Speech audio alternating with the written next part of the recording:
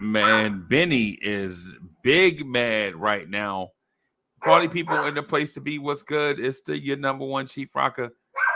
And my pit bull Benny is big mad right now. I jumped on so that we can finally have the R&B diva conversations. The best female singers of Benny. Okay, all right, Benny, we hear you.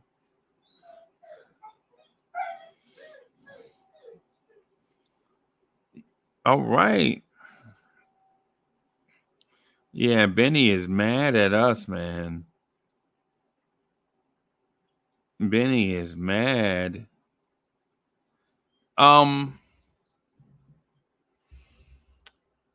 Welcome to the channel, everybody. Everybody looking or everybody here checking us out.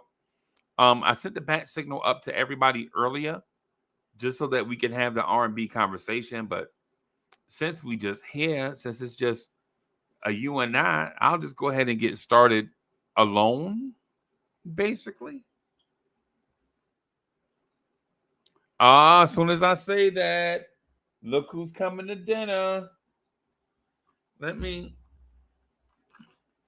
don the headset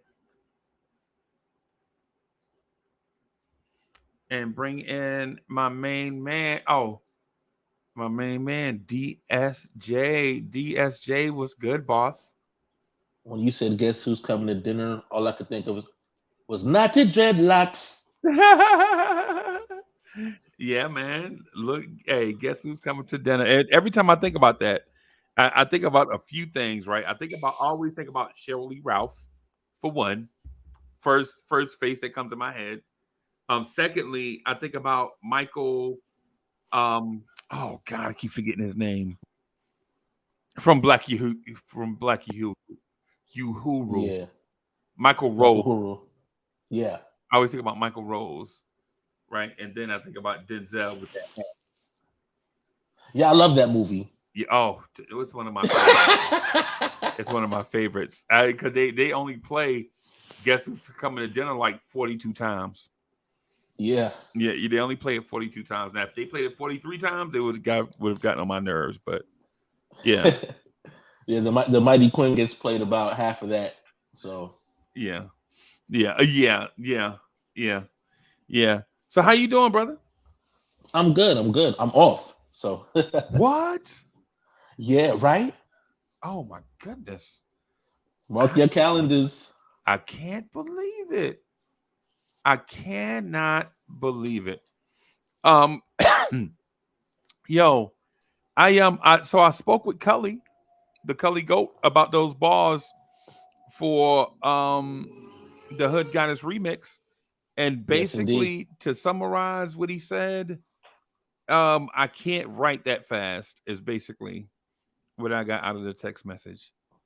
Basically says, Uh, yeah, but y'all in a rush to put it out ASAP. Um, but I'm down to do a verse. Yeah, yeah. So I guess he just need more time to write his verse. that's cool. That's cool. Yeah, yeah. Just to put you on the worst kept secret ever. Um, um,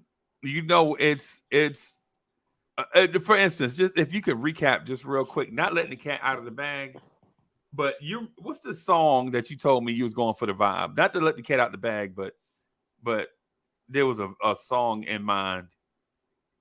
Um, was it Murder She Wrote?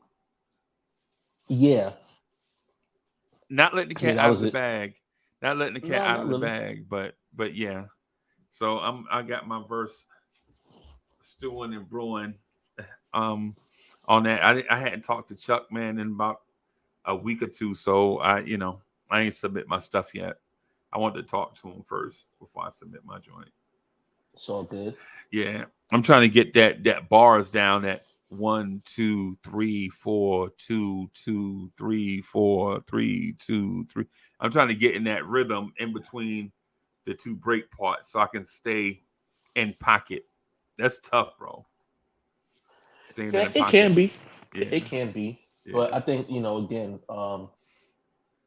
as a student of the game, as a student of music, I think that we all kind of, I think we can all tap into it. Um, but again, you just have to be dedicated, even if it is for that moment, for that particular Right. moment.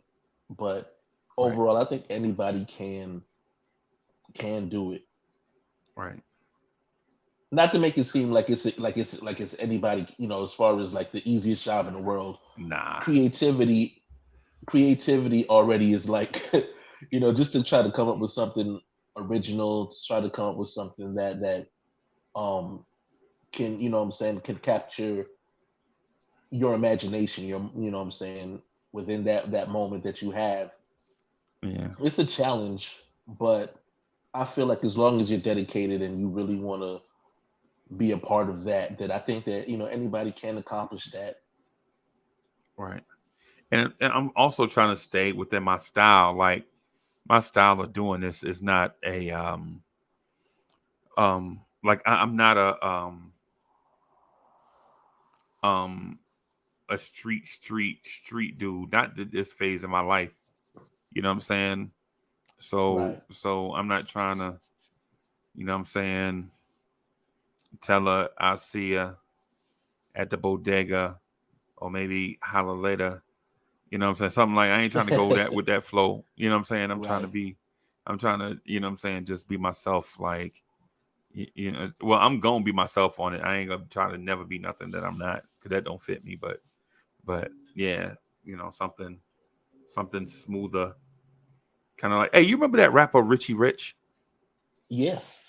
Yeah, Yeah. he was on that song with Tupac. I'd rather be a Nigga. Yep. Yeah, that's kind of like me in real life, right there. Just like not to rather be a Nigga part, but that's just it's like somebody made a carbon copy of me and made it him. You know what I'm Richie Rich's saying? persona. Yeah. Yeah, yeah. So for the most part, like have fun, but really just like laid back and whatever. That's just me. You know what I'm saying? And some people like the life of the party stuff. I can be that too, but it's just being who I am. That's why I'm taking this approach on it, like just my thoughts or whatever. But anyway, getting to it, yeah. I'm just whetting your appetite for DSJ's joint, man. DSJ got some fire songs behind the scenes, so just be on the lookout for DSJ. I told DSJ about a year ago he should change his name to him. You know what I'm saying? Ladies and gentlemen, coming to the stage, it's him. You know what I'm saying? So yeah. So, but anyways, you ready to get this conversation going, brother? Oh, absolutely.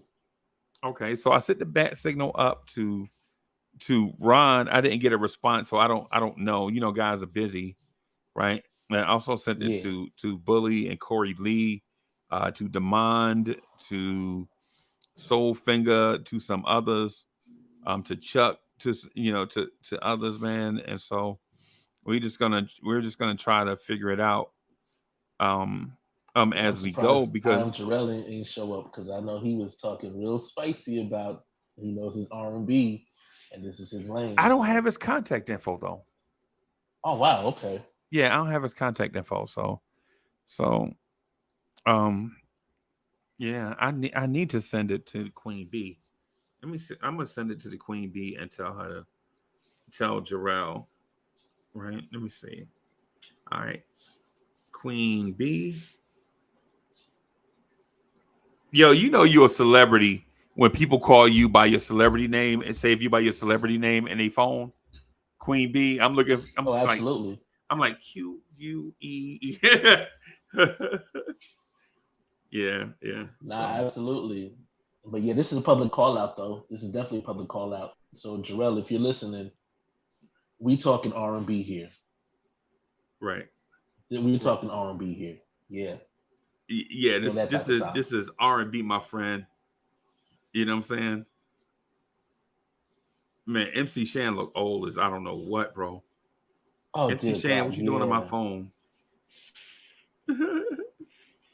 But I mean, again, thank you to him too for his contributions to this thing we call hip hop. Right. That's definitely a pioneer, and I think should be regarded as such. But I really wish that some of these pioneers would absolutely get out of their feelings, because, dear God in heaven, it's not a good look. Right. Right. It's crazy, right? Like Eh, for legit, I ain't even gonna lie to you, bro. I don't even take it that personally because all of my contributions to hip hop, I don't get no credit. well, I get zero credit to my contributions to hip hop. that's all right. Sometimes, again, it's unfortunate that sometimes you get your flowers when you can't smell them. But hopefully, with time and with more consideration, that becomes a thing that changes. Right. Right. So Yeah. thank you, Uncle Freezy. Thank you for your contributions For to hip for hop. for my contributions to, yeah. As a matter of fact, I'm writing a book. No lie. No lie. I'm writing a book about hip hop. Right.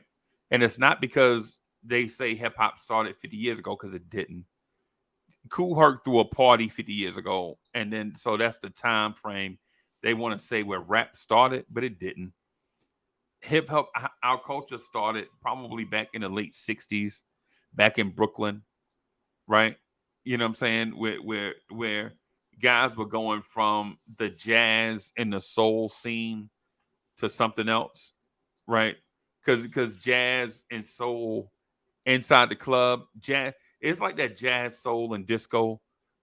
You know what I'm saying? If you wasn't like, um, say if you wasn't old enough to get in DSA, if you wasn't old enough to get into the club, how you gonna enjoy disco?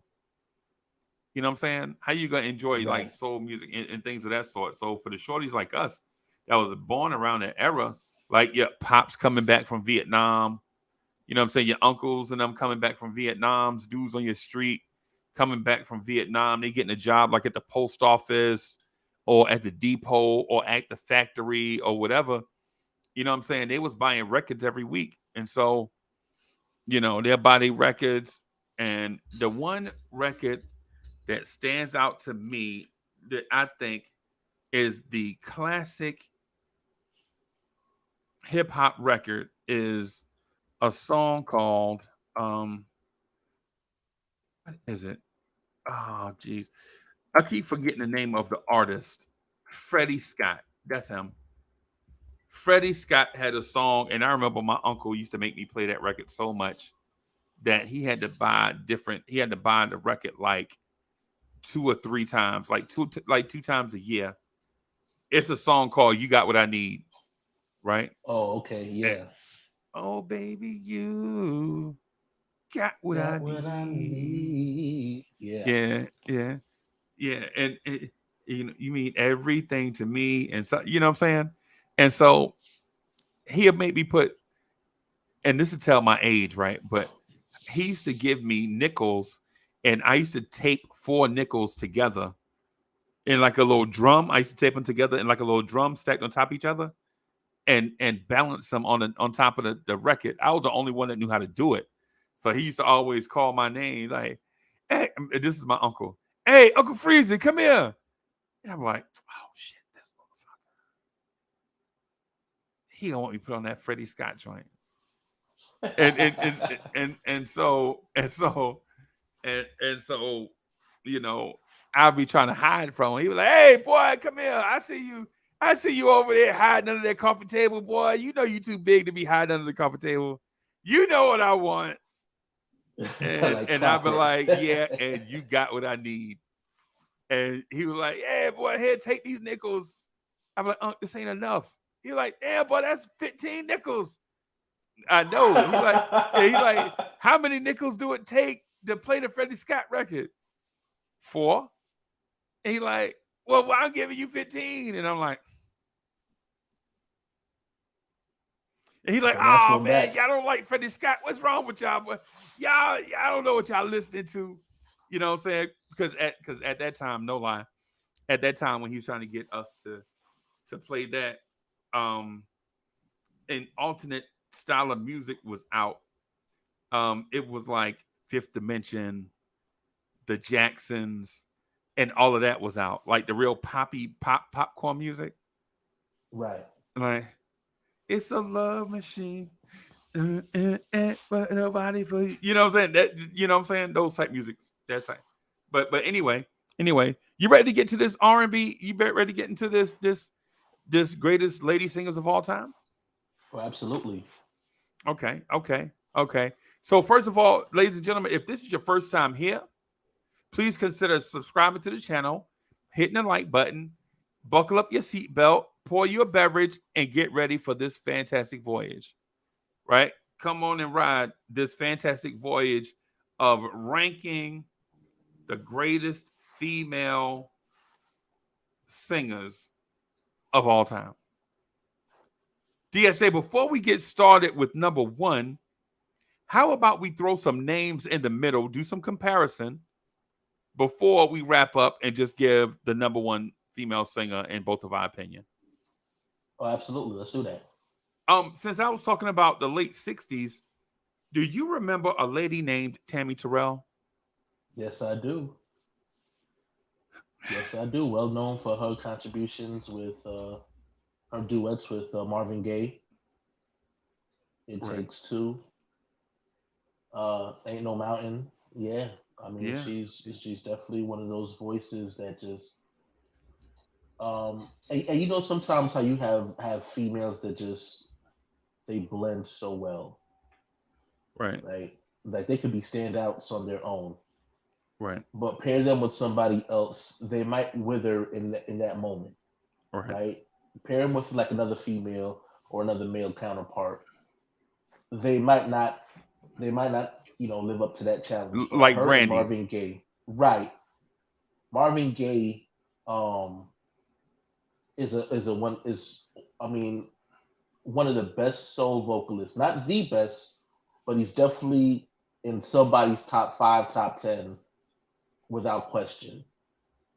Right. And for her to be able to stand there next to him and to just be able to hold her own, it's almost like a boxing match when you get the split decision. And although you hear it's a split decision or a draw, you kind of feel like, well, personally, I think this person might have edged it out. You Right. know, you get those kind of conversations. Tammy Terrell is in that conversation. She's that type. Right. Right.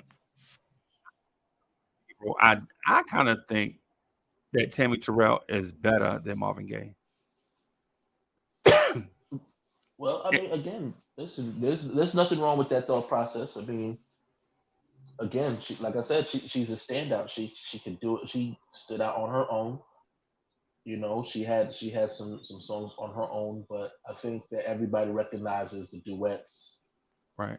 And again, like I said, she was able to rise in those moments. So even if you wanted to say that she was better than, I wouldn't debate that at all. I think that she absolutely, uh, again, toe to toe with one of the best male vocalists of that era. Yeah. I would say this is how highly I think of Tammy Terrell. I think Marvin Gaye is one of the greatest performers of all time. Right. Right, To me, when you're talking about Michael Jackson, James Brown, Chris Brown, Usher, um, what's the kid, the Canadian kid, the young Justin Bieber. When you're talking about the greatest male performers of all time, bro, I think you got to put. Now, notice I didn't say just singing. Right, I'm talking about right. performance. Right, Performance, right. bro. I think you got to put Marvin Gaye up there, man. While you were speaking about Tammy Terrell, I had Trouble Man playing in the background, man, in the headsets. Bro, the Trouble Man soundtrack, bro, it's got to be up there with Purple Rain. It's got to be up there with Easy Rider, a slept on movie. Shaft. Yeah. Oh, no doubt. Shaft was definitely, definitely, Yeah. definitely. It's got to be up there with the Mac. They all came out around the same time. Shaft, um, um, um, the Mac, Trouble Man. A bad movie, but a terrible soundtrack. Right. Man, bro, yo, you got Marvin Gaye, bro. Marvin Gaye just sing, bro. It's like some guys you can just hear the pain in their heart, and they be so smooth with it, right? You're like, oh my god, bro. But anyway, back on to Tammy Terrell. It just show you how much I think about Tammy Terrell, and I think Tammy Terrell is easily, easily one of the best female vocalists of the '60s, easily. Even though it Right. wasn't very long. Now I get what you're saying. Um, and it's very difficult because the moment I think of like Tammy Terrell, the first thing I'll think of is like even a Mary Wells, who I Mm, think kind of slides like under everybody else's radar because she's not the bigger name of what I'm saying the her what I'm saying her collaborations with Diana Ross and right. you know so it's like when we think about like the Supremes, you think about the hairdo and you think Diana Ross first. And it's like, Yeah. well, what about what I'm saying? What about Mary Wells? And I mean, like, Mary Wells. I need some explanation on that. I gotta I hear you and Chuck say that a lot. I need y'all to help me with that one. yeah, yeah. I'm not saying y'all are wrong. No, I no, no, just need absolutely. some help with it. Well, I think what it is again from a aspect of like business or the business model, you go with what's more aesthetic, and I think that although Mary Wells was a beautiful sister as well, there was something striking about Diana Ross that even though she might not have been the premier vocalist compared to Mary Wells, Right. she was a good singer. Yeah. And again, she was elegance and beauty. Yeah. And I think Dreamgirls kind of encapsulates that. The movie encapsulates that I was to just about to where, say that. Yeah. like, Beyonce compared to Jennifer Hudson's character Yeah. in the movie might not have been the better singer, Right. but she was a total package compared to Jennifer Hudson. So easier to sell, not just okay, here's the record, but Right. here's the record and the tour, and who are you coming to see on tour? So Right. I think that's why, again, Diana Ross got more credence and basically got the spotlight. I think Diana Ross is in that Marvin Gaye mold where they're so vulnerable that you root for them when they try to be strong. You know what I'm saying? Yeah, Even though even though we all know Marvin Gaye is not the best singer of the '60s, right? We're not even gonna have that conversation. We're not even gonna put him up against Sam Cooke, right? Because that's not fair. right. You know what I'm saying? That's not fair to Marvin Gaye, right? Because Sam Cooke is maybe 1 in 100 million singer, right? Sam Cooke is 1 in 100 million. You can line up 100 million singers and then not find him, right? And then two, he's not the best singer of the '70s because Donny Hathaway is 1 in 100 million singers. You can line up You 100 know, million singers and not find a Donny Hathaway, I gotta right? be And then you honest talking though. about your Johnny Mathises. You, Right, but I gotta be honest for a second though. I'm having the hardest time putting Sam Cooke over Jackie Wilson. um, hey man, I love Jackie Wilson. Jackie Wilson is my idol. You know what I'm saying? Jackie Wilson, or when I was little, Jackie Wilson was my idol, bro. I used to comb my hair backwards just to try to be like Jackie Wilson, bro. I used to walk to school with my hands in my pockets and my chest out, trying to mimic Jackie Wilson on stage, bro. Like ain't nobody. Jackie Wilson is when you look at the '90s, '80s, and '90s generation of lead singers and crooners, they all mimic Jackie Wilson, bro. When you see Ralph Tresvant, all his little subtle moves, the point, the walk forward, you know what I'm saying, the shuffle forward, all that's Jackie Wilson, bro. Yeah. That Jackie that not James Brown, not Johnny Matt, because Johnny Mathis will sit on a stool, and Johnny Mathis had like them eyes that the ladies love. You know what I'm saying? The ladies look at Johnny Mathis and they just faint, right? But Jackie Wilson, bro, was that dude so cool, bro? He wasn't cool in like a pimp type of way. Jackie Wilson was cool like a prince, like somebody raised up in a castle. You know what I'm saying? Or Right. raised on like raised in the streets, but raised above everything. So he is from the city, right? Or he's not of the city, but he's from the city, right? So you get Right. a Right. little bit of street, kind of like how Michael Jackson is with that Gary, Indiana. You know what I'm saying? Yeah. But Yeah. I get yeah, what you're man, saying. Jackie Wilson is so smooth, bro. That's I ain't gonna lie. That's why Jackie Wilson is like, oh, what Jackie Wilson his prime was like the black James Bond with a twist of Billy D. Williams and Paul Robeson, shaken up and poured into a glass of just whoever, bro. He was perfect, bro. Yeah. Yeah. My man was perfect, perfect.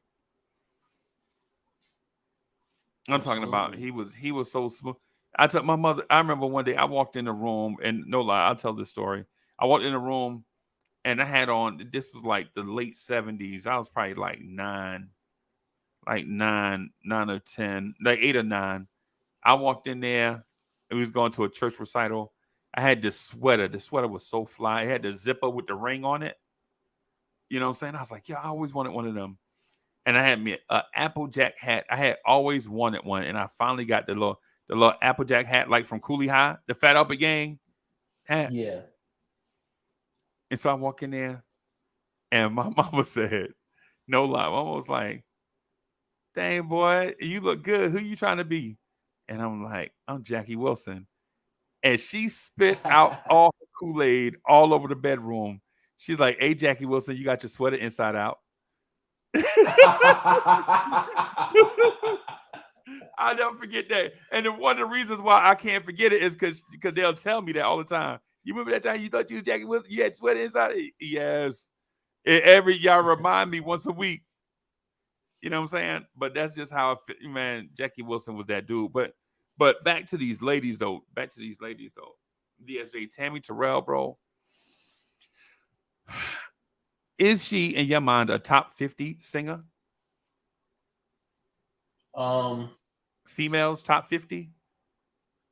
I think that there's a spot reserved for her. There might be a spot reserved for her. Okay. Just Okay. because of the fact that again, like I said, it's the same thing with the male counterparts. There's no way to kind of place people in that because of how many. It's not like sports where we can sit there and name about 50 great players or 50 great athletes. Right. Um, because it's definitive. With music, it's more subject. It's more subjugated. Then on top of that, it's how many of them we're talking about. There's no all stars in music like there is in sports. Where okay, Right. this is top 15. Because Right. again, I can throw a name out there and be like, oh yeah, I forgot about this person, Yeah, me too. and then we have to recalibrate the list all over again Right. because by the seventh time of hearing somebody else's name, you're recalibrating another list. So Right. Right. Like we could throw Lisa Fisher in the top 50 right now. right, How can I use the pain Lisa Fisher? Right? Yeah, and when you think about Lisa Fisher, you like, man, she only had, but then when you think about if you ever listen to her album, oh, absolutely, yeah. oh my God. Michelle, you could throw her in the mix of that conversation. Yeah. Who again and see again we're even talking about. different eras, different time frames, right? So we could talk about 70s and name probably about 25 out of that era. Minnie Then turn around Riperton. and yeah, you see what I'm saying? By the time you're done, like a top 50 would be like, yeah, okay, well, maybe we need to do a top 83. Yeah, that's what I was. Yo, no lie. Me and Chuck had the conversation one morning when we were doing live. We were doing live on vibes and stuff. And I think I called. Who was it? I called top 50. I think I called Whitney Houston top 50. Right. Right. And there was no disrespect to Whitney. Right. But you can't say build a list Whitney Houston backwards. Like, oh no, Whitney Houston number one. Let's work on 2 through 100. Nah, even though Whitney was great, bro, is Whitney really better than Tammy Terrell? I mean, even if she is, it should be at least a conversation, though, right? Absolutely. Yeah. Yeah, yeah, And again, like Patrice Rushen, um, do we just celebrate the music that they've done, or do we also add their accomplishments? Because she was also a musical director, songwriter. Again, so there's so many more accolades to build off of rather than just the singing part of it.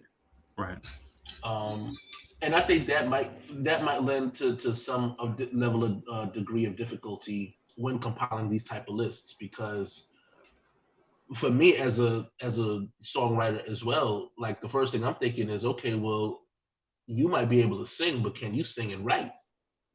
And maybe my list becomes a little bit more skewed or a little bit more exclusive, because now I'm thinking from that aspect alone. Like, if you ain't writing, I don't know about, you know what I'm saying? Like, right, it just becomes a different conversation, a little bit more difficult to compile that list and make that list make sense to everybody else. Because while you might be focused on, okay, we're talking about just the talent of singing, right, I'm already digging into the what else is there that you bring to the table list. right, right. I ain't And gonna that might lie, be unfair. That might be unfair, but again, how do you stop a creative from being creative? right. And it's salute to John Talento. A lot wise is in the building. Andrew Colleget is in the building. And I'm not even gonna lie to you, bro. When Whitney and Aretha should be at the top of the list, but there are some names that I don't want to sleep on, like Stacey Francis and Nikki Gilbert, right? And um um the gospel lady that I was telling DSA, the gospel lady I was telling you about, LaShawn Um, Pace. You remember LaShawn Pace? yeah, yeah. Yes. The Clark sisters. I mean, Yeah. like if we're because if we're gonna go into that conversation, like we're talking about like supreme vocalists, belters, Right. riff runners, Right. Oh, then you um, got to add Patty. If you talk about riff runners, then you got to throw Patty in there. Patty, Gladys Knight. Gladys Knight is Um, so smooth. Gladys it, Knight, Anita Baker. Gladys Knight is your forerunner. You know what I'm saying? When she said, "Can it be that it was all so simple?" This is back in, and we know it for something else, right? right. We know. Can it be that it was also simple? Then we know it for something else, right? But man, when you hear the original song, you're like, "Oh my god, this is velvet, bro." Absolutely, Oh my absolutely. god, this is And this is. again, see, now that's another door you just opened up, because the first thing I'm thinking is, well, how do people rank Lauryn Hill in that conversation? I don't Again, and again, this is subject. This is again subjective, because subjective though, right? Yep. Yep. right, because at the end of the day, you might not hold her in that regard, and that would be fair, right? Right. Because you have so many other people. Right. But let's say somebody born in the 80s and 90s who really didn't even dig into the crates like that. Right. Maybe like Lauryn Hill is their holy grail. Like, I've never heard anybody sound like that before Lauryn Hill. Right. But And what's the lady? What's the lady that was also in Sister Act? Tanya Blunt. Oh, Right. Serious belter, and I think yeah, that's another thing too. The bold belters slash vocalists right. versus the ad lib riffing, uh, the note turning, note bending The Ann Nesby's. styles. Yeah. Oh, Ann Nesby. Oh my goodness, bro. Oh, are you talking about? You talking about Ann Nesby? Like for instance, when I hear when I hear all the Shantays, right? All the Shantays, the Shantae Savages. Remember Shantae Savage? Yeah, I remember Shantae Savage, Shantae Savage. There's another Shantae Shantae. Moore. Like there's like four Shantaes out there. I can't remember why.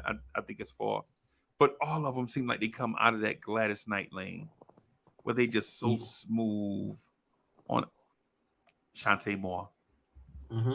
Shantae Moore. All of them they come out of that Gladys Knight whispery, velvety, smooth. You know what I'm saying? Super strong. Like Gladys is super strong, but whispery, smooth on a note. Where Aretha is like, we going riding on the. Yeah. I got you. Anthony D is in the building. What's good, man? Shout out to the kingpin of MSG. The kingpin of MSG is in the building. Anthony D.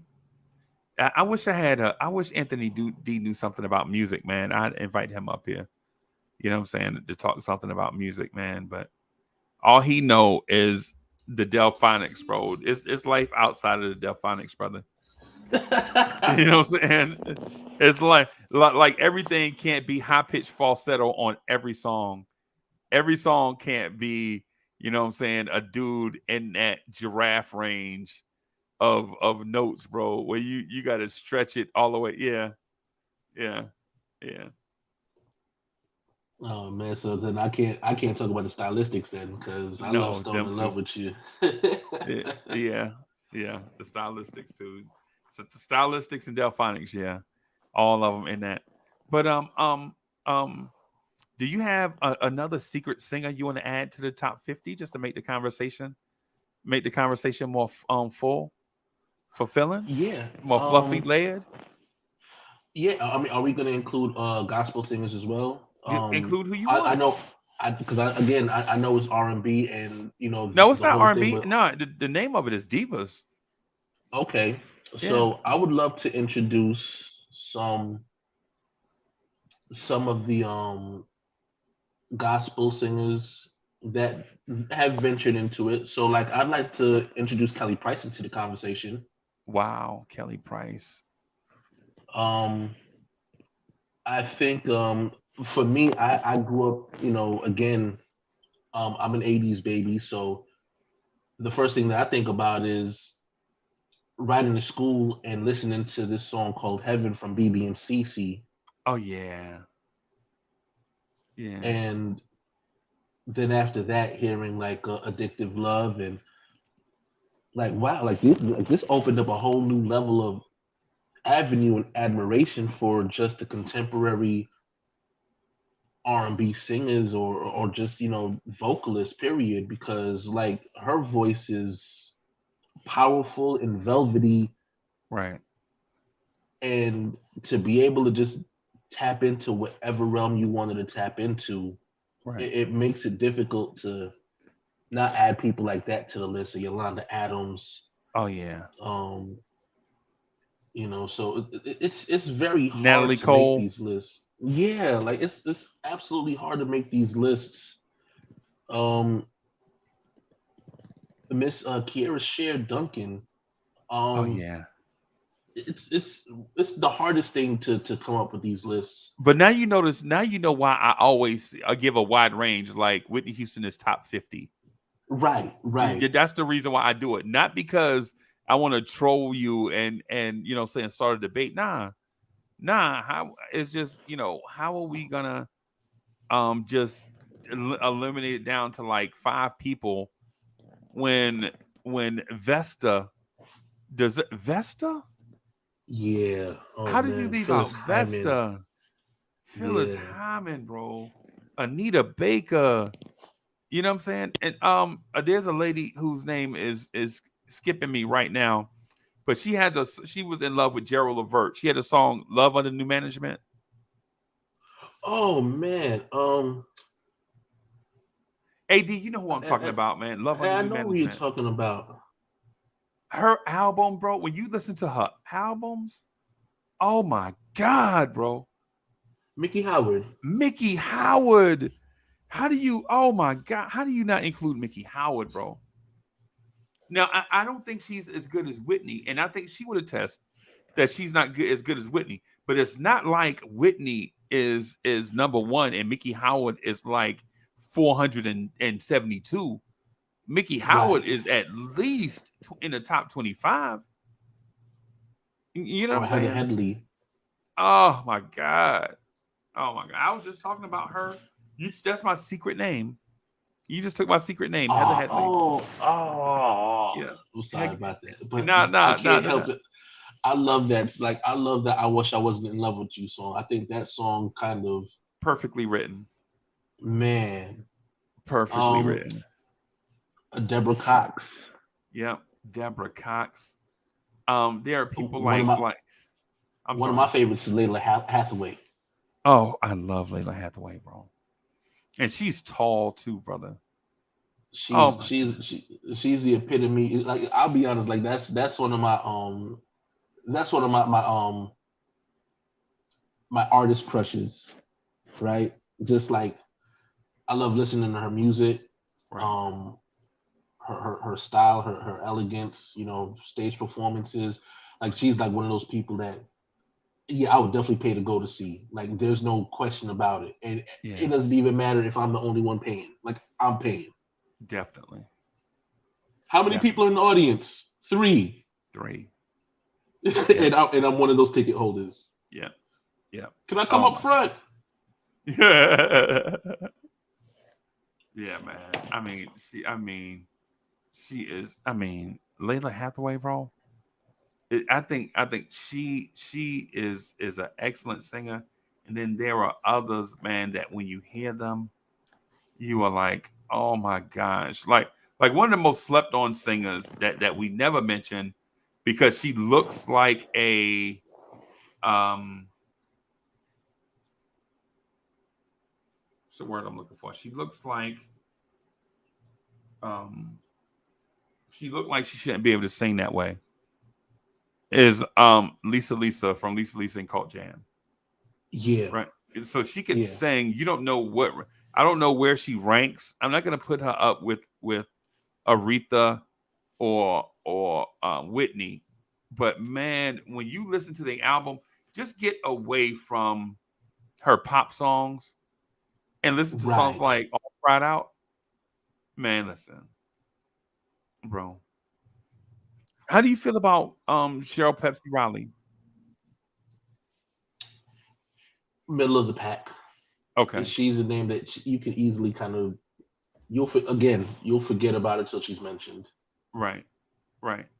I think she is. I heard her album. I wasn't impressed.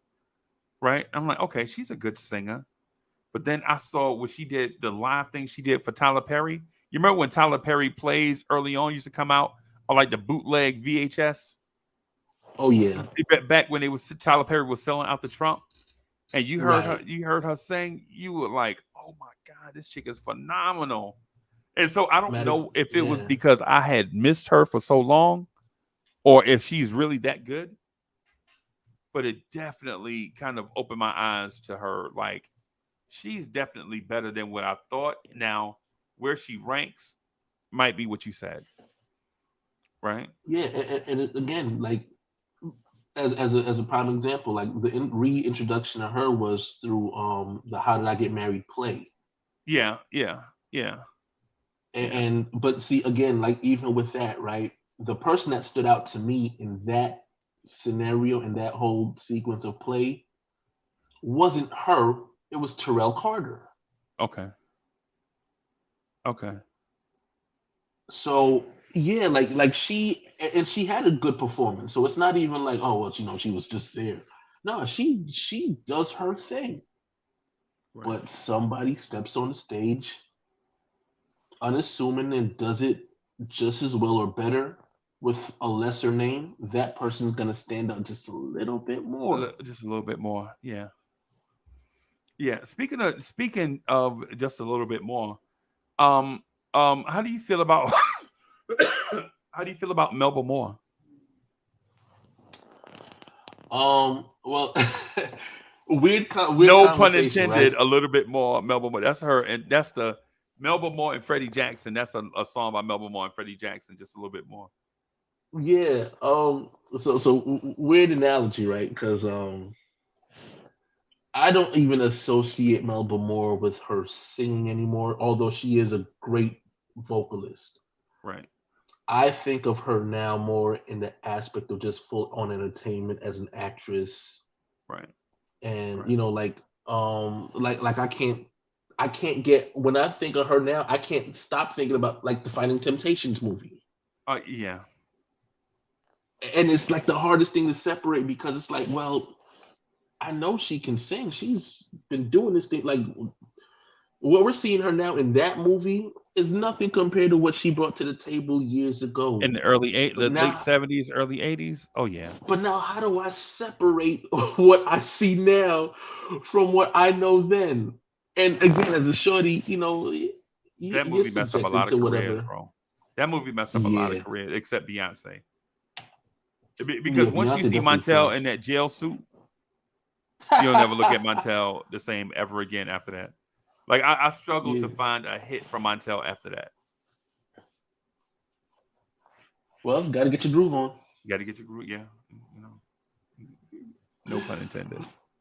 Yeah, Yeah, but nah, absolutely. and I think that's kind of the boat that I'm in with Melba Moore. Hard to separate her from the last thing I've seen her in.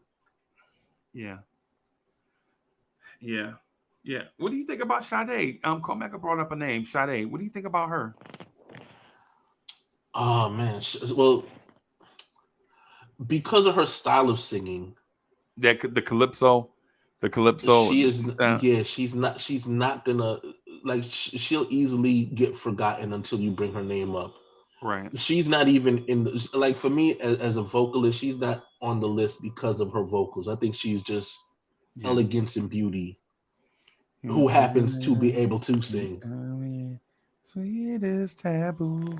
You like? I don't even know what she's saying. All I know is that just she say a name. She one of them Yeah. singers that you don't know what she's saying until she say this title of the song, right?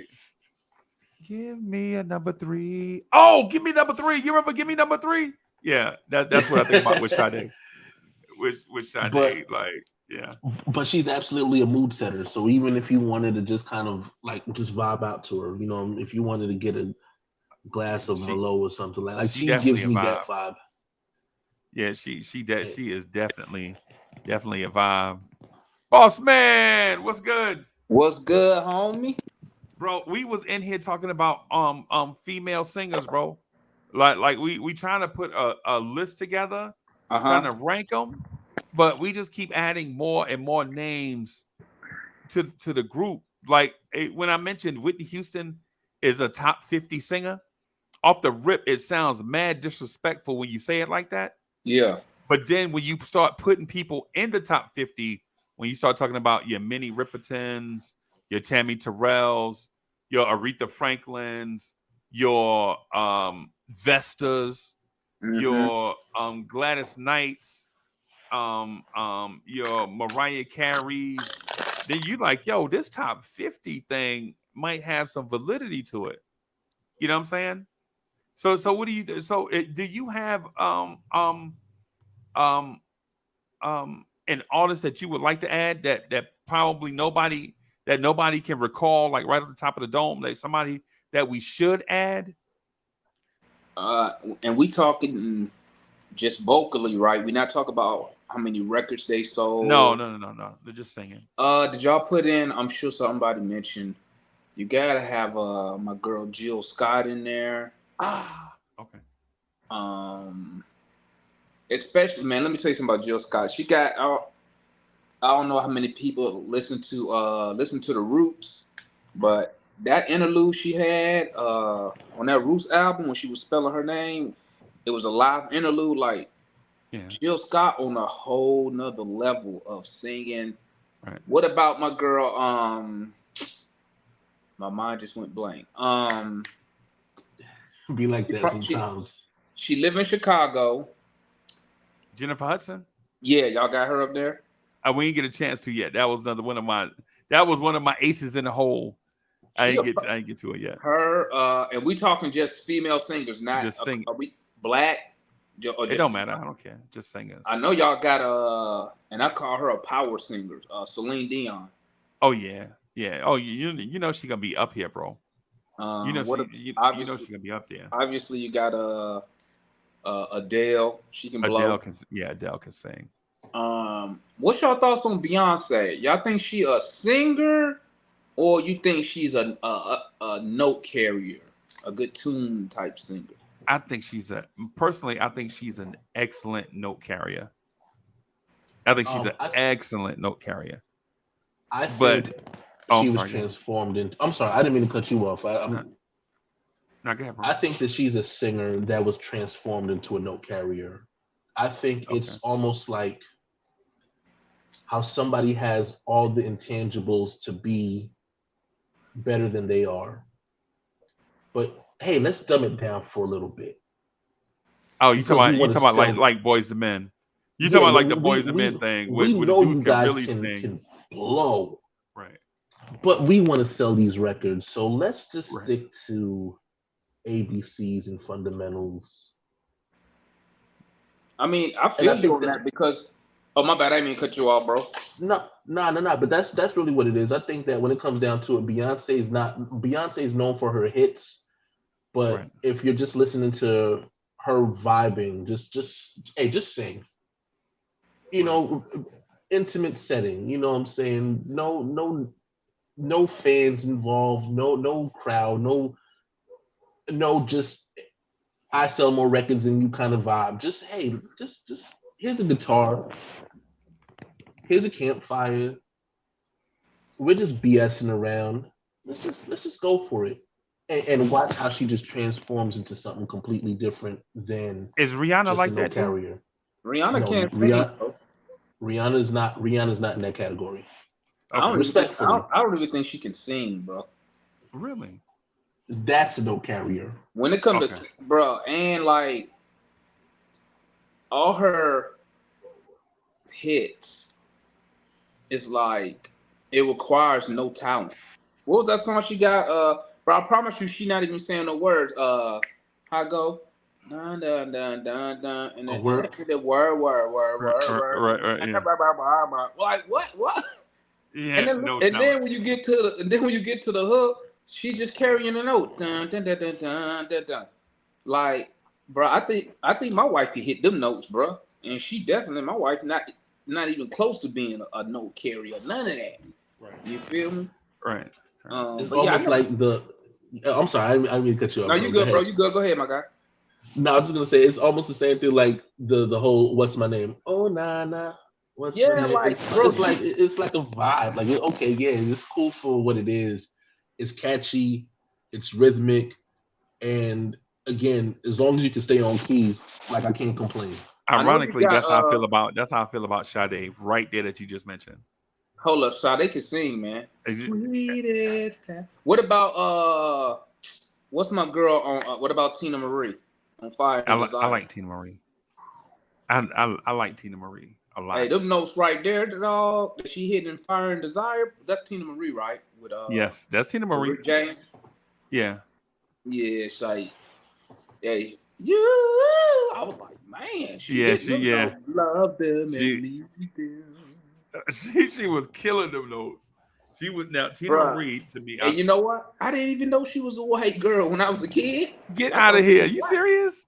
I thought you were black. I mean, we didn't have videos back when we didn't get cable till I was like a teenager. So I didn't get to see like MTV and all that stuff like that till I was already a teenager. So I just heard because my dad, he used to do shit. I do exactly what my dad do now. That's crazy. Now I think about it. Instead of the garage, she would sit upstairs and play the old school songs. So I always thought she was just black. Right.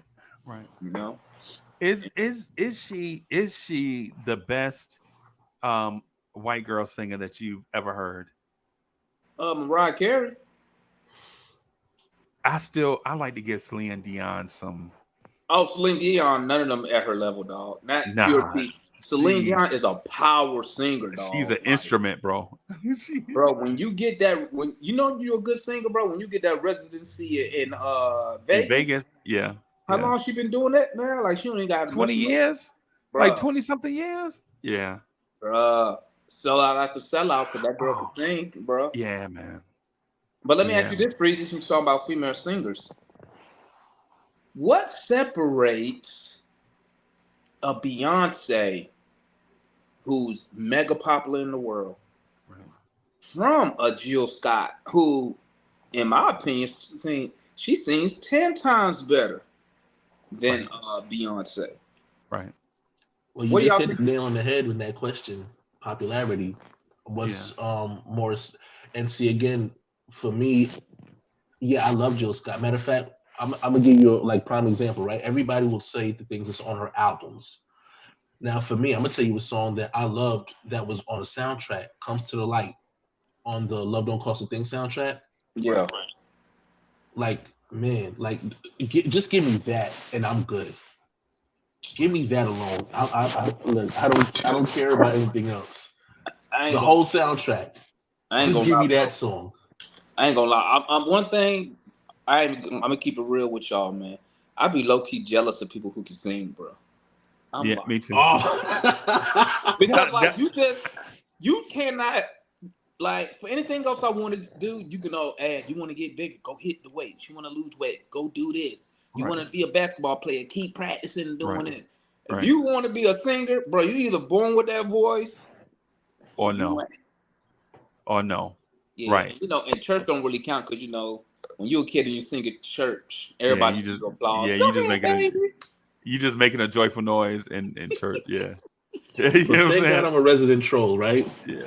So Devon, in case you don't know, DSJ is an R&B artist. Okay, shout out, my guy. Yeah, he's an R&B artist. He got a lot of music out and some that's coming out now. Okay, are you on all platforms? Well, I have one that's on all platforms right now. It's under the You Can't Stop Progress from Mud M.U.D. It was a part of a group that I was with. Okay. So I can so I can hop on iTunes and just type in MUD and the song will pop up. Yeah, you'll see. It'll be the cover will be a brother in an Argyle shirt and a lot of us in the background dressed in all black. Salute, man, salute.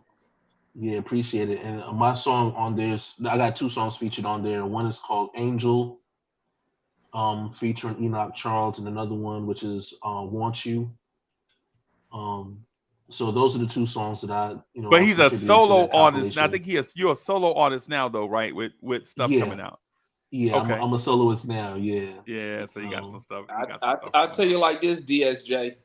I'm gonna tell you like this. I can't sing, but bro, you can't tell me shit when I be in that car though. I be hitting them notes. Hey, listen. We all got our power stations: shower, car.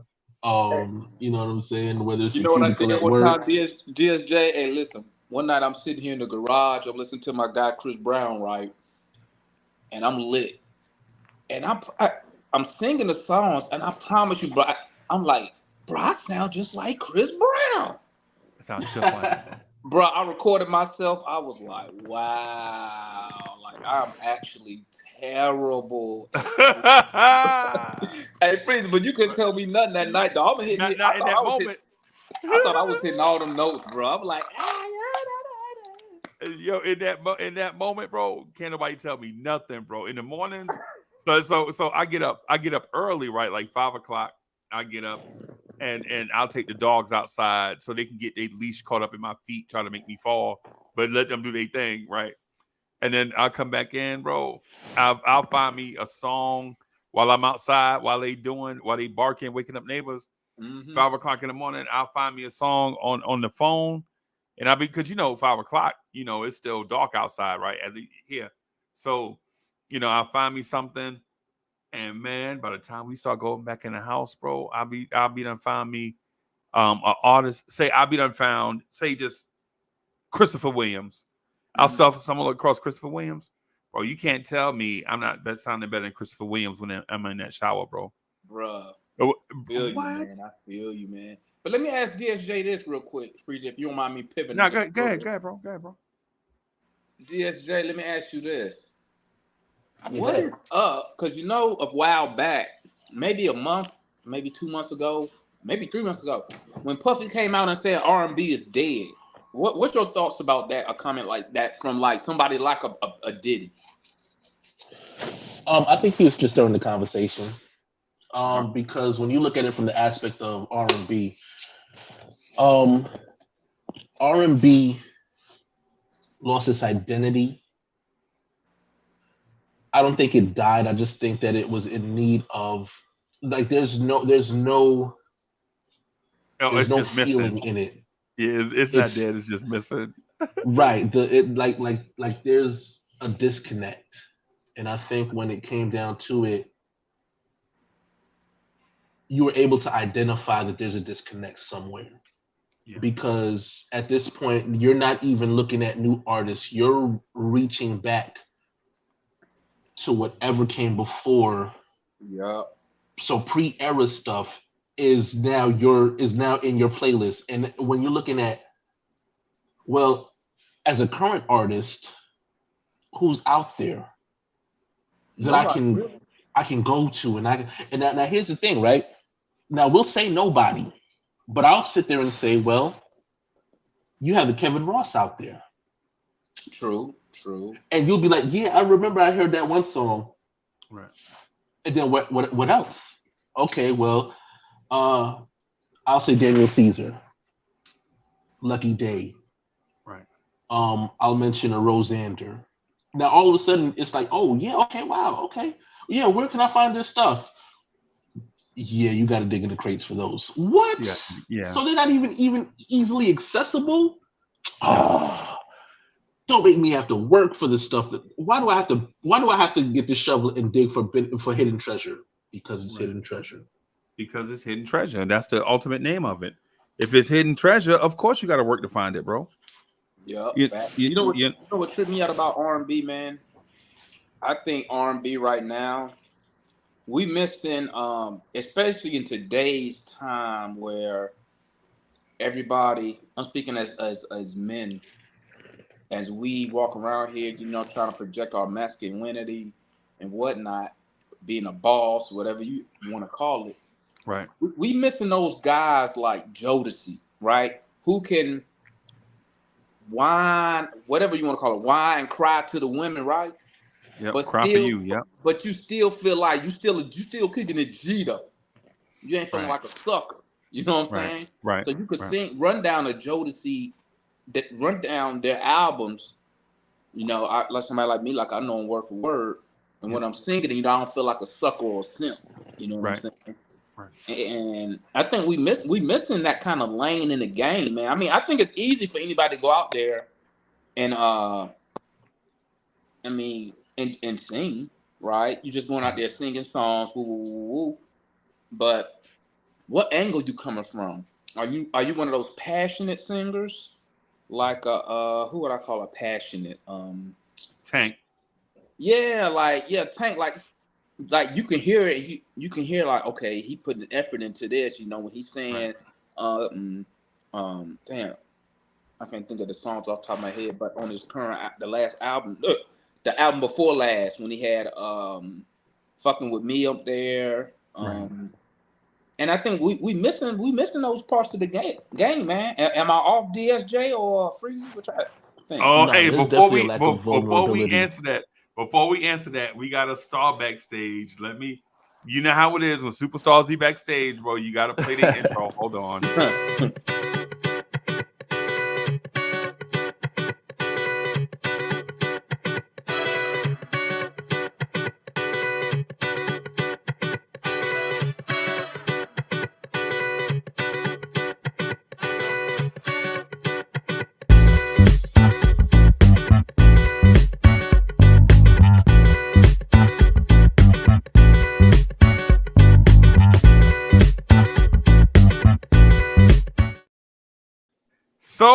Finger is in the building. What's good, boss? Hey, what's going on, fellas? What's happening? What's happening? Bro, we done What's messed going on, big around. bro? We done messed around and tried to chop it up a little bit, but then got knee deep into the conversation now, bro. See, I caught you at what, I would have been on a little sooner, running around, prepping for this hurricane we got coming out this way, and family calling me left and right. So, I was trying to get in. Y'all got a hurricane? Y'all get hurricanes out there? Man, look, they haven't had one out here since 1936. What? Yeah, so we do a little hurricane prep. I mean, people are losing their mind and all like that. I'm so far inland, I'm not really tripping about it out here, but hey, it is what it is. Tony is a bunch of damn liars. I keep telling y'all Tony told me it never rains in Southern California, and here it is, y'all getting a hurricane. Freezy, I told you about it was we had a some serious thunderstorms roll through here, right? Right. And I had to pick the kids up from school, and I'm not taking the freeway home, because I told you out here people cannot drive. Right. People cannot drive out here in Dago. Right. You throw a cup of water on the windshield, they swerving, they losing their mind. In the ditch, upside down. Oh man, for real. Flashes. Yeah. So, but the thing about it is, certain places we get flash floods like no other. Right. I'm coming down the street, so I said I'm gonna take the streets to get to the house. I go one way, take the street, and there I was like, oh man, I can't go this way because it's flooded. And as I said that, I see a Prius floating down the street. Oh, God. all I can say is word, and turn around and go another way. So right. I mean, it is what it is, man. But I already know. First of all, you got phenomenal DSJ, and you got my man Damon. Hey, first of all, shout out to you, cats, this morning on the crossover. Right. Y'all brought that, and like I said, when y'all on that talking, man, you can't. It's like E.F. Hutton. You got to stop. Hey, you got to stop what you're doing. As DMX says, stop, drop. You got to do all that, man. Because shut them down, open up shop. Yeah, man. It was straight fire, and to hear. Appreciate that. And I know we talking about just real quick. I ain't trying to hog it, so you can get back to it. But to hear, see, Demond, you putting out fire. I don't care what anybody say. They can hate whatever you have to say. You telling the whole truth, nothing but the truth. Appreciate what it, you were saying, man. I appreciate that. Yeah, and like I said, I gotta give props. I give you props. Right. I agree with you on what you're saying. And that's like some grown man thing. You know you a man. You know you a man when you could tell another man that they doing good and don't feel no type of way about it. You know what I'm saying? You know you a man. Like, hey, dog, you did your thing, man. Yeah, you did the damn thing. Like I said, all of you, man. Like I said, right. I like that crossover. That is fire. Hey, we need more of it. Actually, just to be able to see brothers come on and talk the talk and make sense. Not shooting from the hip, talking from the feelings and all like that. Cats get them because you say something to some cats that put the ass on the neck.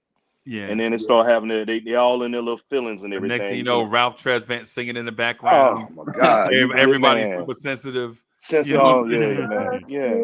Buddy. Yeah, you know what I mean? For real, hey, man. You hear that note right there, DSJ? Hey.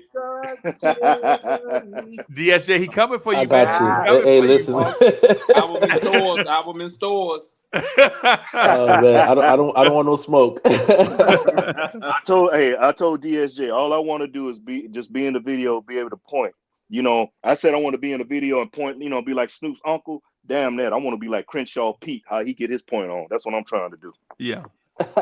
we just in the background, just smoking a cools or something. Yeah, man, just give me my cold. Cold Duck is Anthony D. Just give me a King Cobra slits, and with my cool King Cobra. You could probably get you 5 King Cobras for like $6 now. Yeah. Or put some Boone's Farm in a paper bag and call it a day. Yeah, man. Hey, they don't even sell Boone's Farm around here no more for some reason. I don't know what's going on, but whatever. Yeah, man. So how you doing, brother? I'm good, man. I'm good. I see. Hey, y'all talking music, man. I love me some music. Yeah, man. Yeah, man. I sent the signal out to I am Jarrell, Oh, Queen B, to see if I am Jarrell can come through. So do a quick Tiger style, Tiger style. sure. You know what I'm saying? And I sent the message out to Ron. I hadn't heard anything back, but I'm sure if he's available, he'll come through. Oh yeah, Ron will he'll come through the door like he come through the window like Shaft did. Yeah, man. Yeah, man. Yeah, man. Hey, so we were talking briefly about the white ladies, Okay. about singers. So we brought up some Of Amy course, Tina Winehouse. Marie, Amy Winehouse. Oh, we didn't bring up Christine Aguilera. Well, you got a few others. I don't know if you ever heard of Bonfire. This chick, she sings. She's more or less on the indie R&B kind of under. Right. Um, there are a few. Um, I'm trying to I right ain't gonna now. lie, bro. I think to me, Josh Stone is Call to me, that's where the conversation should start, right there. I Josh was just about Stone to bring can her name blow. up too. Yeah. Oh my gosh, bro. I wish. Crazy enough. Do we have to go across the like where? Why is it that we have to go across the pond To get to and sing. Yeah, in yeah, yeah. other different regions to find that soul singer? Because like even now, I think like the only one that comes to mind that's U.S. born, at least of now. Because I mean, again, Tina Marie exists. Let's not because just because he's no longer with us in the physical, Right. her contribution still exists. But JoJo, Okay. Yeah, good one, DSJ. now Okay. she's a pop singer, but throw that pop singer stuff out. Listen, throw the songs out the window. Just let her sing. Kelly Clarkson, Kelly just let Clarkson, her sing. sing. Yeah, Um. Okay. Yeah, they can sing, bro. I'm not. I don't want to take anything away from them, right? But in terms of the British invasion, I guess we keep calling it. After a point, it can't be an invasion if it's happening like over 60 years, right? But facts. but They've already invaded. Yeah, I think the Brits always correct or self correct or corrects American music, right? Like there's always like music will go astray, and then a Craig David will come out, right? A Craig David will come out, and then all of a sudden you start back listening to Joe and Donnell Jones and Hmm. Case and Chico DeBarge and all of that stuff. Because it looked like, for instance, if you've ever heard Troop's fourth album or Troop's fourth album, you're like, what the fuck is this shit? You know what I'm saying? I was so mad, bro. I bought True fourth album, bro. I'm like, when did Troop, Did you skip it across the water freeze? man? No lie. True story, hand to the man. I was stationed at a place called Fort Hood, Texas, right? And so the Troop album comes out, right? And I don't know about it, but at the time, Fort Hood and the whole Killeen area is hit by a snowstorm, right? Shout out And you Fort remember, Hood. yeah, man. And so funny. You remember how you said in Diego when there's a drop of rain on the ground, people forget how to drive. Oh man, yeah. So at Fort Hood, it's a snowstorm. I think we got like 14 inches. It was weird, bro. Like 14 inches of snow, right? So no lie, I'm driving. I'm going from the barracks to the PX, and I see two car accidents.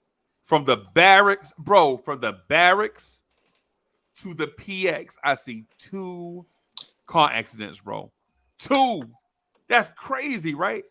So I'm in the PX, right? And I look at the Troop album cover, and I'm like, oh shit, they done did it. You know how a group try to change their image, and you know they fucking Yeah, up. Yeah, You know what I'm saying? You know they fucking. As soon as you see them trying to change their image, you're like, oh shit, they done fucked up. But then you still want to give them a chance, right? You're like, ain't nothing else in here. You know what I'm saying? And this is one of the biggest mistakes I ever made, right? I have the Troop album, and then there is this album by this group DRS, and then there's a album next to it, a dude named Fat Joe. I never heard of neither one of them at the time, right? And I'm like, dang, this Fat Joe, you know what I'm saying? This might be something. And then I look at the DRS thing, and I'm like, man, I ain't never heard these moments. I ain't great at. I know, at least I know Troop, right? Yeah. So my man walks. He's like, yo, you sure you don't want that Fat Joe? I'm like, nah, who the fuck is Fat Joe? You know what I'm saying? This is what I'm saying at the time, because I, you know. Gotta flow, Joe. So I get the Troop thing, man, and I'm in the car. It's snowing. You know what I'm saying? It's still coming down heavy, right? I'm in the car. I'm in. Y'all remember Corsica? I had a gray the Corsica? Chevy Corsica, right? So I'm in a gray Chevy Corsica, right? Trying to take the thing off, so I can't get it off. So now I'm mad, right? So I make it back. I go up in the bricks, and dudes is, you know, soldiers sitting on my bed playing Street Fighter, right? This is I tell you how long ago this is, right? So I'm like, yo, y'all mother got to get the fuck out. Y'all got to get out of here. And they like, yo, what you talking? So I put the Troop CD in, right? And as soon as it come on, I know it's trash from the rip. And so the dudes is like, you know how, bro, when you're around, like, I'm gonna just say it like this. In real life, 21-year-olds are kinda a little teeny bit mature. But when you're in the military and everybody in your age range, it's like from 18 to 24. Really ain't them 18-year-old, none of them mature at all. They just like little kids, bro. You got to take them by the hand and show them everything. Everything. Right? So, and you like, damn, you supposed to be a grown man. You know what I'm saying? But anyway, I put the Troop CD in, and this dude, right, a dude named Keystone from Dallas. He's like 6'5". He was our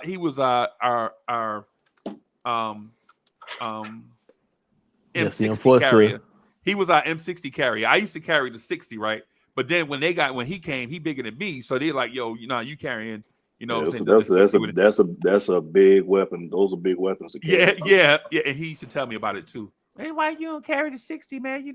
Man, shut your ass up. You know, didn't carry the damn. You know what I'm saying? But anyway, I put the Troop CD in, bro, and we listened to about 7 songs. And I'll never forget the look on that dude's face. It was like somebody gave him a bushel of lemons, right? He's like, man, take that bullshit out. And I was like, no, man, you can't do this to Troop. He's like, yo, that shit is whack. And I was like, oh, no, not Troop, bro.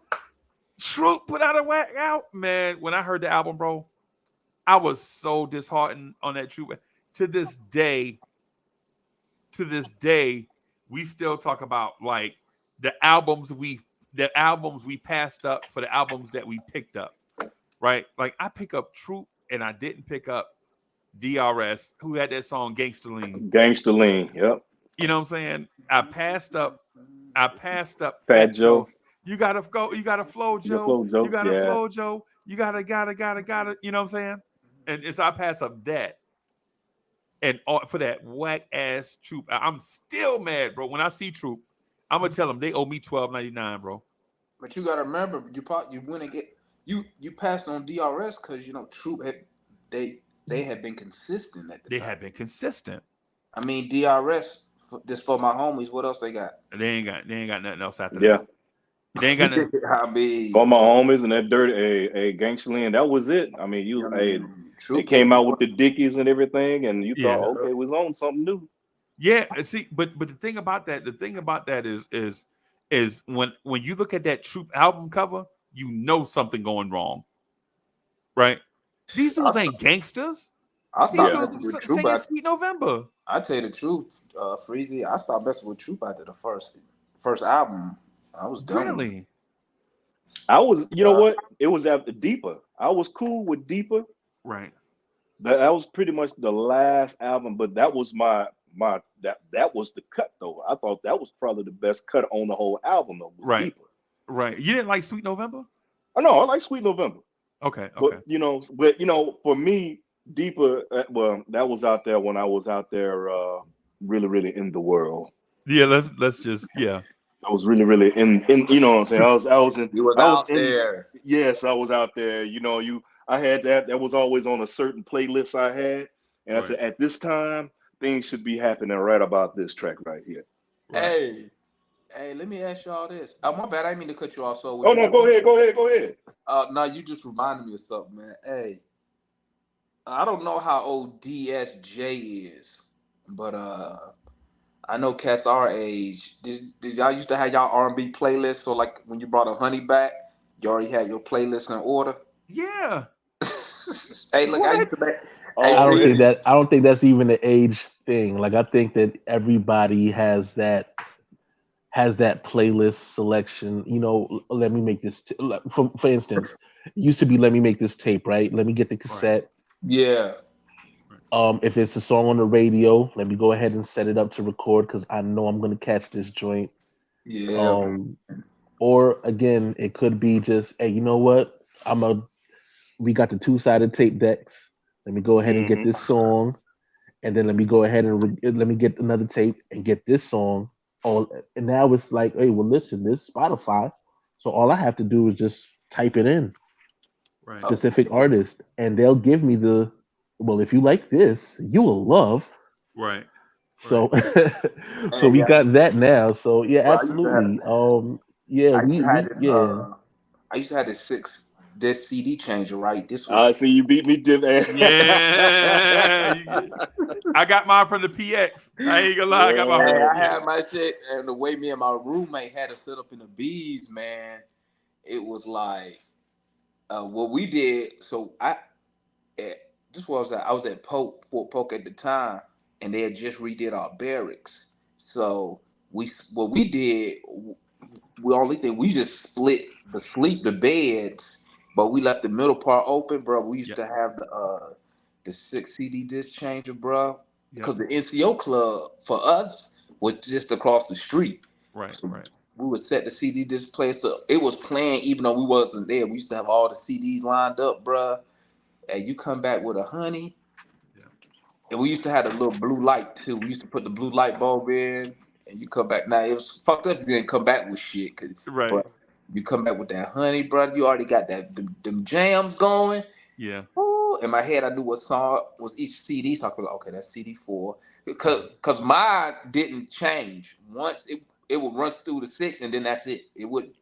So I had to always keep that in my head, like, okay, what song are we Right. on? What this is on, you know. But you know what? I think that's missing from like they don't make no R&B that make me want to make a playlist, man, Right. for the Well, ladies. see, yeah, you gotta kind of what you have to really do is look. DSJ and I talked about this because the mainstream they don't play that. So when you one thing about because I've been using my Apple Music and then too Instagram put you on the stuff as well. You'll find because your algorithm will say, okay, you listen to this way, you may like this. Then you kind of Right. stumble across stuff. Me, Yeah. I'm always looking for stuff that's like different Right. because I don't like because really mainstream. We don't have any really mainstream R&B anymore. Really, well, I mean, not really because Usher's like the old. You still got Ushers and stuff like that, but nobody new coming. I mean, you got Jaquees if you want to go that way, Right. Yeah, but I'm Usher's talking about established. They're not step. gonna Yeah, drop. yeah. There's no new anybody's today. Everybody that you find, you have to find through algorithms or Hmm. social media. TikTok and IG is now your new A&Rs. They're now Yeah. your new talent scouts because you're not gonna find these things just listening to today's radio. Yeah. I mean, yeah, you got Uh, unless you got serious, you have the serious, serious radio. They Right. play stuff, and you be like, okay, that's somebody I never heard of or knew or whatever. Um, but the problem is, it's the landscape of, and it's crazy. We're having this conversation. DSJ and I had this conversation about what, maybe 2, 3 days ago. Right. Right. We were Yeah. talking about this and how the music has changed. Like you said, in Demond, you don't have music like back then, man, look, it wasn't nothing for me to put in. And those, if you've been on Vibes, you already know who's my favorite R&B group of all time is. Let me guess. Let me just guess. I'm a guess. Are they from Ohio?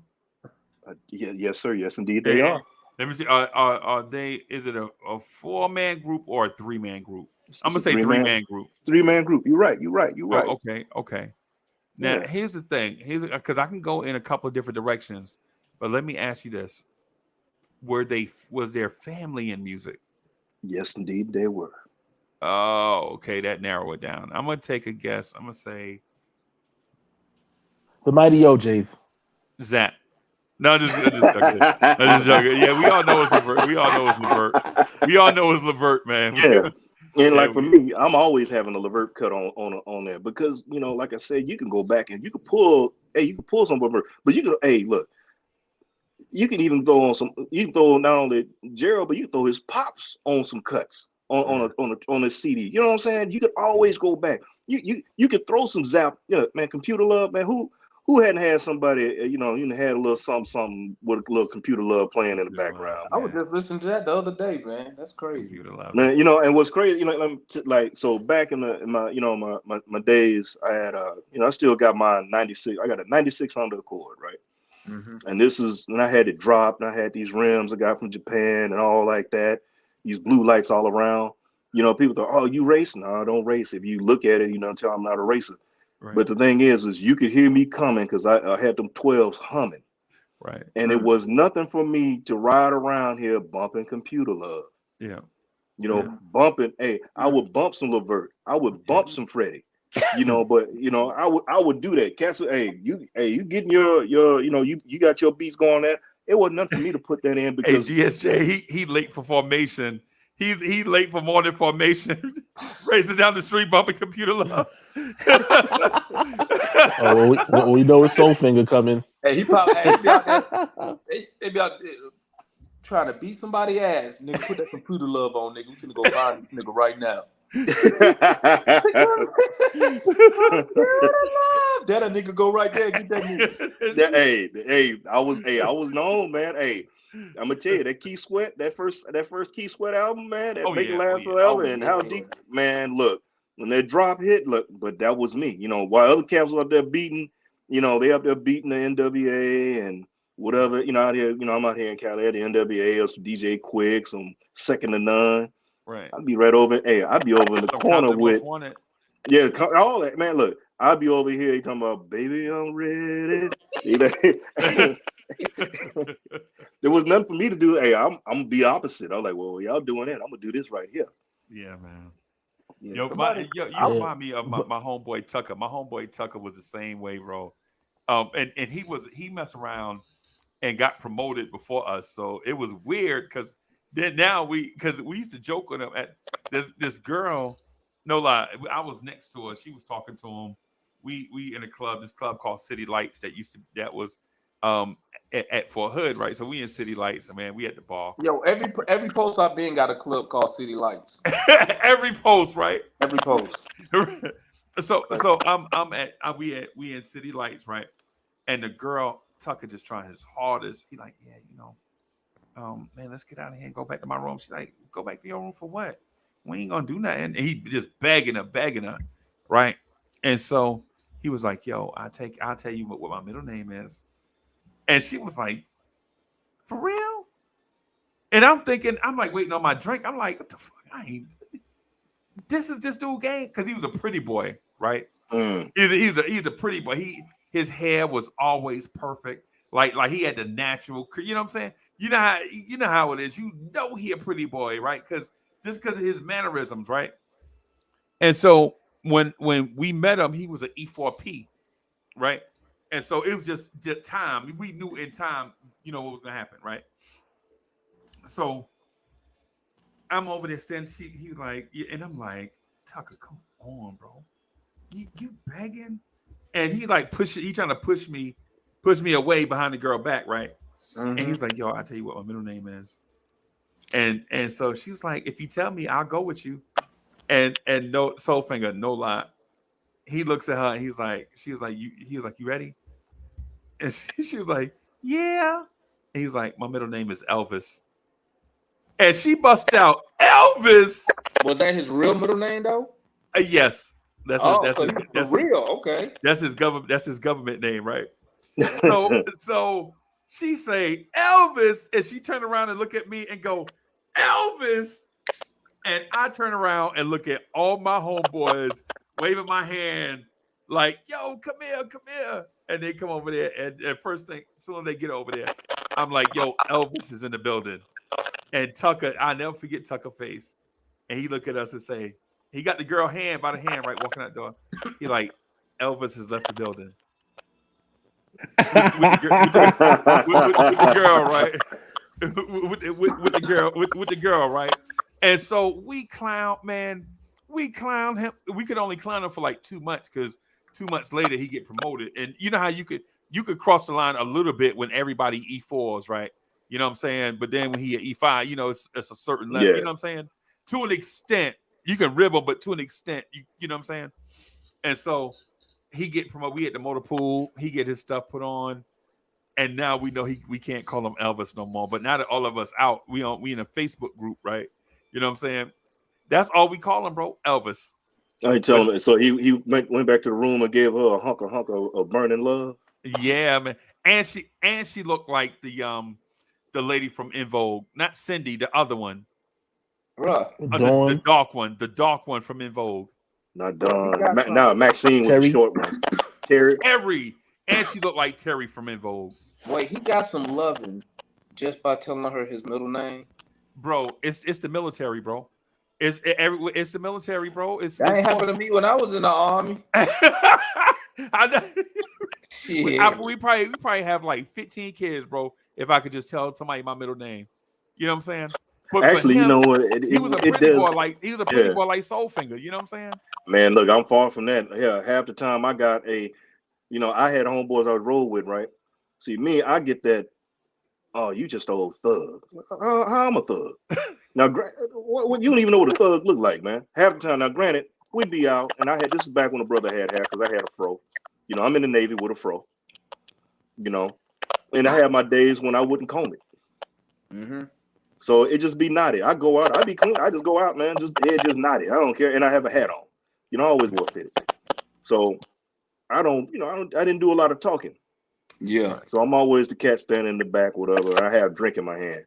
Oh, you too good to talk to somebody? No, if you talk to me, I'll talk to you. That's just where it is. But right now, I'm busy. Give me that vibe. When you said you drove a Honda and certain songs, I was like, he one of them smooth cats. He's like a pretty boy. You know what I'm saying? Hey, look, I was driving a Corsica, bro. I ain't care. I had a hoopty, bro. I ain't even. Well, I was just trying to get around. You know what I'm saying? That was an upgrade. See, I upgraded because before I had a Ford Pro, found off road dead. Fix or repair daily. I had some beat in that joker, before that, I had an Escort GT.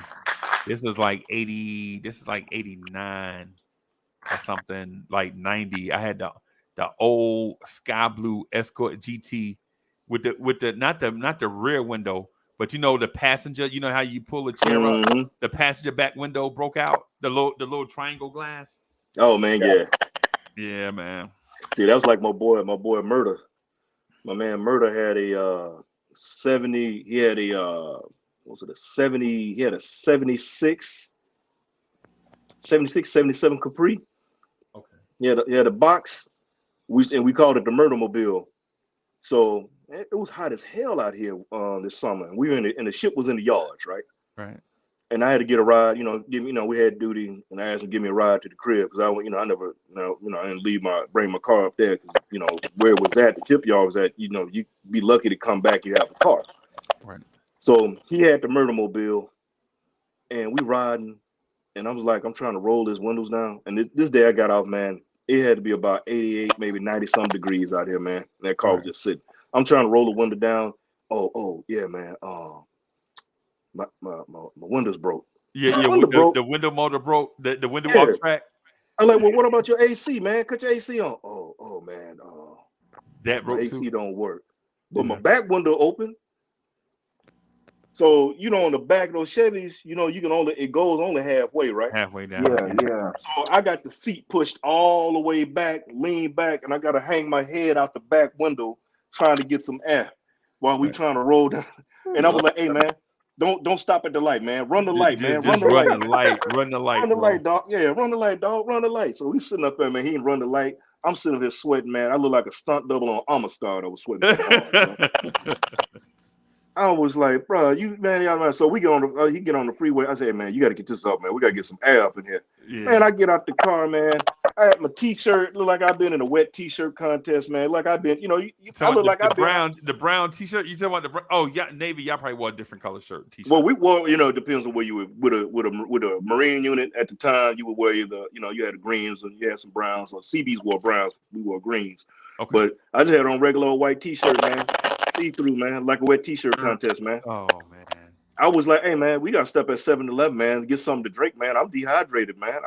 I started cramping and going on in the car. I was sweating so damn hard, man. You know what? That's why they call it the murder mobile. How come there wasn't no trees in the parking lot? Like at Fort Hood, there was like no the parking lot across from the motor pool. You know the motor pool be over there. You know what I'm saying? But the parking lot no matter what unit I was in, I'm like, damn, ain't no shade out here. Man, it ain't a lot of trees. It ain't a lot of trees out here, man. Central Texas, dog. Well, I'm gonna tell you that. I think this is just the military thing. Period. I don't care what base you want. I went from Camp Pendleton down here in San Diego, Miramar.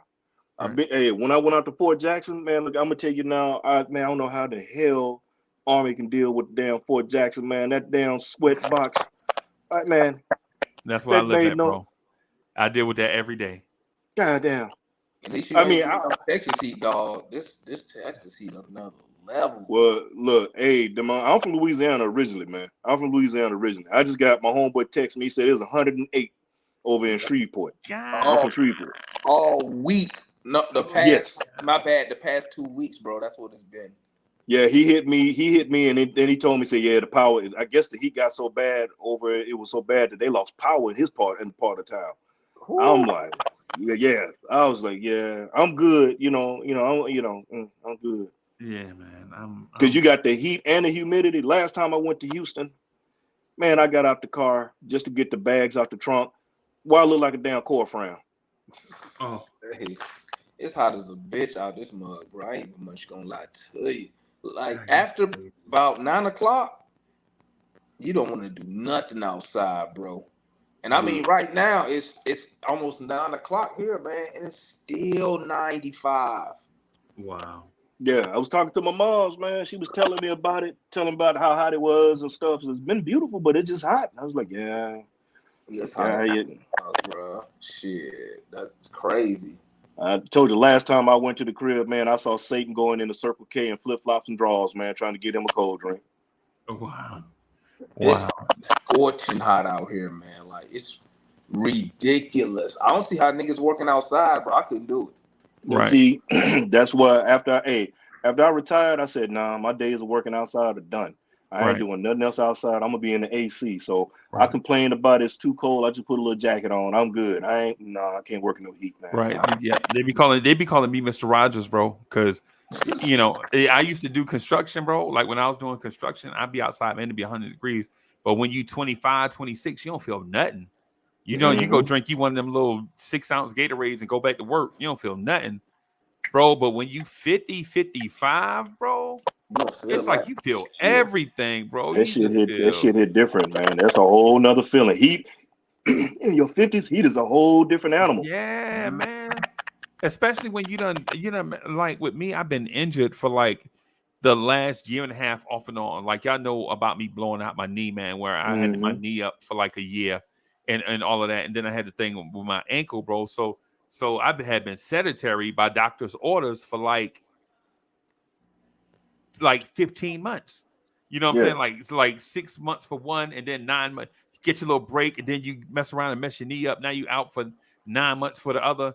And so, man, bro, when I go outside now, bro, I'll be like, soon as that door open, that heat rushing, I'll be like, you know what I'm saying? I get out, bro. Tell him I get out there, I get my dog outside, and I do my running, bro. I do that It's dark when I go out there, bro. Yeah. It's got to be, man, because you're not gonna make it tomorrow. I tried to go running one day, bro. I don't know what I was thinking. It was like 11 in the afternoon. Nigga, bro. What? Nah, Nah. ever. I consider myself a tough guy. Like my thing, man. You know what I'm saying? I mean, not a tough guy, but like I consider myself pretty. You You know a what I'm saying? man. Pretty. I'm a man, man. Yeah. So, man, I go out there, bro. I was gonna push the yard, like cut the grass, like use a push mower. Man, the heat was killing me already, right? But once I cranked that thing up and that heat started coming off the lawnmower too, Oh yeah, it's a wrap. man, no, Bro, yeah, man. they for real, bro. Like you could literally go out here at noon and fry eggs, bro, on the Yep, car. I saw it on TikTok. Yeah, I saw it. Yeah, you could Mm-hmm. actually do that. It's so hot out here, man. Like, And see, I was in Phoenix like hey, I put on my Facebook page, man. I said I got to get my life together, bro, because if I can't take 105-degree temperature, I can't take hell, bro. Yeah. Look, I was in Phoenix I 2 had weeks to, ago. I was in Phoenix 2 weeks ago, and it was hitting. It was like 115. whew. Bro. And Phoenix don't got no trees, bro. Nut, man. Look, we walked out because my homeboy he got a crib over there, and we went over for the weekend. Man, I walked out there, man. I was like, man, you know how you hit your oven is on, and you put it just that's how it felt, man. It was just like a straight oven. You walked out, you like, damn. Right. But they say that heat is good for you though. That crispy It's dry Arizona heat. air. It's dry heat, man. They say it's that good dry for heat is a you, whole but different thing, Nigga, man. they ain't I mean, not for you to.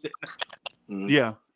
No, but they can keep that. They can keep it. And Which you one know how would you you got. prefer though? Would you prefer the Arizona heat or that 100% humidity in Louisiana? Man, look, I deal with the dry, man. I'm not gonna lie, because that humidity, You it can't just even get on you. breathe, bro. At It Fort get Polk, on you, and bro. you can't get off, man. And I'm gonna tell you, like, all right. So when I was over there, we were in the outlet, and I'm moving. You know how you had those cats that selling the shoe cleaner and all like that. You got to look Yeah. at. I was surprised. First of all, I was kept surprised to see a cat out there, and he was like, "Hey, my man," because I had on my threes. I had on a pair of threes, and he was like, "Hey, I said, I'm good, bro." He said, "Man, come on out." I said, "No, man, it's too damn hot for that shit." He said, "But I got a fan." I said, "Bro, you ain't got enough fan in the world, man. I know you that better be a big ass fan. Hell big yeah, ass fan, full blown AC. man. Black attract heat, man. Yeah, I'm man. not trying to deal with that shit. It's too hot." Yeah, man. And then I think the most humid place I've ever been in my life. Two places, Thailand. Well, the equator. When we had to go, we do that shell backing. We on that equator. That's a humidity on another level. Right. But I was in Singapore. We pulled into Singapore and we signed up to go play. We're gonna play golf and stuff, man. It was a bunch of us. Man, look, playing golf over there during that day, man, that was the worst. I love to play golf, man, but that was the worst round of golf because you trying to hit your ball, but you ducking from clubs flying out of the air because you couldn't hold on to them. And the towels, you trying to dry your hand, you just kept wringing your towels. Right. I didn't eat the whole time. The only thing I was doing was drinking. Right. And then Thailand. I mean, Singapore, Thailand was the most humid places ever, man. More so than The Louisiana. place gonna make you drink. They gonna make you drink that water, bro. Oh man, well, see, the thing is, the cats over in Thailand. I tell cats, man, you keep water on you, man. You got to drink that bottled water. Get bottled water. Cats going over there, power drinking, man. Because like I said, you in Thailand, you can get a shot for a quarter. Right. Right. Well, that's what I first learned in the military, bro. My first thing in the military is drill sergeants yelling, "Drink water." Mm-hmm. Fort McClellan, Alabama, like about 2 or 3 times an hour. Drink water, and everybody had to say, "Drink water," and we out there with the canteen, and you know what I'm saying, bro. Crazy. But let me get back to the music thing just real quick. Let me just get back to the music thing. Is it as simple as there is an upper tier of female singers, and then the rest of the pack, or is it some complexity in there based on sensibilities? Right. For instance, I love Melissa Morgan, right? Mm-hmm. And the reason why I love Melissa Morgan is right at the time I was about to graduate from high school, is right at the time where she was one of the most popular singers in the game, right? Her and Patrice Russian. Whitney Houston, singers like that. They, you know what I'm saying, they had songs out. And the reason why I like Whitney and Melissa Morgan is right. It seems like me and Whitney Houston were like the same age. I don't know if we're the same age or not, but it's just seemed as if all the music Melissa Morgan and Whitney Houston was writing was directed straight at me. Right? It was like New Edition Heartbreak album came out right when I was, you know what I'm saying, leaving or left high school, like right in that range. And so it seemed like all those Can You Stand the Rain and that song Boys to Men, it was like right targeted at me. And so what I was gonna ask too about DSJ, is that the reason why it's hard to find R&B? Because the R&B singers now don't connect with the young people. Like young people don't dig R&B no more. Is that the reason why it's hard to find? Partly. There's a lack of vulnerability, which also is part of the question that Damon was asking earlier.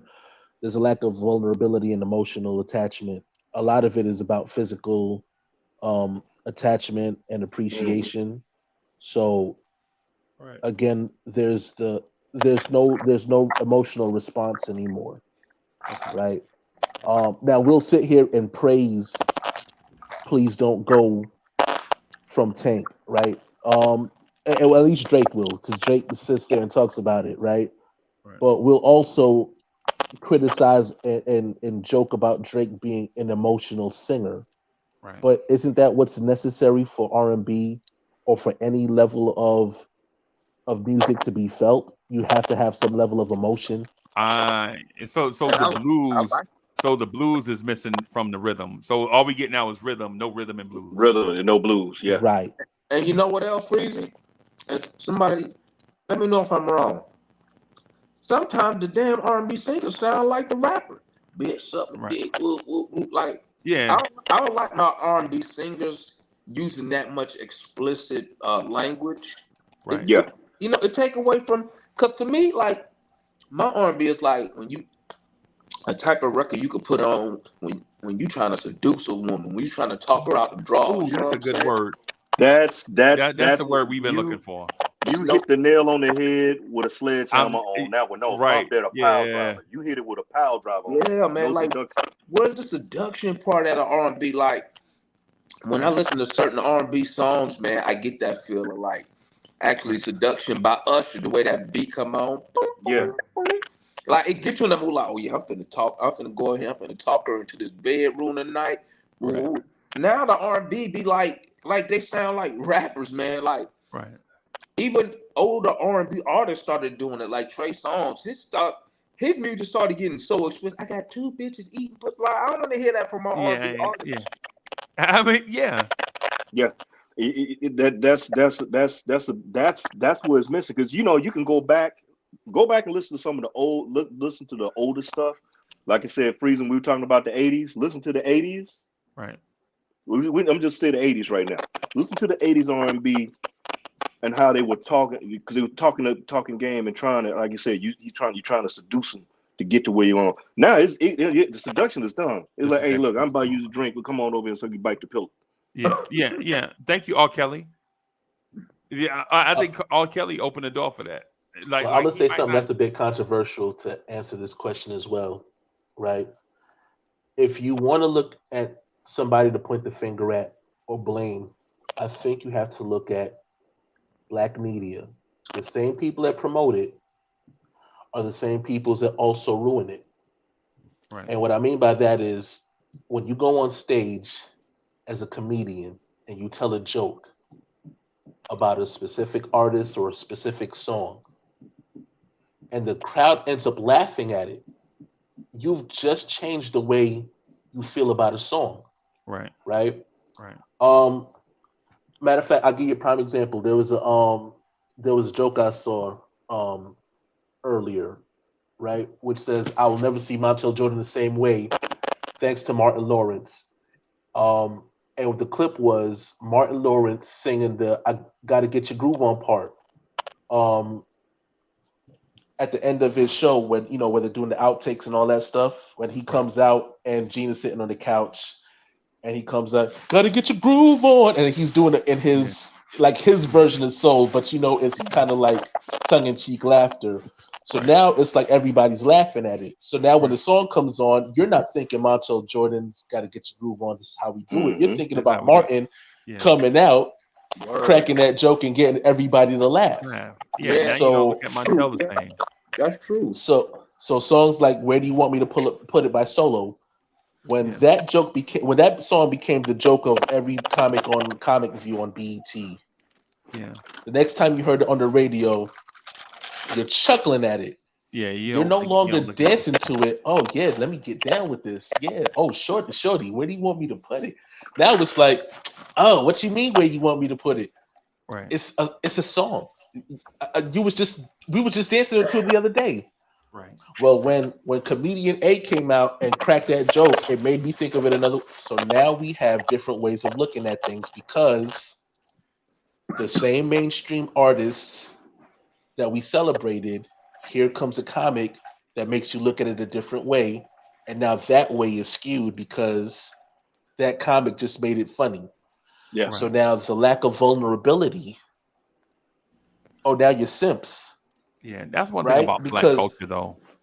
Because we'll sit here and we'll clown a Brian McKnight Right.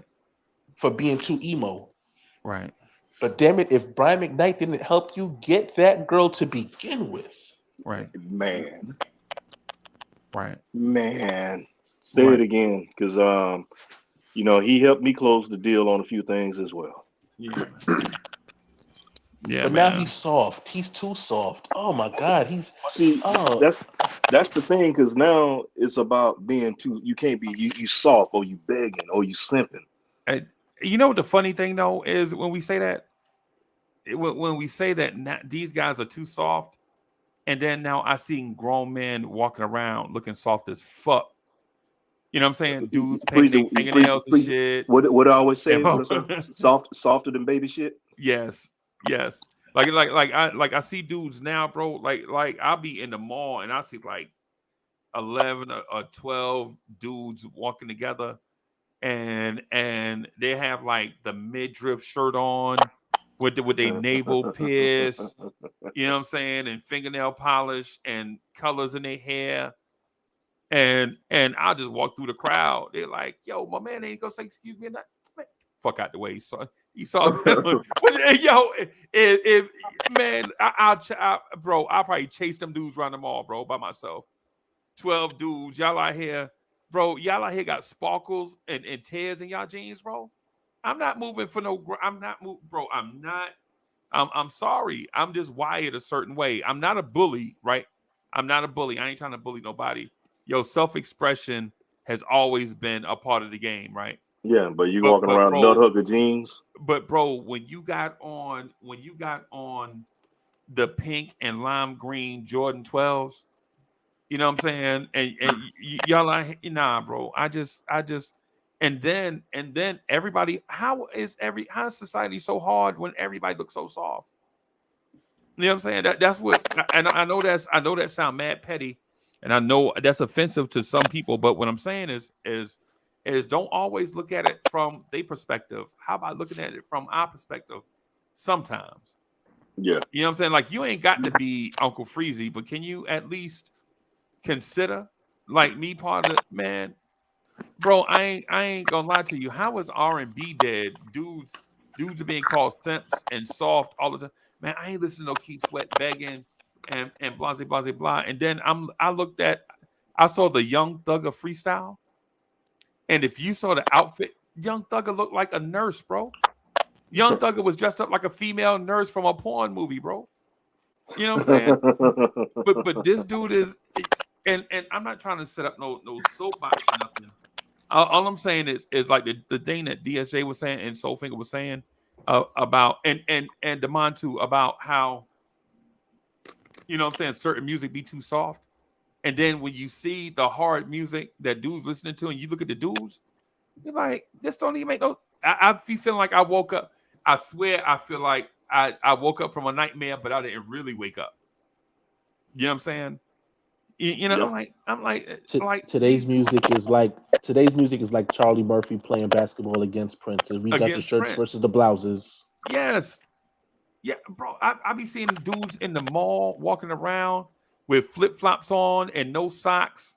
They toes out. They got their toes painted. Grown men with their toes painted. And y'all saying Freddie Jackson is soft? I can't figure. Can somebody help me figure this one out? I just Well, can't. they I got can't that figure Thug in Love. it. The Thug in Love. Oh my God. They got that Thug in I got that thug in love. Yeah, I'm not judging nobody. What I'm doing is I'm judging the matter, the topic, right? The topic is stated by y'all is like the R&B is too soft for today's audience. But then when I look at today's audience, they look soft as fuck. Yeah. But see, the thing is the old. You see, the thing is somebody younger listening say, "Oh, you hating on our music or whatever else or blah blah blah." It's not that we're hating. You just, if you really listen to what's been put out there, where's the substance? Ain't Where's the substance? Because from the 80s to I say what 97, 98, for the most part, when it was like going hard, you could put in something and you could set the mood. It right, leads to something because that seduction, you already knew what they were singing about, what he was talking about, right. without having being graphic. Because when he's telling you for instance, Teddy P telling you, Turn off the lights. come on through the door, Right. turn off the lights, Light a candle. light a candle. Yeah. Yeah. You know what I'm saying? You know, even look, that first Jodeci, Cat's talking about Jodeci now, but that first listen to it, baby. I just want you to stay for a Right. little while. Right. You know what That I'm first Jodeci album is fire, bro. saying? Yeah. Man, yeah. That first, but you know what somebody told me on Soulfinger? Somebody, a dude, a grown man, I think dude was like, at the time, he might have been like 28, 29. He was like, yeah, man, Pretty Ricky is the GOAT. They better than Jodeci. What? And was he? Let me ask you this, Freezy. Was he on bath salts? May have been. Did May have been, he bro. fall and hit his head and eat paint chips? Pretty Probably. man. Ain't no way. Probably. Probably. When you talk about dudes is like Pretty Ricky is better than Jodeci. What are we really talking about? Man, I remember when they came out, like who? Yeah. Yeah. Pretty Ricky is better than Jodeci. What are we talking about? What conversation? What conversation are we having? I can't have a conversation with anybody that's talking. I can't have a conversation with you with that. I mean, granted, hey, to each his own. That's what you like, but for me, nah. It's because truth be told, Freezer, I couldn't even tell you a Pretty Ricky track right now. I remember they came out with something. Right. I couldn't Right. tell you the track right off the top of my head. But Right. Jodeci though, that look, I don't care where you are, where you are, of course, in time. Hell, my kids, my daughter's 17 playing Jodeci. Was my Right. youngest daughter. Yeah. Yo, I'm not gonna lie to you, man. That song "You and I" You to and I was me, gonna cut. Yeah, I man. feel like I listen to it every day. Right. I Yeah. listen to that song every. I'm at two songs. What I heard DSJ song. I listened to Hood Goddess about a month ago. I listen to it about once a week, but I listened to it about a month ago, and DSJ sounded to me like the dude from The Enchantments. Y'all know who I'm talking about? The Enchantments. They had the song Gloria, Mm-hmm. and Jesse Powell redid a song Gloria. Anybody? Y'all remember Jesse Powell? Oh man, I remember Jesse Powell. Jesse Powell was bad. He was another. See again, you throwing out another name that we had so many singers out there that everybody had their own style. Jesse Right. Powell could sing. Yeah. DSJ, you remember the song Gloria, right? I remember it. Yeah. When I heard The Enchantments, I was like, yo, that should sound like DSJ. So I started listening to You and I and Gloria every day. I'm like, man, that one could sound like DSJ up here. Now, let me clarify. Let me say this, and DSJ is my man, right? So he know I'm not being disrespectful when I say this.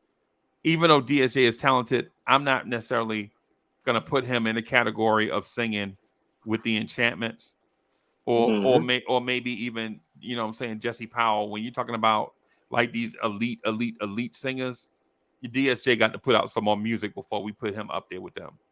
No disrespect Yeah, to DSJ, because I feel no, like he's a no. great artist. I mean, I would put them above me. So I mean, we're not, you know, even with me putting out as many records as them, I think that there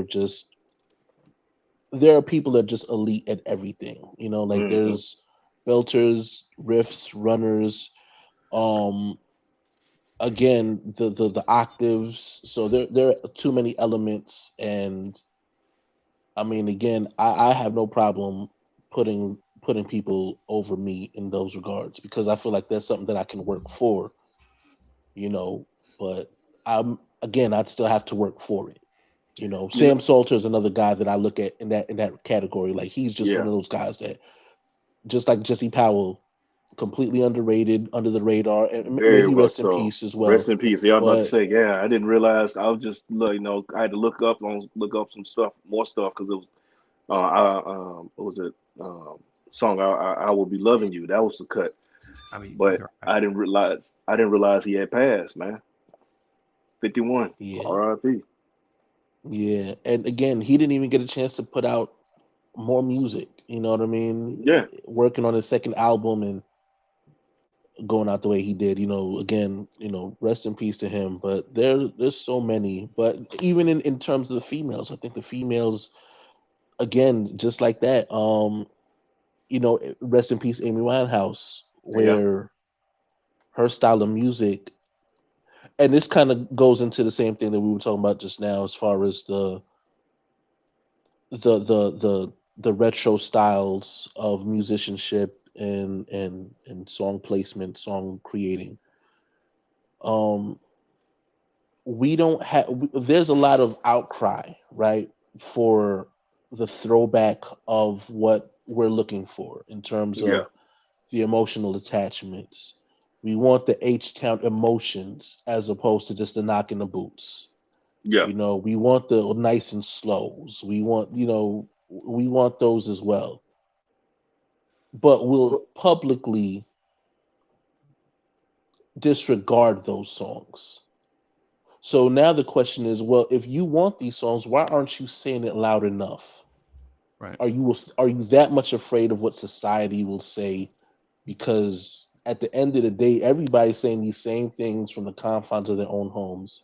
But go out to a party or go out to a public event or anything of that nature and play that hard stuff. No Right. freaky, right? but Right. but Right. that's what you're looking for All when you saying it yeah. in public. Like, but at the end of the day, you're at home. Man, I miss such and such. I miss this artist. I miss that artist. Oh, why aren't they doing music like this anymore? Because you're not loud enough. yeah. You're Right. not loud You enough, and then can't keep screaming. You can't keep screaming into a. You can't keep screaming into this thin air, black void, and expecting everybody to hear it. Right. I can't go into a soundproof booth and scream at the top of my lungs. I want that old thing back, mm-hmm. Right. and expect for everybody else to hear the same message. Right. Right. So this Okay. is a call to arms for all those that are listening.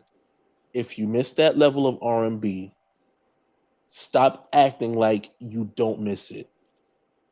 Don't be afraid to admit that you miss it, Right. because 9 times out of 10, the same people that you're afraid of embarrassing yourself of in front of, saying that they miss it,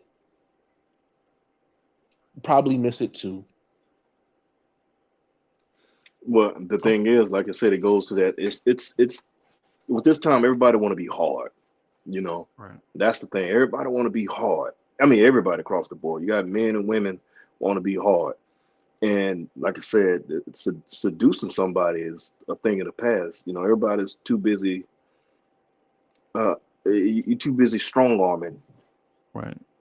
Or well, man, you want to, gorilla pimping out here. That's a lot of them are doing. They're gorilla pimping out here and not missing what it is. Because you start talking about love and feeling emotion, you being soft or whatever.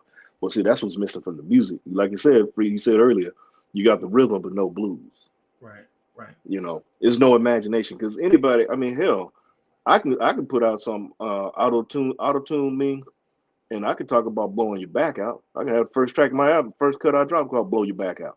Right. All you got to do is do a video with a money phone. Yeah.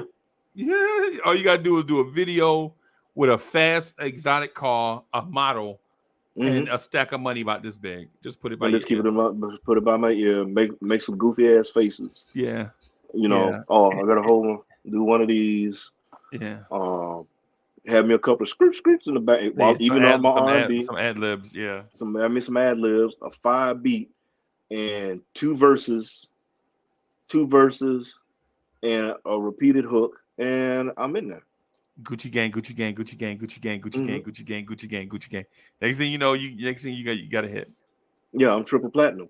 Because now the music industry a lot of times is not challenged. Nobody challenging anybody to put out great music. See what I'm saying? Right. And then the other thing is, I was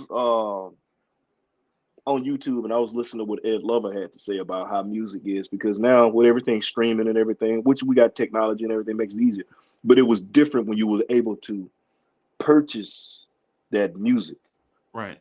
The physical form, be it cassette or CD, right, or even on wax, right.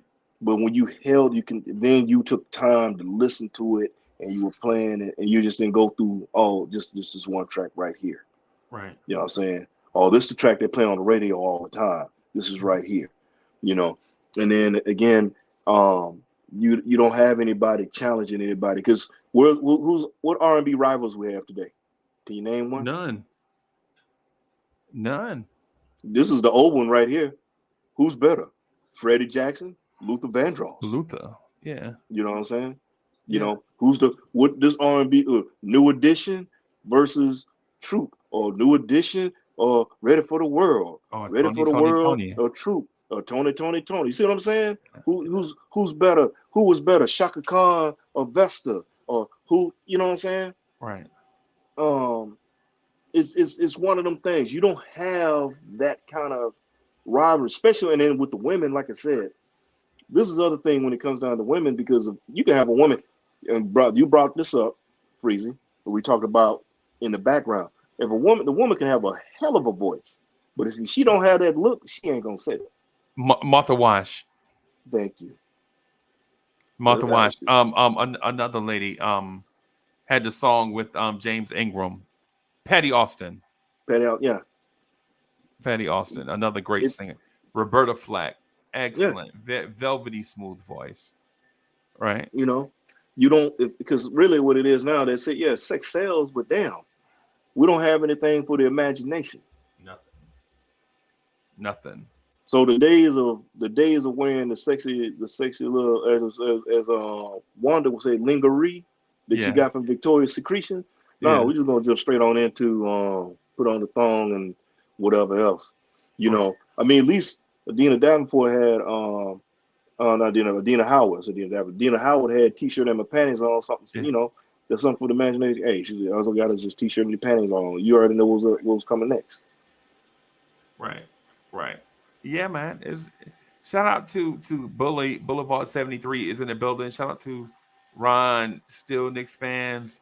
I'm hanging Bully. Out with those guys, super busy. But shout out to those guys for listening. Shout out to everybody here. If this is your first time listening to the conversation, man, subscribe to the channel, hit the like button. Talking about, and I know we strayed a little bit, but talking about the divas of all time and their place and how good they are. Yo, Sophie, if you had a top 10, do you think you can just name your top 10 female singers without me and DSJ adding something to your list? No, because regardless, we're gonna wind up adding some stuff. It's one of those that's gonna grow. It's just what it is. Right. Because I know DSJ want to add Keisha Cole as number one. As studio performance. Yeah, probably. I mean, Her and Monifa. I mean, I throw her as in Gabby Wilson, maybe. Oh well. I I don't. Somebody told me one of my good friends in Nick's Universe, Hoodie Kev, told me that Monifa was better than Faith. Faith Faith Evans. Evans? Yeah, when he said that, Yeah. I honestly, my dog had to come pour water on me because I fainted. You know what I'm saying? But Monifa better than nah. Faith Evans. Faith Maybe a Evans. keep in a Look, relationship. you know, Faith. Monifa Faith. been That married for first album. years. Yeah.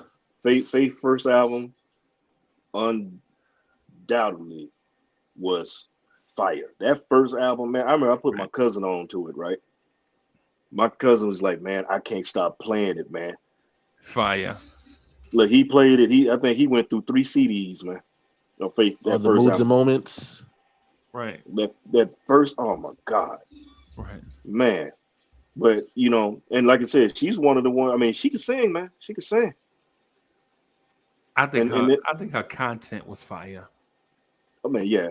Faith, the songs, the actual what she was singing about. I mean, yeah, it was. Yeah, I think it was Soon as I get home, right.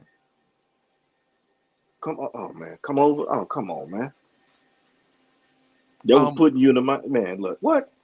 Yeah, is she in your top 50 vocalists? I will put her in there. I will put her in. I'll put her in. So who are we gonna take Aaliyah Well, out so she can go in? Well, no, yeah, I never had a Lee in mind anyway, so yeah, Okay.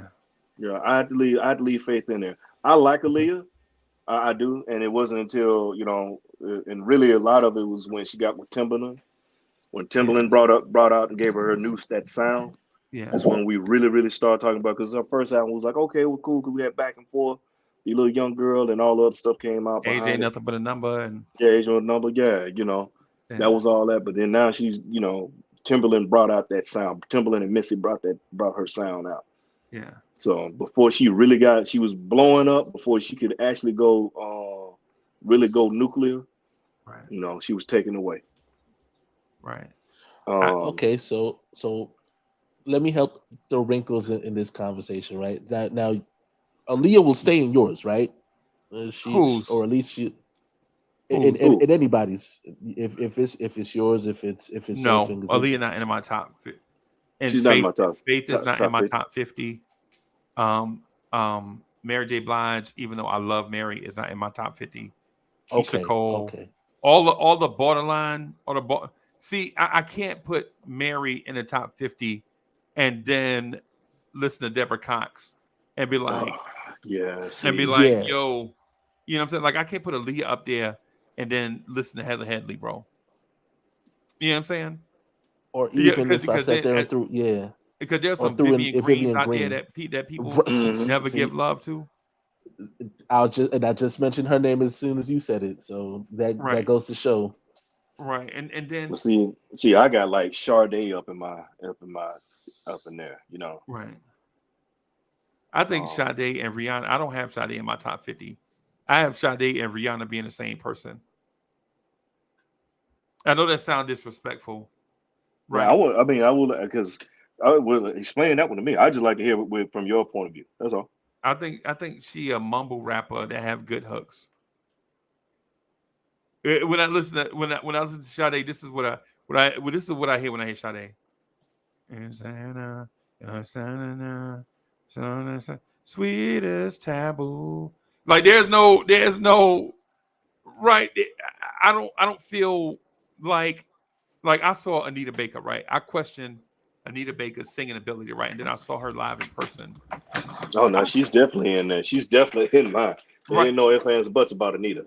Right, but I saw her walk off stage with the microphone and take a drink off the man table, like the waitress is coming, and she was like with the mic in the middle of the song. She was like, "Oh, y'all bought drinks," and she put her cigarette down No, like she put her Newport down on the dude piano, walked off the stage to they table where they had drinks at.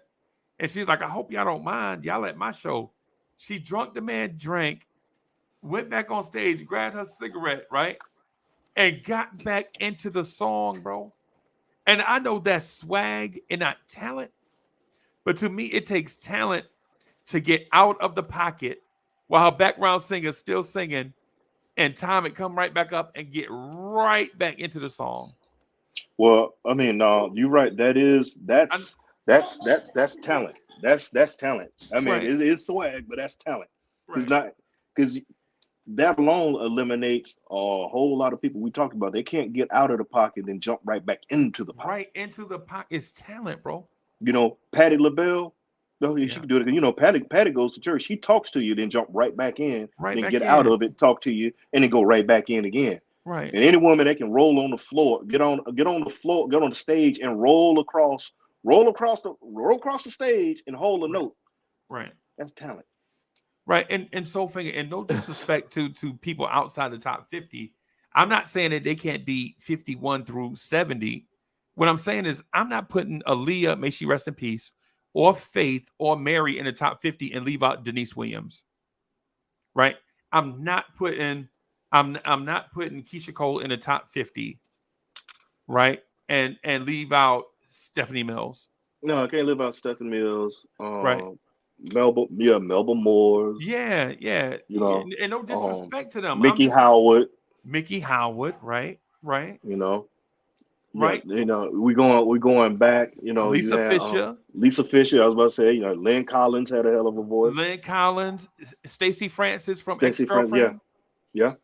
All the girls from En Vogue. Come on, bro. Man, yeah. Now, see, my thing is, you put them all, or you would put them in, separately. You put them in group wise, or you put them in separately, because each one of them actually could hold their own on their own album. So you go that way. I'm just the only reason I say that because I know somebody would say, "Well, they were a group. How could you put them in that way?" What's the lady from Lucy Pearl? That was Dawn Robinson. Dawn Robinson. And she ain't had a solo album. Do you think she's a top 50 singer? No, it was. Was it Dawn? Yeah, it was Dawn. It was Dawn. I'm about to say it was Mac. I'm thinking Maxine. So. Yeah, Maxine never left the group. Maxine and Cindy never left the group. Yeah. So it's Dawn, Terry, Maxine, and Cindy, right? Cindy. Yeah. Right. Yeah. I would. Yeah. When you talk about the top 50, bro, I mean, just real quick, Freeze, before you go any further, but you got to think about it. En Vogue was a bunch. They, you know, each one of them could hold their own. Right. Each one, and then if you look into the songs, if you listen to the albums, you've seen moments where each one of them got a chance to shine. And you were like, well, damn. Well, damn. Yeah. You know. Yeah. So. Yeah, yeah. I mean, when you're doing that, you then that pushes some of these others that were on the border further down. Yeah, 50 is not that many singers. Yeah, it's you know not. What I'm saying? 50? And see, when you put it like that, because even when you put in the 4 En Vogue for me, then like I said, I was saying like with because we were naming them, and like I said, I don't have an order, but as you keep going, then I have to look. Because for me, I would have to actually write it down before I can actually say. But you know, and I did say that I would have faith in my 50. I didn't say how far up in there, because for me, she could be like 50. Could be 35. She could be, you know what I'm saying? But as you bring out more, because but you know, like no brainers, like you know, you talk about Aretha, you know, right? You know, but as think about the singers that we have not mentioned, exactly, like Jennifer Holiday. Yeah, thank you, yeah, right. Or Kiki Wyatt. Kiki Wyatt. Oh my God. And then somebody will say, "Well, where you say Kiki Wyatt? She doesn't do it." Man, don't we're not a talent. We're not talking. Yeah, we're not talking album sales, and that's what some people kind of get messed up. That nut job can sing. Yes. She may be crazy than shithouse rat from what they say, but she can damn sure blow. But she can sing, bro. She can. If sing. she is. I don't know, but I just know she can sing. What about Karen White? What about Tracy Spencer? Karen White, yeah, Tracy Spencer. What's the lady that came out? Stacey Lattisaw. That's who I was getting. Man, yes. How can I say Aaliyah and Stacey Lattisaw are in the same category, bro? So as we said, see what I'm saying? We bring it out we'll bring it up. But then somebody go, you talking about all these old singers and blah blah. But we're talking about go listen to the product. Go listen to what they put out. Right. Listen, because there are things to it like octaves, falsettos. You know, it's so much to it than just looking good. What's the name from, like you said, Martha Wash. Martha Wash. Martha Wash. Yeah. Martha Wash. She did, man. That woman can blow. Right. Took her sound without her looks. Yeah, man, Yes. for real. Her and Kelly- Ann Nesby, bro. Mm-hmm. You can't leave Ann Nesby out of Look at Kelly Price. Right. You know who we hadn't said? CC Shaka Khan. Peniston. Shaka Khan. Yeah, well, you know, I say the rivalries. Who's better, Vesta or Shaka Khan? Oh yeah. Those. That's right. You know, you got that. Was it Phyllis Hyman? Phyllis Hyman could sing. Yeah, Yolanda Adams. Yolanda Adams. Oh God, all these ladies could flat out blow. That's why if you're talking about the little cutie pies, if you're talking about that Diana Ross lane, the Diana Ross Beyonce lane, where it's the cutie pies that can hold that's the a note. whole nother thing right there. Yeah, that's a whole nother thing right there. You can hold the note, but was she actually killing it? Was she killing it on the mic? Yeah, I ain't gonna lie to you. I know people feel like Destiny's Child is a super group, right? I always felt like Allure was better than them. Mm-hmm. Well, I got one more singer just throw out there, Gladys Knight. Gladys. Oh yeah, we talked about her. We definitely talked about her. I know you had to talk about Gladys Knight, man. Yeah, start a conversation with her. I saw a cipher and Gladys Knight came in last, and she killed it. Yep. She came on a cipher with, man. It was ridiculous. Angie Stone. I feel like Angie Stone. Is the child of Gladys Knight. Gladys Knight, that's a good comparison. I think a lot of them. I think Gladys Knight created her own lane. I think Gladys Knight created that Anita Baker, that powerful yet smooth, quiet storm type voice that you can, the velvet that you could put on anything. Like I've never seen Gladys Knight perform live, but I've seen Anita Baker perform twice. Well, once in an outdoor setting with bad audio, and once in an intimate setting. And man, listen, that lady, regardless of what the sound system sounded like, she was perfect coming through. Gladys Knight is cheese. Yep. Like you can have any kind of food you want to add to it, right? Macaroni don't sound good without the cheese in it. Right. A ham sandwich is just a ham sandwich till you add cheese to it. Cheese in it, yeah. A taco, one of the ingredients needed is cheese. Yeah. Look, hey, a quesadilla and a quesadilla without the cheese.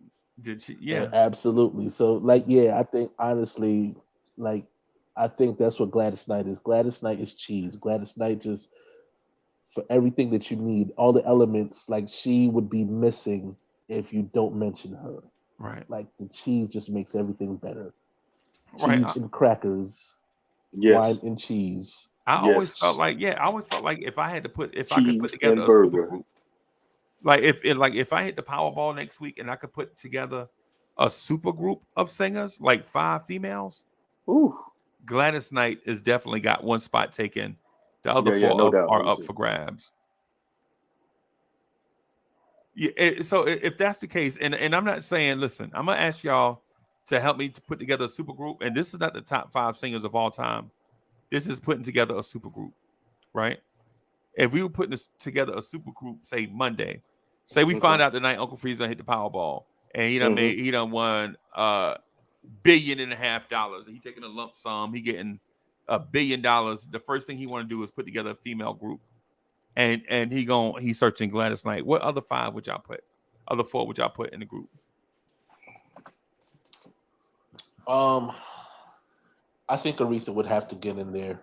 But she passed away. I'm talking about doing it. You're talking about living? Okay, Monday. Okay, Monday? Okay. Yeah. I would, and I'm gonna throw this one out there because I do love her. I do love her voice. I've seen her live. Marsha Ambrosius. Okay. I know Patty's selling pies now, but I think maybe we could you got to get Patty. retirement. Right. So it's Patty and Gladys and Marsha Ambrosia, and you got 2 spots left. Patty, Marsha. Well, I'm looking at it because you're talking about would you like to have Anita or Anita to come in with some of them with that low? Because you know she was the. I was gonna let y'all pick this one, and I got a secret name that I gotta add, bro.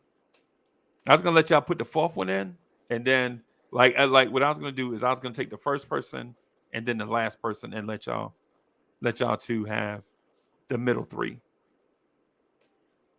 Well, I threw my and I bring in somebody a little young, the youngest, because she'd probably be the baby in the group, and that would be Marsh. Okay. So I'm. And who would be our 4th person? Well, my baby would have to be Jasmine Sullivan. Oh yeah, we talked about her. We talked about her. You know who I would close the deal with? Jasmine Sullivan is very slept on, but you know who I would close the deal with? And she may not be the best singer, but her swag is tremendous because she remind me of Gladys Knight. Toni Braxton. I was gonna say Toni. I'm gonna tell you why. I was either between Toni Braxton or Anita. That's why I said that, because it's one of those two for that to fill that void. One or two. So I mean, if you're gonna throw in, it didn't matter. You didn't have to. I just threw Anita in because it was either between her or Toni because of the lows that they can hit. Because there ain't too many women they can get that low on range. That's what I was thinking about. Range, because they're range. They both had that range. Right. So because I'm looking at it from each level, the octaves, the ranges, and everything. Because you got some that can just do it all. Right. And then you got Patty on it. Patty's strong. That's the belter. That's that fire. And then who would be the lead singer of that group, Soulfinger? Would it be Marsha Ambrosia be the lead singer of that group? That's a hell of a question to ask, Freezy. And I'm really kind of upset that you asked me that question. Oh dang. If I could cut you, I have to cut you. Sorry. But shit. That's a hell of a question, and I would not say no. I wouldn't put Marsha as the lead vocalist in that group. Okay. I would, believe it or not, I would still roll with either. It would be between Patty and Gladys. Yeah. Really? Yeah. I love Marsha. Don't get me wrong, but I cannot see, and this maybe it's because I'm looking at paying homage to their greatness. All of them are good, hell of a singers. You can't go wrong with either one of them. I think Marsha now is the best performer. She puts on, and I've seen her, man. Oh my God.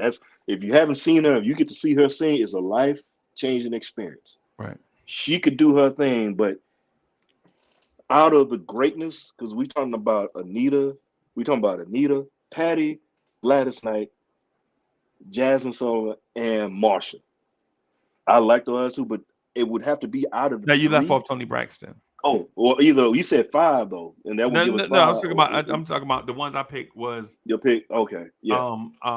I didn't pick Anita. I actually picked Gladys Knight and Toni Braxton. Toni Braxton. Well, like I said, the only reason I say Toni because I was putting Anita in for that Toni, the same verse. He was between those two. So to make it easy, I would put Toni in to roll with you on this. Have Toni over Anita, even though I like Anita would be firing it still. Right. And it would make it easier for me to say it's between Patty and Gladys. Right. It would have to come down to them, one of them to be the lead, but it couldn't. I mean, you had a super group like that. Granted, you would look at Gladys to be the lead, but all of them would have those tracks where they're gonna all have their fire and shine. You talking about the album? Yeah. Yeah, the album. All of them. You would look at Gladys as the lead, but it would be them. Kind of like how LSG was. Okay. LSG was a group, but it was them as a collective. Right. I was thinking too, like, you remember that group, The Whispers, where they had co-lead singers? Yeah. That's what I was thinking, like Patti LaBelle and Gladys. And right, yeah. You're being like co-lead singers? Like Boyz II Men. I think Boyz II Men would be a great example. And I'll tell you why, right? Because the lead singers don't always have to be the standouts. Exactly. Nate and Sean lead the songs for the most part. Like the formula is they lead the songs, but Wanye's a standout, and at times Michael is a standout. Right. So there's specific parts of the song where okay, this person is gonna shine. Like this, you know what I'm saying? When the spoken part comes on, okay, that might be just the lower range, the lower register part. So like a Tony Braxton could come in and do that part. Right.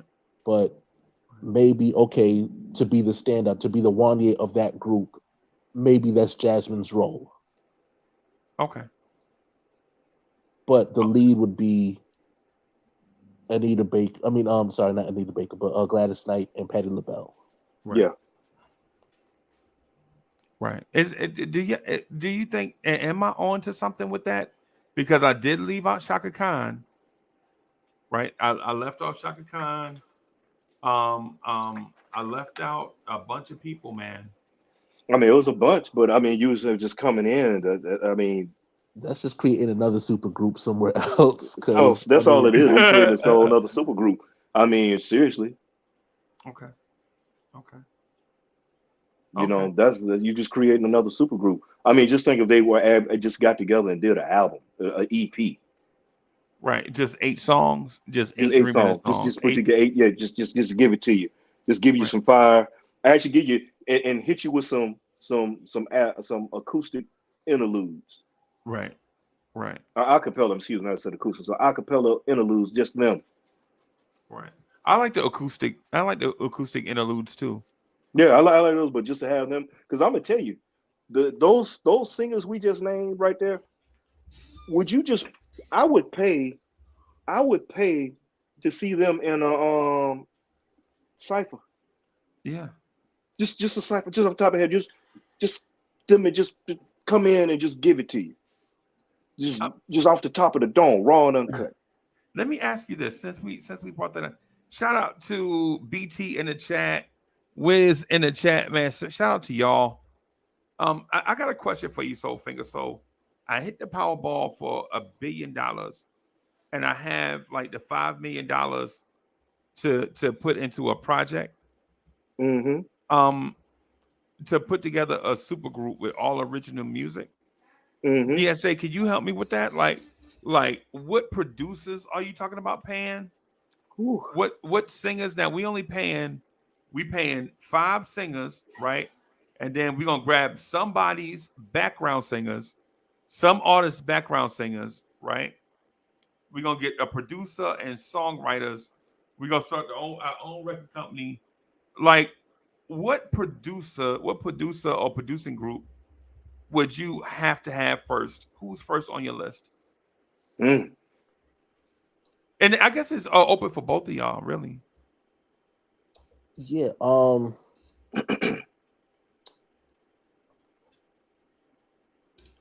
I would like to see what Devontae does I was thinking the same thing, DSJ.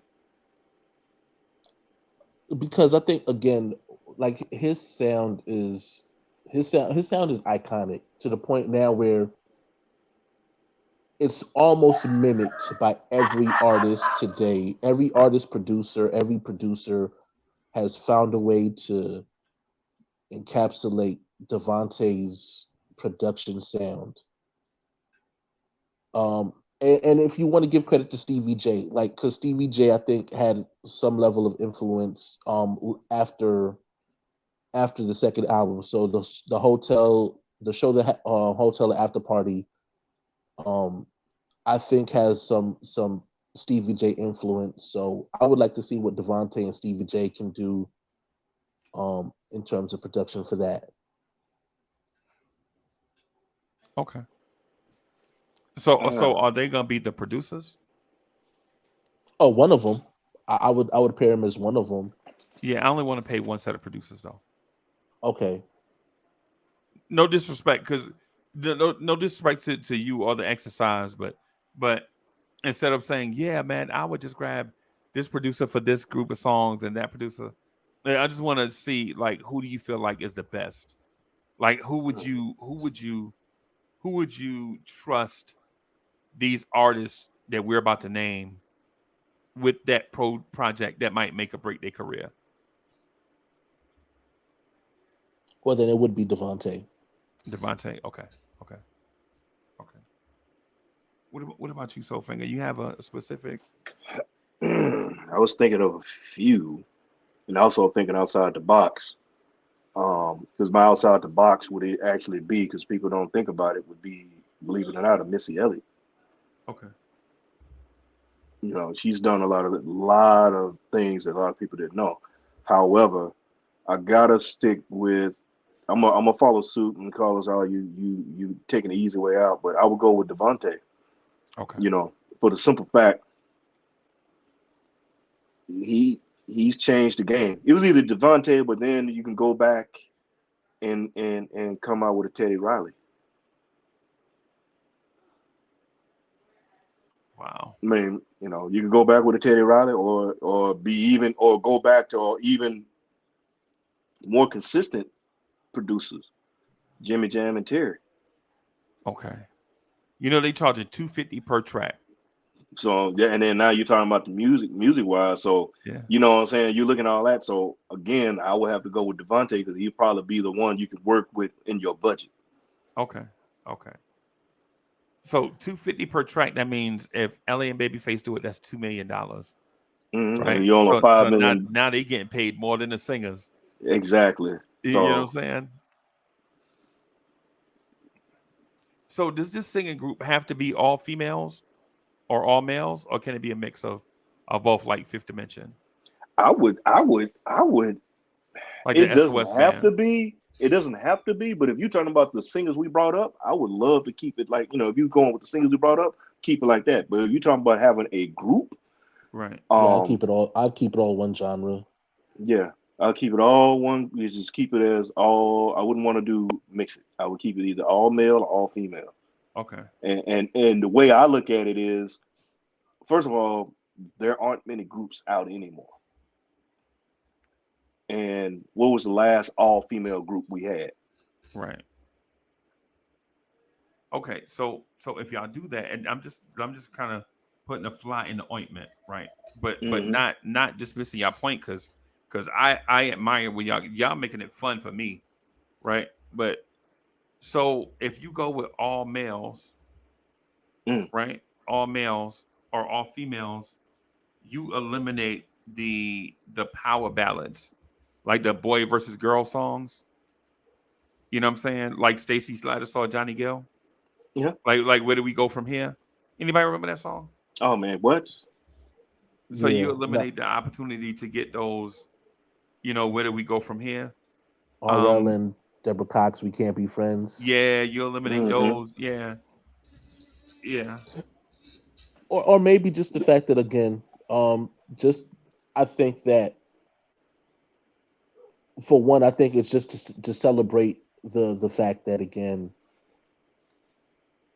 as far as looking at the all female group, we've seen super groups from males. Right. We've never seen a female super group. The last on close, We've I mean, the best was in En Vogue, and that was, when you say all female group, you always think of En Vogue, SWV, right off, Right. Escape. Right. Right. For me, and I wasn't really big on Destiny Child, because I didn't put Destiny Child in there with those groups. Because actually, I'm missing somebody else. I know I'm trying to think other than, damn it, what another But group. see, but even with that, like, those are groups that are established. Like, they came up as a group, as opposed to putting together an all What star Oh, ensemble, yeah, what right? So even with that, like, you've seen it done. Again, you just mentioned LSG, yeah, right? and TGT. So we've already TNT, seen the yeah. males do that already. We haven't seen Of women do that. women ain't gonna never do superstar, that, bro. right? Yo, And I, yo, you can't even, bro. A woman, bro. you You can't ever even have ask? the Braxtons do that, and they're sisters. Yeah, they were Right. But sisters. They had to have, the yeah, idea of yeah. having the fun, just the idea of doing it, and it's not just for a song. Oh, Right. we're doing it for this benefit, or we're doing it for the soundtrack. So let's get somebody together. did it for a song. You remember that song "Missing You" on "Set It Yep, Off"? Yeah. absolutely. That's why I mentioned. Yeah, see what I'm saying? So when I look at it from that aspect, just to put an album or just 8 tracks together, let's give these women the opportunity to do what the males have already done because Right. we haven't seen it done. Right. And I think that again, we've named at least 90 women in Right. just this span of time of just You know who phenomenal we didn't mention? vocalists. We didn't mention Coco. Right. But again, how do you separate the rest of them? Even though she's the lead, right? So we'll easily go to her. Right. But Taj and Lily can sing too. They can sing, Exactly. bro. They can Exactly. sing. Yeah. Yeah. Um. So, what producer did y'all settle on? Y'all was saying Devontae. Yep. Yeah. Okay. What about a songwriter? Me. Me too. Me too, bro. I'm gonna throw my hat in the ring. I'm No, I'm I'm joking. definitely I'm joking, of course. I'm joking. nah, I would absolutely love the opportunity to do something like that. But since I'm not established like that, I would go with I would go with I would go with Tank.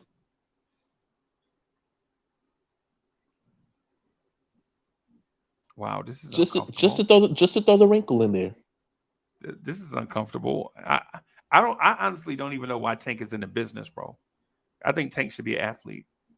I was- I just can't.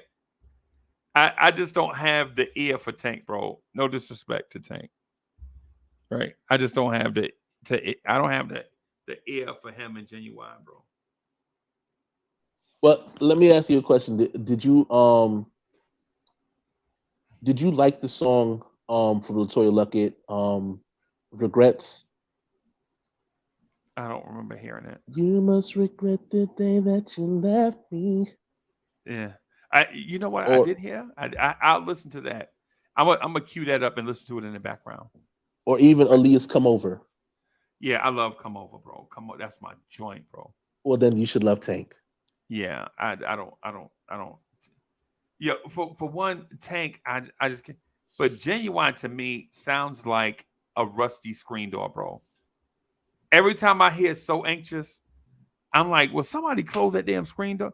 Somebody spray some damn WD-40 on that screen door."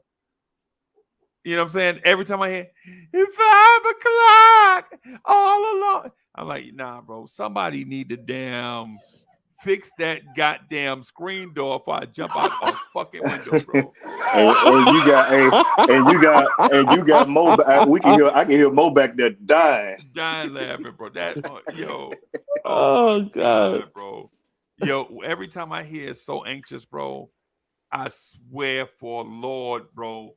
You're I'm so anxious like, for the song to end. yes. And then and yeah, and then yeah, and then like on the chord progressions where he sing over the chord progressions, I'm like, would you just shut the fuck? Would you just let them play the music? You know what I'm saying? Oh, you can hear you get the parts where he like so anxious, and I'm like, man, shut your. But it's like the whack DJ that be doing the name drop, doing a dope song. You know how a song first come out, and the way they do it, like like the first time, "Love You Better." You remember the song "Love You Better" by LL? Mm-hmm. Right. This is for my number one. And yo, I was like, yo, this joint. And the DJ was talking over the first part of the song, bro. I could have, if I could have just reached through the production, bro, and choked him out, I'd have just put him in a sleeper hole, bro. That's what Genuine be like to me, bro. You know what I'm saying? And no disrespect to the dudes that made it, because clearly Genuine made it on his singing ability and not his looks. Because we all know Genuine is not a handsome dude, so it must be his singing talent that got him there, or And he maybe can't vice versa. dance. You can't dance to save his life. So yeah. Yeah. Yo, when I hear that, yo, 5 o'clock all alone. Yo, get your bro. If you, it's a shame. It's a shame what he did to that beat, bro. It's a shame what they did. Yo, you can't find somebody that can actually do. You know what? How about give that song to Ralph Tresvant? Give that song to Ralph, somebody that can hold a note, right? At the time when that song came out, give that song to Tony Thompson. May have saved his life. You know what I'm saying? Give that song to somebody, you know what I'm saying, that can actually do it.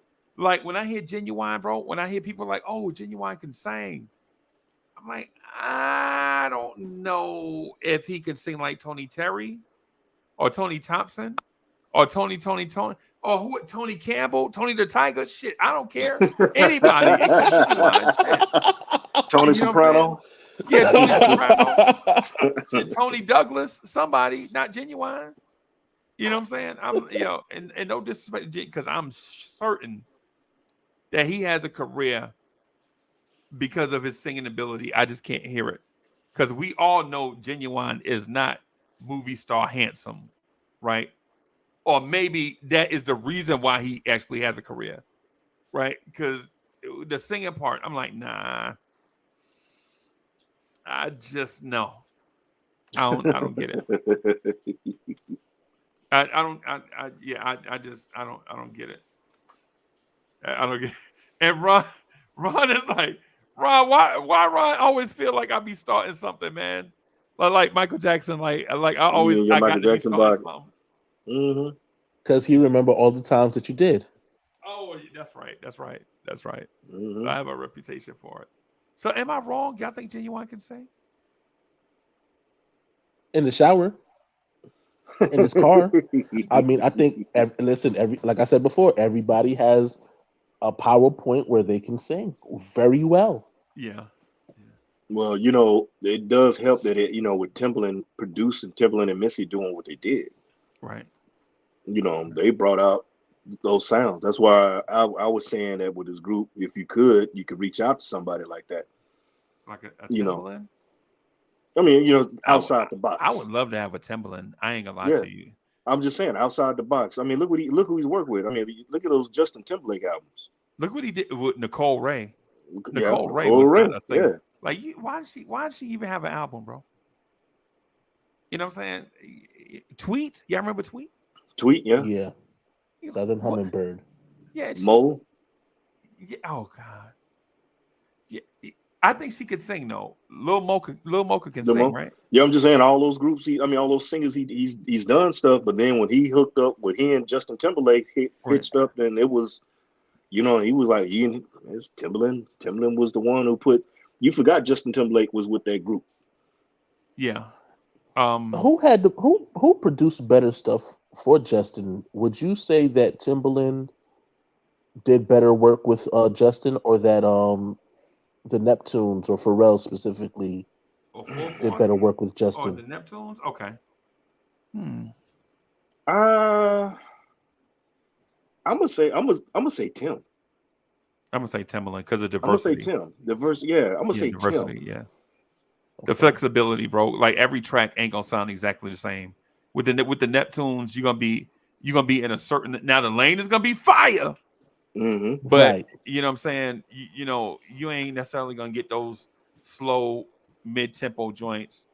Except I think the one time Pharrell tried to do it was a song Beautiful with him and Snoop Dogg. And Yeah, Pharrell singing he sound like Genuine, bro. Oh I no, don't no, that no! would I'm just make, talking. Yeah, I'm just talking about the production side of but it for Freeze. because I'm thinking Oh, about go like ahead, Freeze. Rock Your Body. Yeah, I'm sorry, I didn't mean Mm-hmm. to cut you off. I just thinking about Rock Your Body from Justin Timberlake, and then what's the single that he dropped with the clips? with the clips. Yeah, Love You Like I Love You. Okay. Justin Timberlake. Both of them on the Yeah, Justified album. Okay. yeah. Both of them was produced by the Neptunes. Okay. But So so different sound, right? Because one of them mm-hmm. had that um retro pop sound. The Okay. Rock Your Body. We're gonna rock your body. Yeah. Like, Yeah, that used to bang in the club too, bro. Yeah. By the way. yeah, so it's a different sound, right? But it does have that. Like, if you sat there and said, "Yeah, Pharrell was a part of that," you can imagine hearing Pharrell's voice on top of it, Oh, you talking about the demo track? Yeah, right? yeah, yeah. So it becomes one of those things where it's like, oh, okay, well, they were hits. Like, there's no denying that. Right, right. And And then you what I look was at Crimea But for your River, listening pleasure though, do you want on an EP? Do you want 8 songs in that lane, or right? do you want to mix it up? I'm asking the question like do you want 8 songs in that one lane, or would you like a diversified album like what Devontae gonna give you? No, I absolutely want the diversified album, yeah, which I is want why to I diversify always that. Yeah. go towards, Okay, because even like Teddy Riley has, again, the father, the architect of New Jack Swing. right, right, There's no escaping that in any capacity, because even when you listen to what he did for the Dangerous album, right. it's still an element of New Jack in there. Now Right. that might have been to Mike's specifications. Mike might have asked for that specifically, That's the worst but mistake Michael Jackson ever made, bro.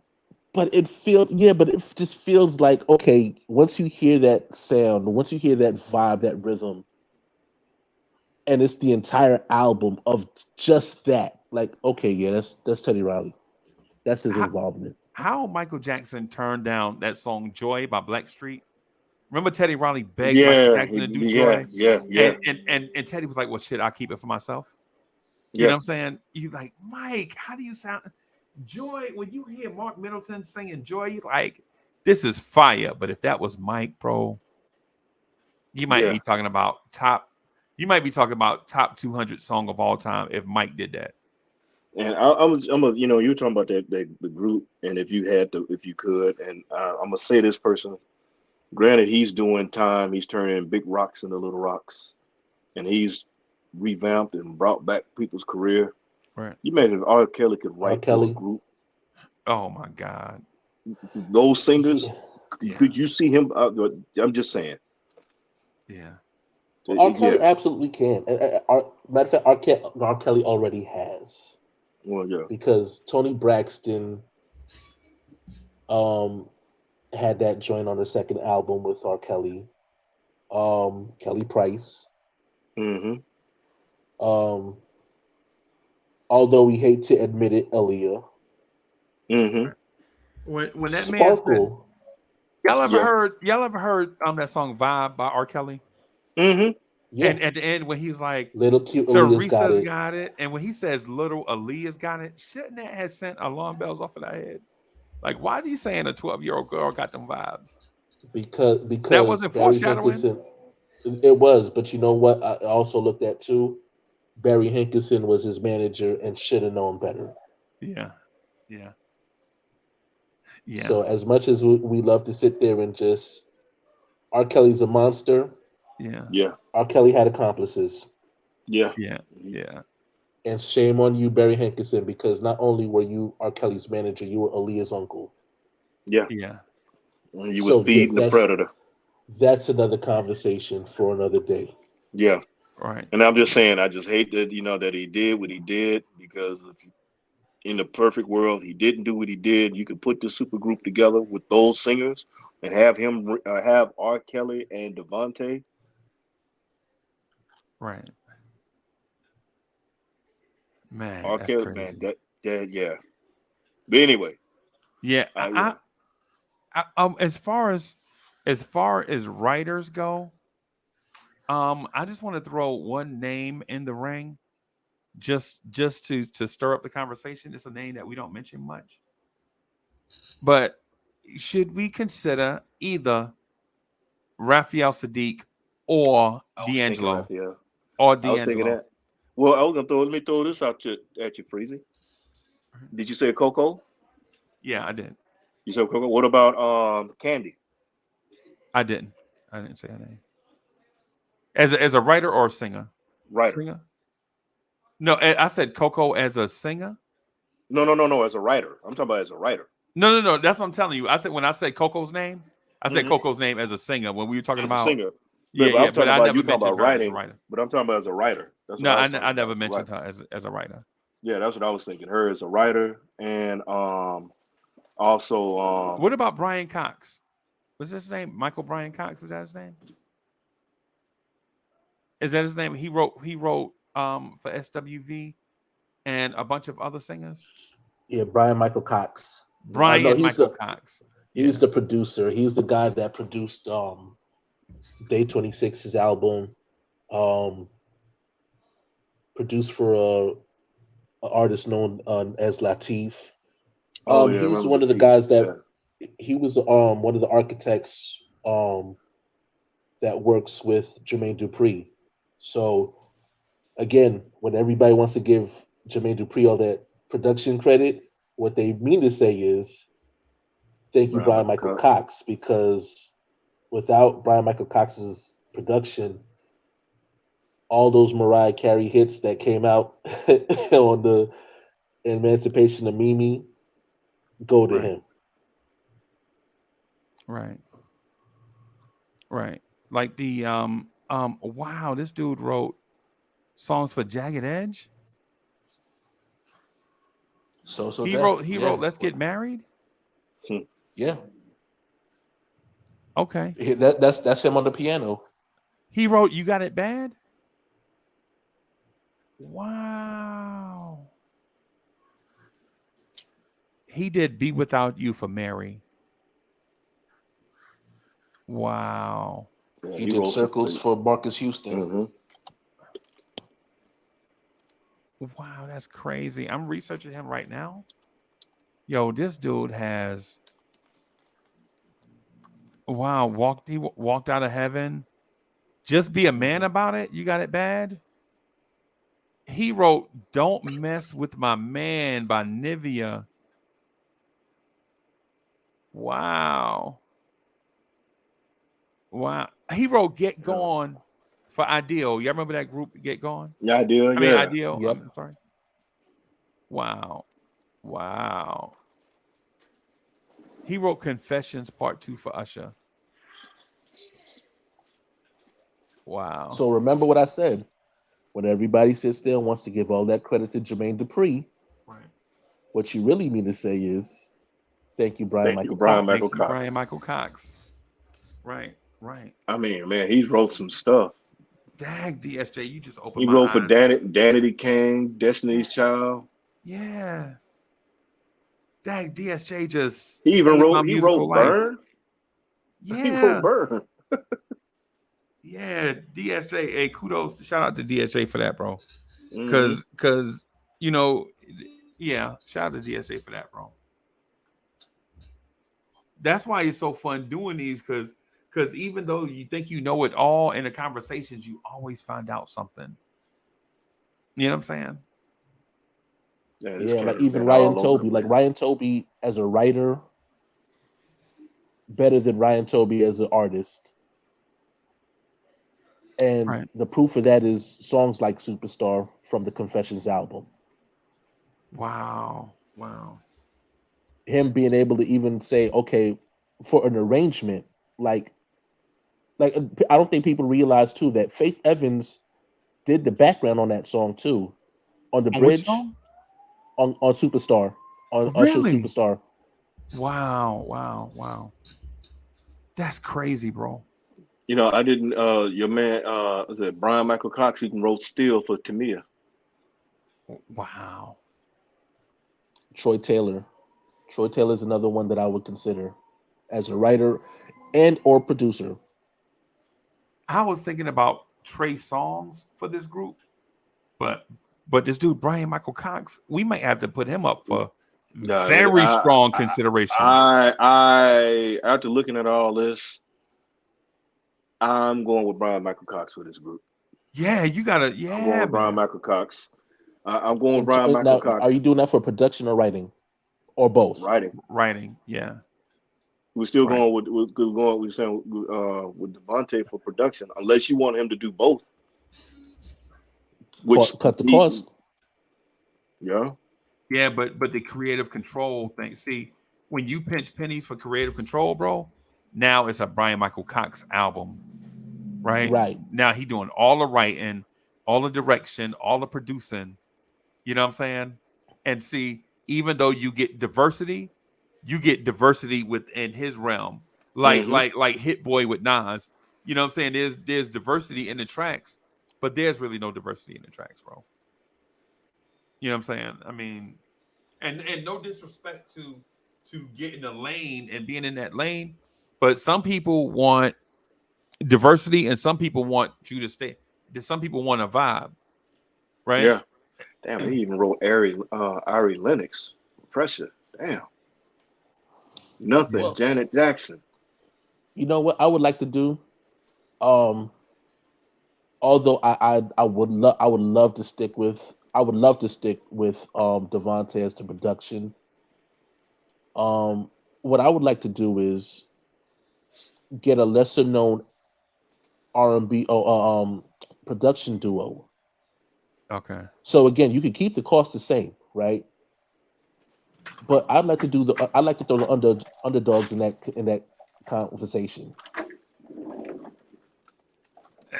And the underdogs consist of James Fauntleroy and Damon Thomas. Okay. Where do we know them from? Um, well, if you like that song "Storm" from Glenn Lewis, Okay. that's them. That's their That's a production. very underrated artist, bro. Glenn Lewis. Mm-hmm. "Take You Down" by Chris Brown, "No Air." Um, No love for Dallas Austin. I would love to put him in there, but I think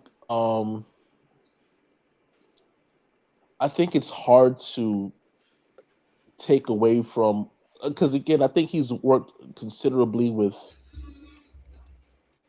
the I guess the nostalgic acts, the retro Oh, acts.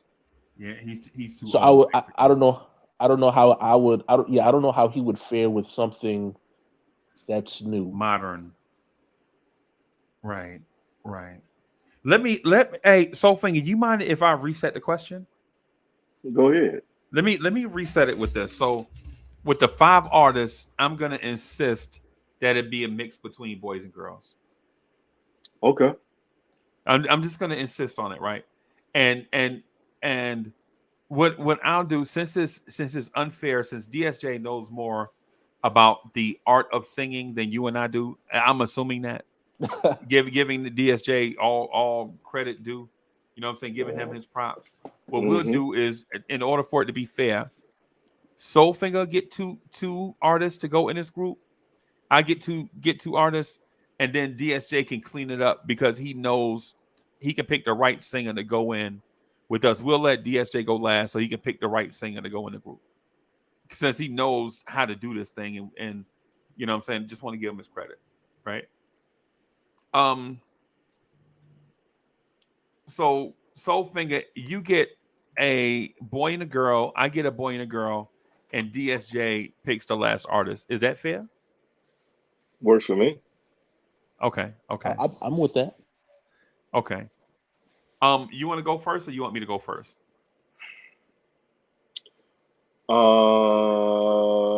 And we're going. Okay. You go, Freezer. You go, Freezer. Um for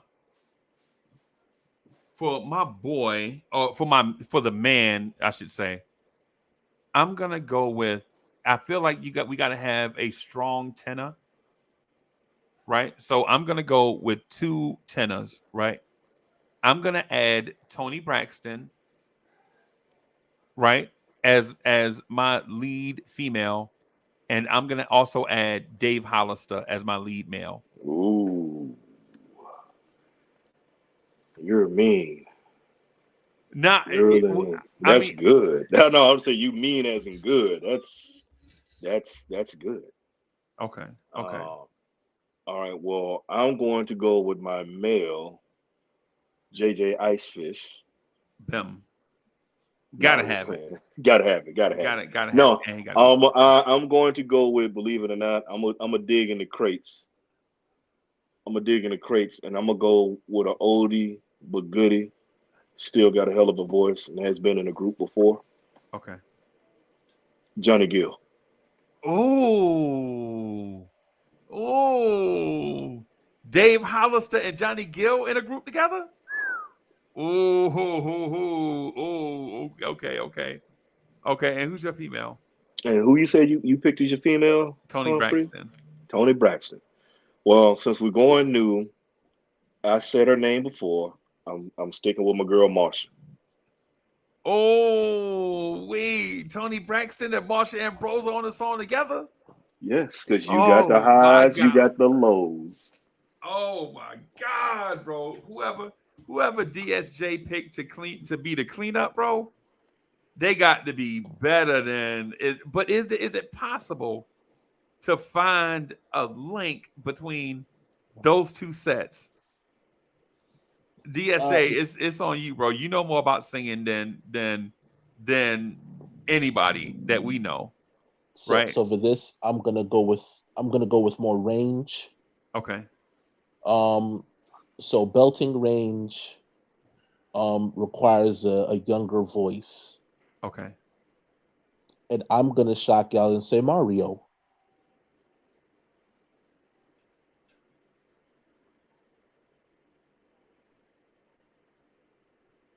No, didn't see that one coming. Yeah, I don't know what we were both stuck. Like, I don't know what to say to that, bro. and see what I look at in terms of that is, okay, so there's songs like How Could You, right? Where there's a showcase of belt range. Again, I love Inflictions, Right. and able to blend with powerhouses, right? mm-hmm. So being able to stand on stage and you do a tribute somewhere, right? Right. I don't want you to necessarily try to outshine somebody. I want you to have enough ego to know you can sing, but I also want you to have enough humility to know that there's a place for you. Right. So just do your job and Right. do your best to complete the mission. Right. So as opposed to looking for like a big name, oh, I gotta have this guy. I gotta have break R. Kelly out of jail and bring him in this. No, I'm not doing that.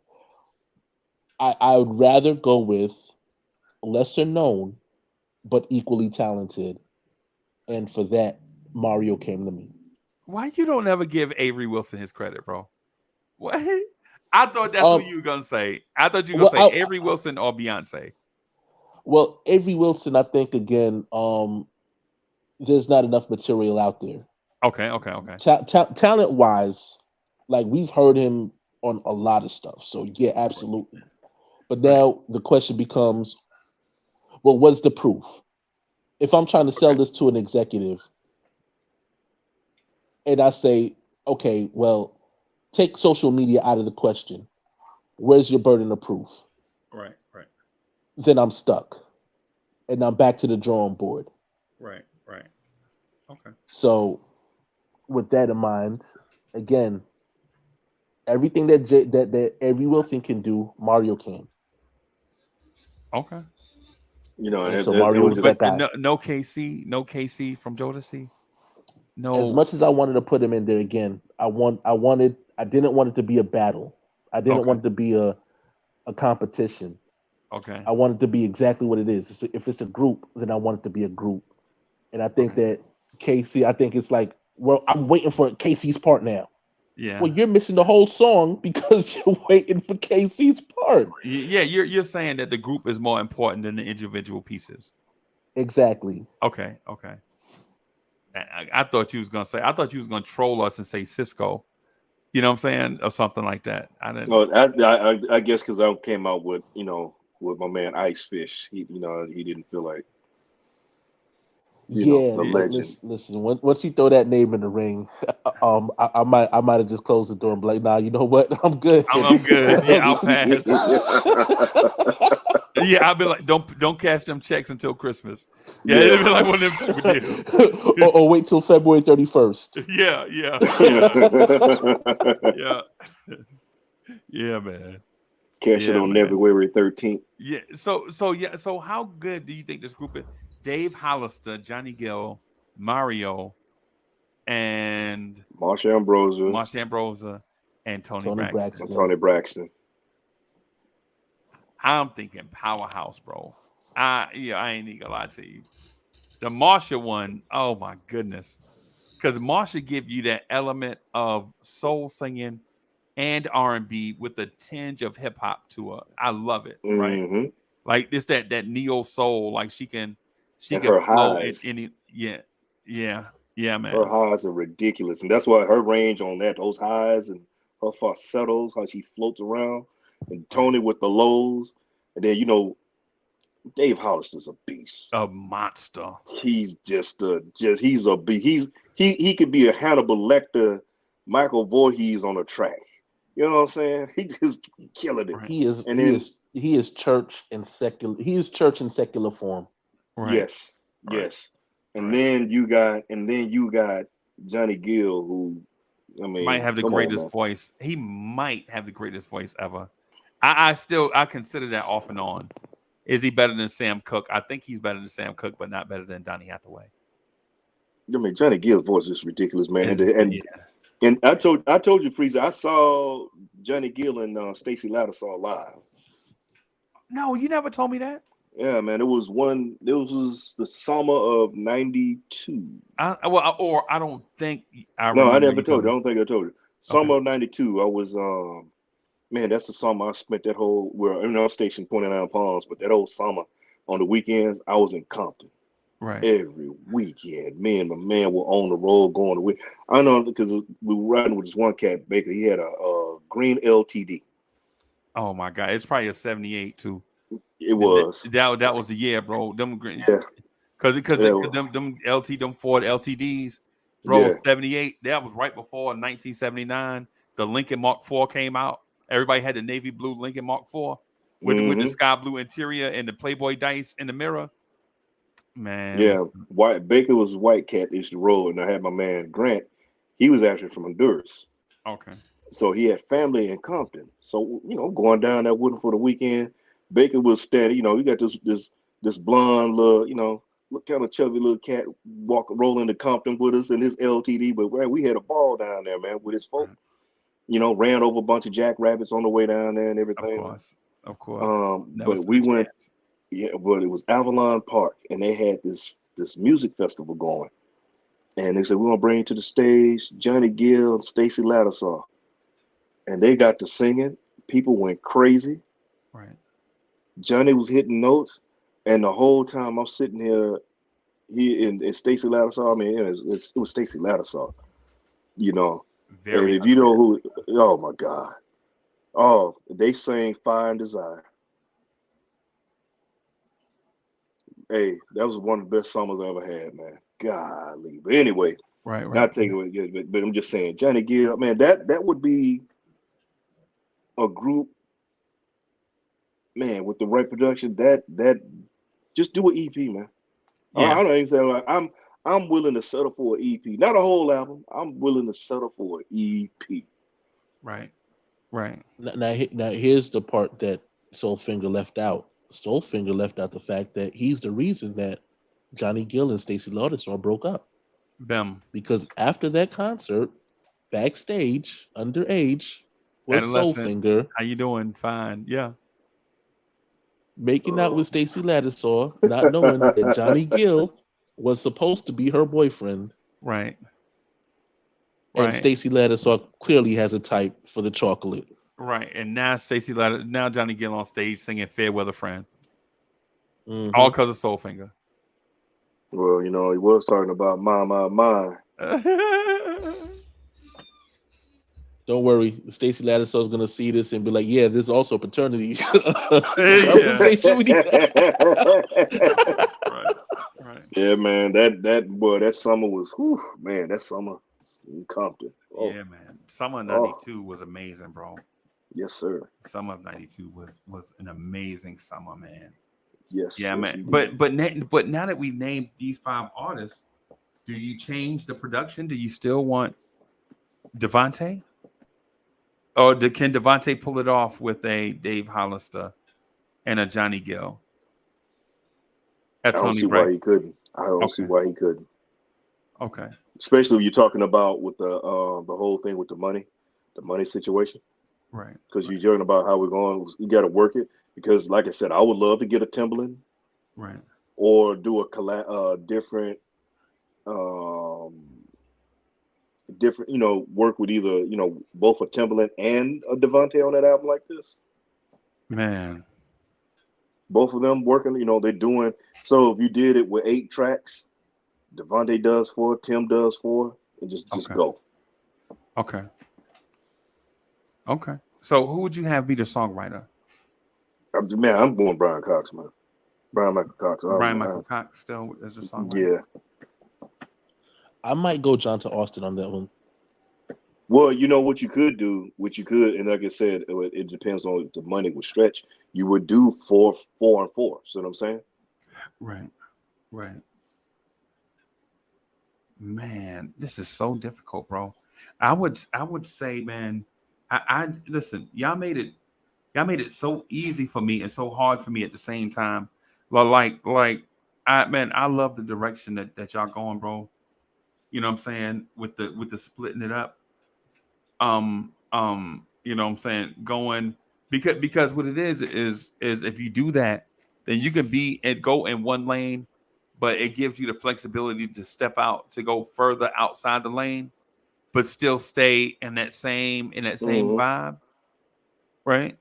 I think the Brian Michael Cox thing, I think, gives you the opportunity to throw on a song like, and I know he didn't write it, but it gives you the opportunity to put a song like "Come Over" on the EP, right? You know what I'm saying? A Tony Braxton, Marsha Ambrosia singing "Come Over" type joint, right? But then at the same time too, you know what I'm saying, they in that lane where you only gonna get 25 minutes of music, Yeah. but it's gonna be a bump in 25. Ain't no skippable tracks.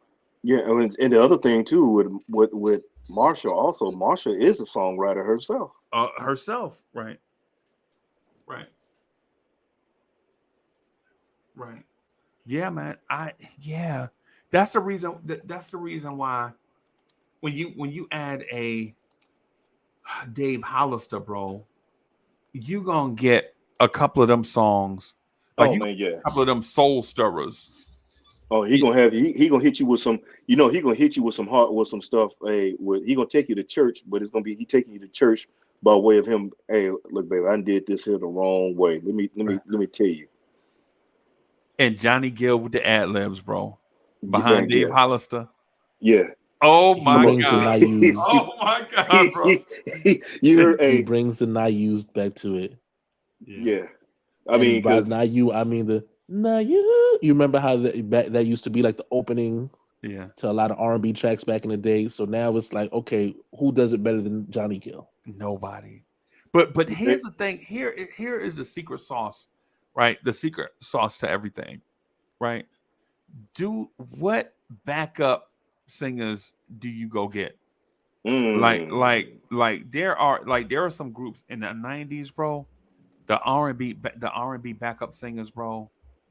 Right? Do you go get um Denise Williams from in her group behind Stevie Wonder? I'm gonna tell you one I would get. I know who And you're gonna say. I'm gonna tell you one. I'm about to mention because I don't think you were expecting this person. I bet so. Jackie McGee. No, I didn't expect that. Yeah. Oh wow. Jackie McGee. Wow. I mean, granted, she did a lot of. She had her own solo, but look at what she did on those Keith Sweat behind singing back up with Keith Sweat. What about Tammy Lucas? Mm-hmm. DSJ, I know who you're going to say. I bet you. As soon as you say him, I'm like, yep. I know who you're going to say. Who would you say, DSJ? Surprisingly, I'm going with Jay Valentine. Oh, okay. So I don't know who you was going to say. You know who I thought you was going to say? I thought you were going to say the Hamiltons. nah, because I think for They're me, good. like They are good backup singers, all right. they're great backup singers, but I honestly don't even see them as backup singers anymore. I think that they've established themselves as a low key group, Okay. you know. Um, so, but again, it was between Troy Taylor, who again that's how he makes his bones, Right. right?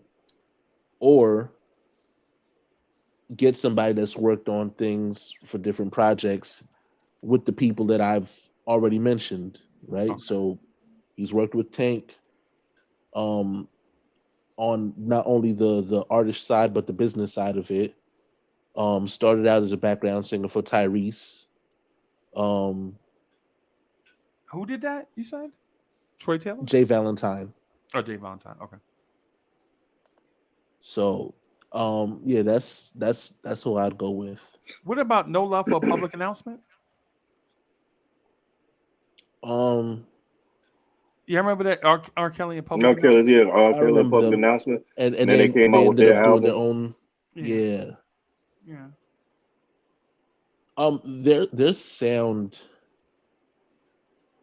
Their sound is better with production from R. Kelly than it Okay. was after post R. Kelly. Yeah.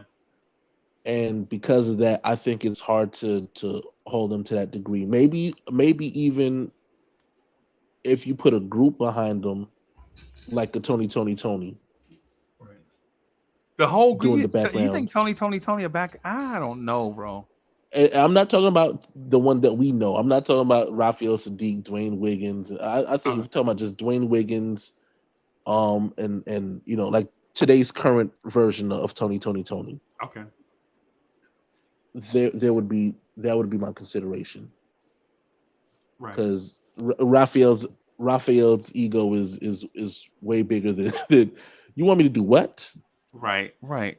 Dude, well, well, let me introduce you to this new group called Dial Tone. Yeah. Yeah. What about um um what's the group that used to back up Prince in the 90s? oh, Not God the is it damn. the New Power Generation? New Power Gen. Yeah, Yep. MPG? New power dinners, yeah. Okay, okay. Yeah. I got one for you. Um, what about the time? No? I Too would much? I wouldn't be opposed to it, but I think it's yeah, I don't because think if we're they talking about because then the time would be production, writing, and background. Oh yeah. Oh well no. No, we ain't paying no. We on a budget, bro. I'm trying to think of my man that sang with Angie Stone. He sang back up for Angie Stone and he came out with his own album. I can't call Calvin his name, but Richardson. thank you. Uncle Sam? Oh, Calvin Richardson. Okay. Calvin Richardson. Okay. Okay. What you think about him singing back up on the album, DSJ?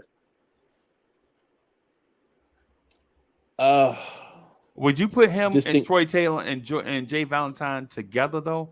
Because like with background singers, how many do you need? Like 3 or 4? at least four. Yeah. So are you Um, talking about making a new group with those individuals? that would be the thing, right? But I think if you're just hiring them to do background, um, Troy does background basically by himself. Okay. Jay Valentine does background basically by himself. Okay. Um, so what I would do is maybe I would pair those two together, right?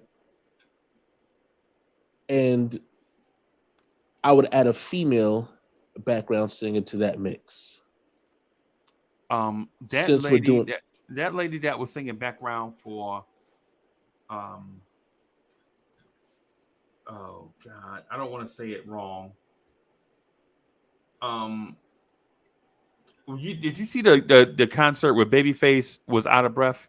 He was tired as hell. He came on stage. Yo, I'm gonna just give y'all what I got. I'm tired as hell. Did y'all see that video? No, I didn't see that. was that the Tiny Desk concert? No, no, no. It was a concert. I mean, Uh, a big concert. And his mm, background singers were singing most of the songs, like all the songs he wrote.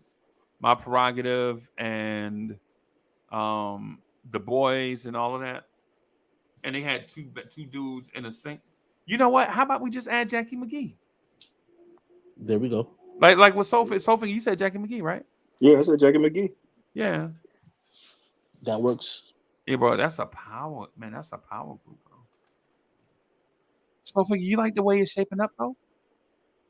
Yeah, it's shaping Okay. up, but it's shaping up. But the thing is, I'm just gonna tell you, it's shaping up in a scary way. Not scary bad, but a scary good way. Right, right. Man, dag, man. DSJ got my mind swirling, bro. And see another thing too. You don't want to do is have the background singers overpower the lead acts. Hmm. Right. So snatching up guys like again, this is why like for me, just snatching up guys that are good at what they do, Okay. right? Production wise, again, production writing, background vocals, that's where like these guys have made their living from. So they're not looking for the spotlight; they're looking specifically to make the song the Okay. best song they could possibly, it could possibly be. Do you need background singers in this generation, though? Yes, Okay. they're always needed. Yeah, yeah, I agree with that. I agree with that. All right. So who's your lead singer of the group? Is it Dave Hollister and Marsha Ambrosia? Because then you asking Johnny Gill now, and I know Johnny Gill is a contract singer. I know he don't care as long as the check's clear, right? Because people think Johnny Gill hadn't been in groups, but Johnny Gill has been Been in a duo, solo, duo, yeah, he's done it all. in a So group, a trio. I don't think it'd be a problem with him. I don't think he have a problem falling back and letting Dave Hollister get that shine like that, be the lead vocalist. Yeah. I would I could see that. I would actually do it where they have specific spots in the song. Okay. I think Johnny Gill and another female um should take the first verse. Dave Hollister and another female take the second verse. Mario does the bridge, Okay. and then it just becomes a knock yourself out, everybody jump out the plane at the same time. We're all going skydiving Right. to end the song. So you'll have a rendition of belting from everybody, but in all forms. At the end of the day, like the people that used to jump out of the plane. I forgot the name of. Was it the Golden Knights or something like that? Used to jump out the planes, do tricks and all that stuff in the air. But at the Right. end, they all formulate into this one big circle, and it's Right. a perfect circle of trust before the parachute opens. You know what? I'm with you on that. And let me do this really quick, man. I want to do this really quick, right? I want to offer a challenge for us. So on this album, we get like one special guest appearance, and then we do out of the 8 songs, do one throwback song, right? And so what I'm Mm. gonna say, until Soulfinger come back, right? We'll say DSJ, you can pick whichever one you want. You can either pick the special featured artist on one song or one throwback song. And tell me which one would you rather do? Um, I'll do the special guest. You do the special I guest? wouldn't Oh, mind. okay. So I'll do the throwback song, right? Okay, Um, would you like? I went first last time. You want to go first this time? I'll go first. That's fine. Okay. Um, so I did. But you got to I tease us with it. Like, is this featured guest coming on to do a bridge rap solo? Is it a fast song, mid tempo? Is it a club song, slow jam? Well, I think that I've done what I did was I gave I gave the pairing of a male and female per verse, and then the male and female second verse, Mario does the bridge, right? Okay. What if we paired somebody with Mario on a bridge that was female? Mm. Mm. And she has to be able to hold her own. She has to be able to, stand out from everybody, without overshadowing everybody Okay. in this Okay. track. Okay. And I named her already in terms of one of those vocalists. So why not bring Jasmine Sullivan to the stage Wow. as a guest? A feature. So not an album full of features, just one feature on the EP, and it's Jasmine Sullivan. Jasmine Sullivan. Wow. Wow. That kind of puts me on the spot. And so thinking back, I'm gonna ask him if he heard us. Hey, boss man, did you hear what we were saying? I heard some of it. Sorry that Uh, the weather thing came on. Since we got hurricane, Yo, believe y'all gonna be all right, bro? yeah, we'll be fine, man. This is the first. It's been the first time they had one out here. I mean, we get serious rains and stuff like that, so the rain's not gonna hit till about 2 in the morning. So it's one of them things. We chilling. Okay. So why you took a short break just real quick? Um, I posed a challenge to DSJ, Okay. right? And the challenge is we're gonna add a song where there be one featured artist, Mm. right? So one featured artist, and then the second challenge is this group has to do one throwback song. And so Mm. DSJ, I gave DSJ the choice to pick whichever one that he wanted, right? And DSJ picked Genuine. No, I'm just joking. I'm joking. Yeah, I'm joking. DSJ, So anxious to hear how yeah. this I formula thought. Oh my plays God, out. bro, that's the worst song I ever heard in my I life, thought. bro. I thought it But was gonna be. DSJ I thought chose it was gonna be Jasmine. Pony. Oh, oh my God. Yo, but DSJ chose Jasmine Sullivan as his featured artist. Which category would you like to pick? Would you like to pick a throwback song or a featured artist?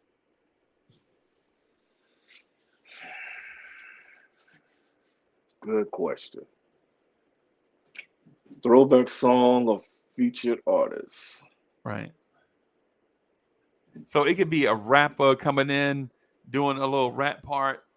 It could be a secret duet, like you know what I'm saying. They could be doing a secret garden type song, and they can close it out with a featured artist, like you know what I'm saying. I think I would do the featured artist, and I'm gonna Okay. go.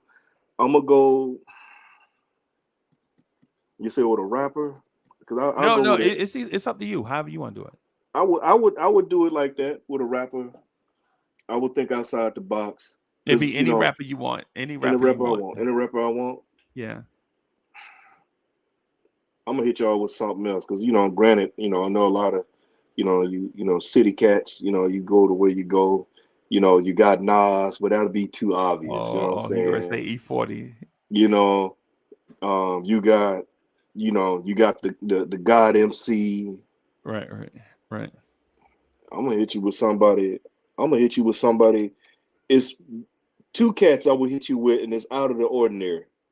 Well, not out of order. One would be a no-brainer anyway, Right. believe it or not, and one would be my man Scarface, Okay. because you never heard him on nothing like that. Right. But the out of the box, a lot of cats would never think of. Nobody would think of Devin the Dude. Oh. I would go with a Devin the Dude on a cut. Okay. Okay. And that's pimping. Right. Right. Wow. Okay. Okay. And what type of song though? What type of song would it be? Mid tempo dance track? Yeah, I want to dance tonight. And then Devin the Dude come on like the Lucy Pearl joint, like something like that. yeah. Or Do are you do it said like that. I would do. okay, I would do that. I would do a mid tempo club banger and right, have Devin the Dude in lay a verse. right. Like a in the club song, Yeah. like in the club, like Beyonce. Who was it? Beyonce and Usher. Is that they did the club joint? No, that was Nicki Minaj and Usher. You talking about Okay, that? okay, Well, he did the little freak. Well, he did a few. He did a little freak like that. Oh, right. Little Freak, Um, yeah. No, But no, in the no, not club, that one, not that one. I'm talking about the one that in the came out club was 2000. yeah, in the club was Usher and Jeezy, just yeah, Usher and Jeezy. Yeah. and then the Usher and video Jeezy. was yeah, Carrie Hilson was the leading lady in the video. No, no, I'm talking about the song. Like it was a duet. I think it was Beyonce and Usher, bro. Am I Oh, wrong on for the thinking? remix, I think on the remix, yeah. Oh, in the remix. Okay, okay, okay, okay, okay, okay. I like the Devin the Dude idea, man. I like and I also like DSJ. You said Jasmine Sullivan Yeah. Well, if for a you go with feature. for a feature, and I would, if he's doing Jasmine Sullivan, I'll roll with that, and I would have Devin the Dude on a, if they would do something like that with a Jasmine Sullivan, I think that could be a five track. Right, right, right. Wow. I would say, dang, the Jasmine Sullivan thing threw me off because I never expected it. I ain't gonna lie. And the Devin the Dude thing, I really like that one, bro. Like you do that mid tempo club banger and Devin the Dude, yeah, I like that because And for I think he anybody that would. never listened to it, if they ain't never listened, check out Devin. But the thing is, think about how he came off on that De La Baby Fat. He Yeah, just did the hook, and it right, just fit that right, beat, dun, dun, and it just this little. He did it. He had his little track, but just smooth with it like that. right, right, right. Devin the Dude just feels like Southern Pimp. Yeah, So again, if that just for those that maybe haven't heard of his music, that's what he gives you. He gives you Southern Pimp, okay, okay, cool, laid back, Yeah, no real hurry, no. vibey. Yeah, But he's definitely pulling something, and you'll be at the end of the night asking, how did he do that? right. But he did it. yeah, because it's too easy to go with people main MCs. Like I said, it's great ones out there, man. Right. It was You too know, easy to say Busta Rhymes, bro. but I could say, look, Red Man, I could throw Red Man out, and he gonna give you fire. Right. Right. You know what I'm saying? I want to hit you with some. I want to go. Like I said, me, I'm looking for that a more of eclectic type In a fit, sound. right? The fit, yeah, yeah. I want to go with. Because I'm we gonna could go have with different easily direction. said Andre 3000.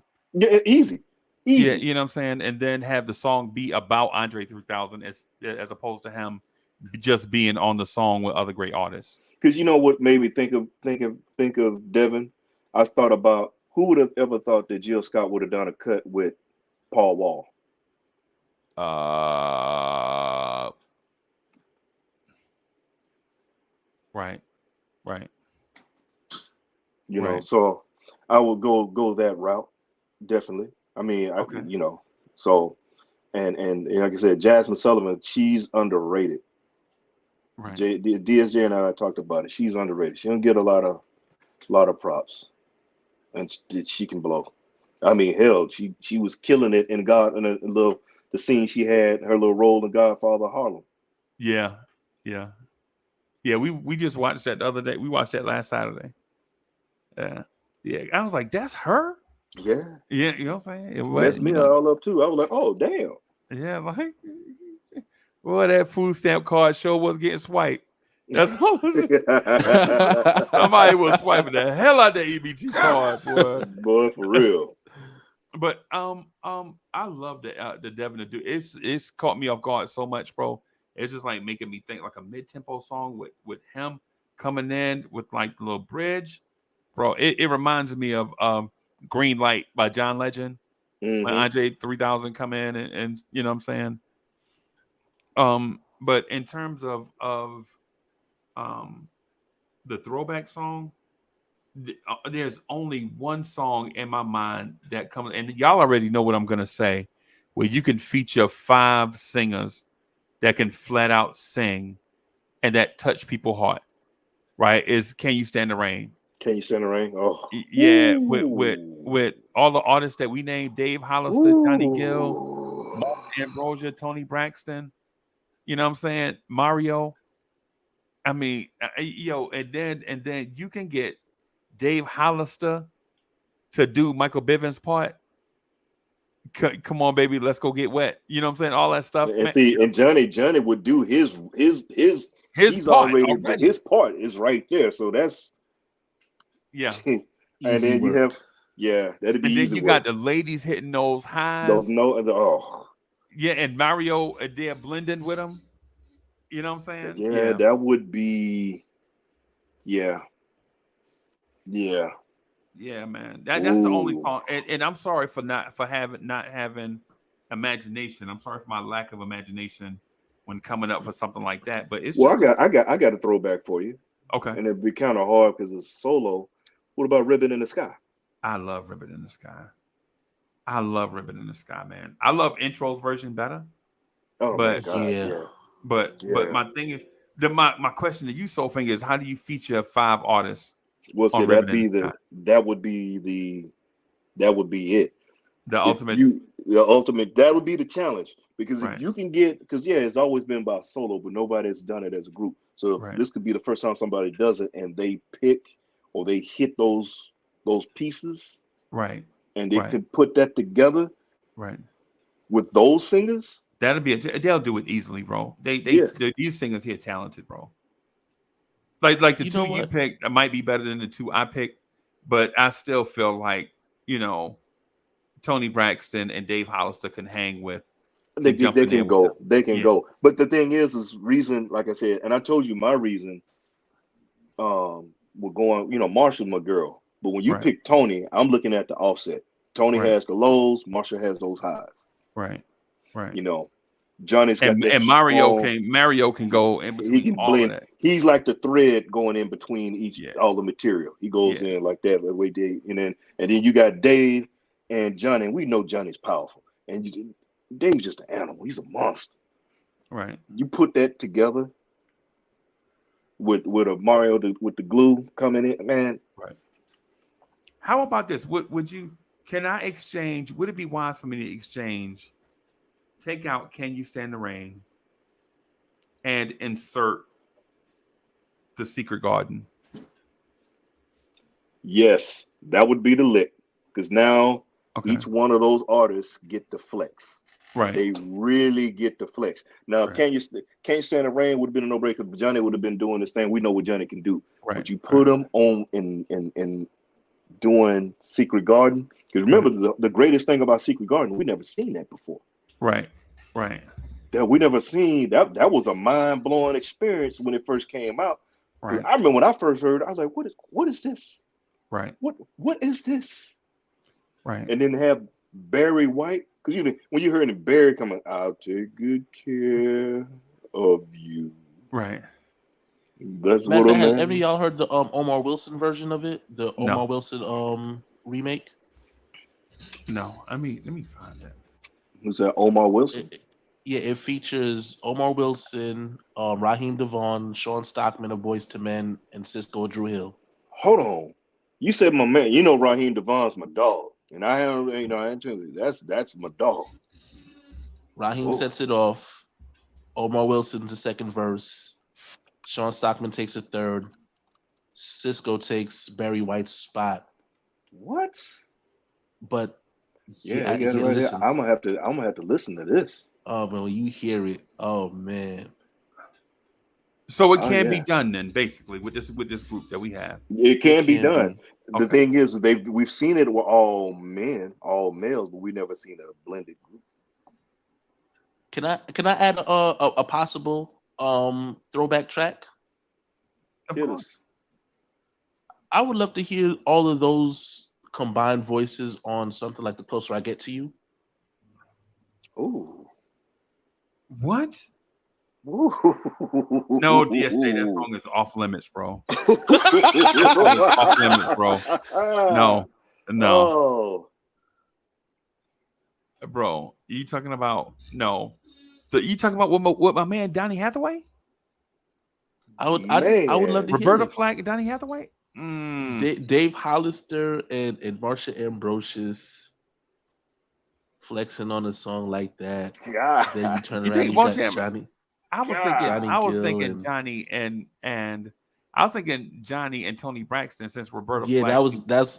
that's why I was. But either way, bro. Yeah, man.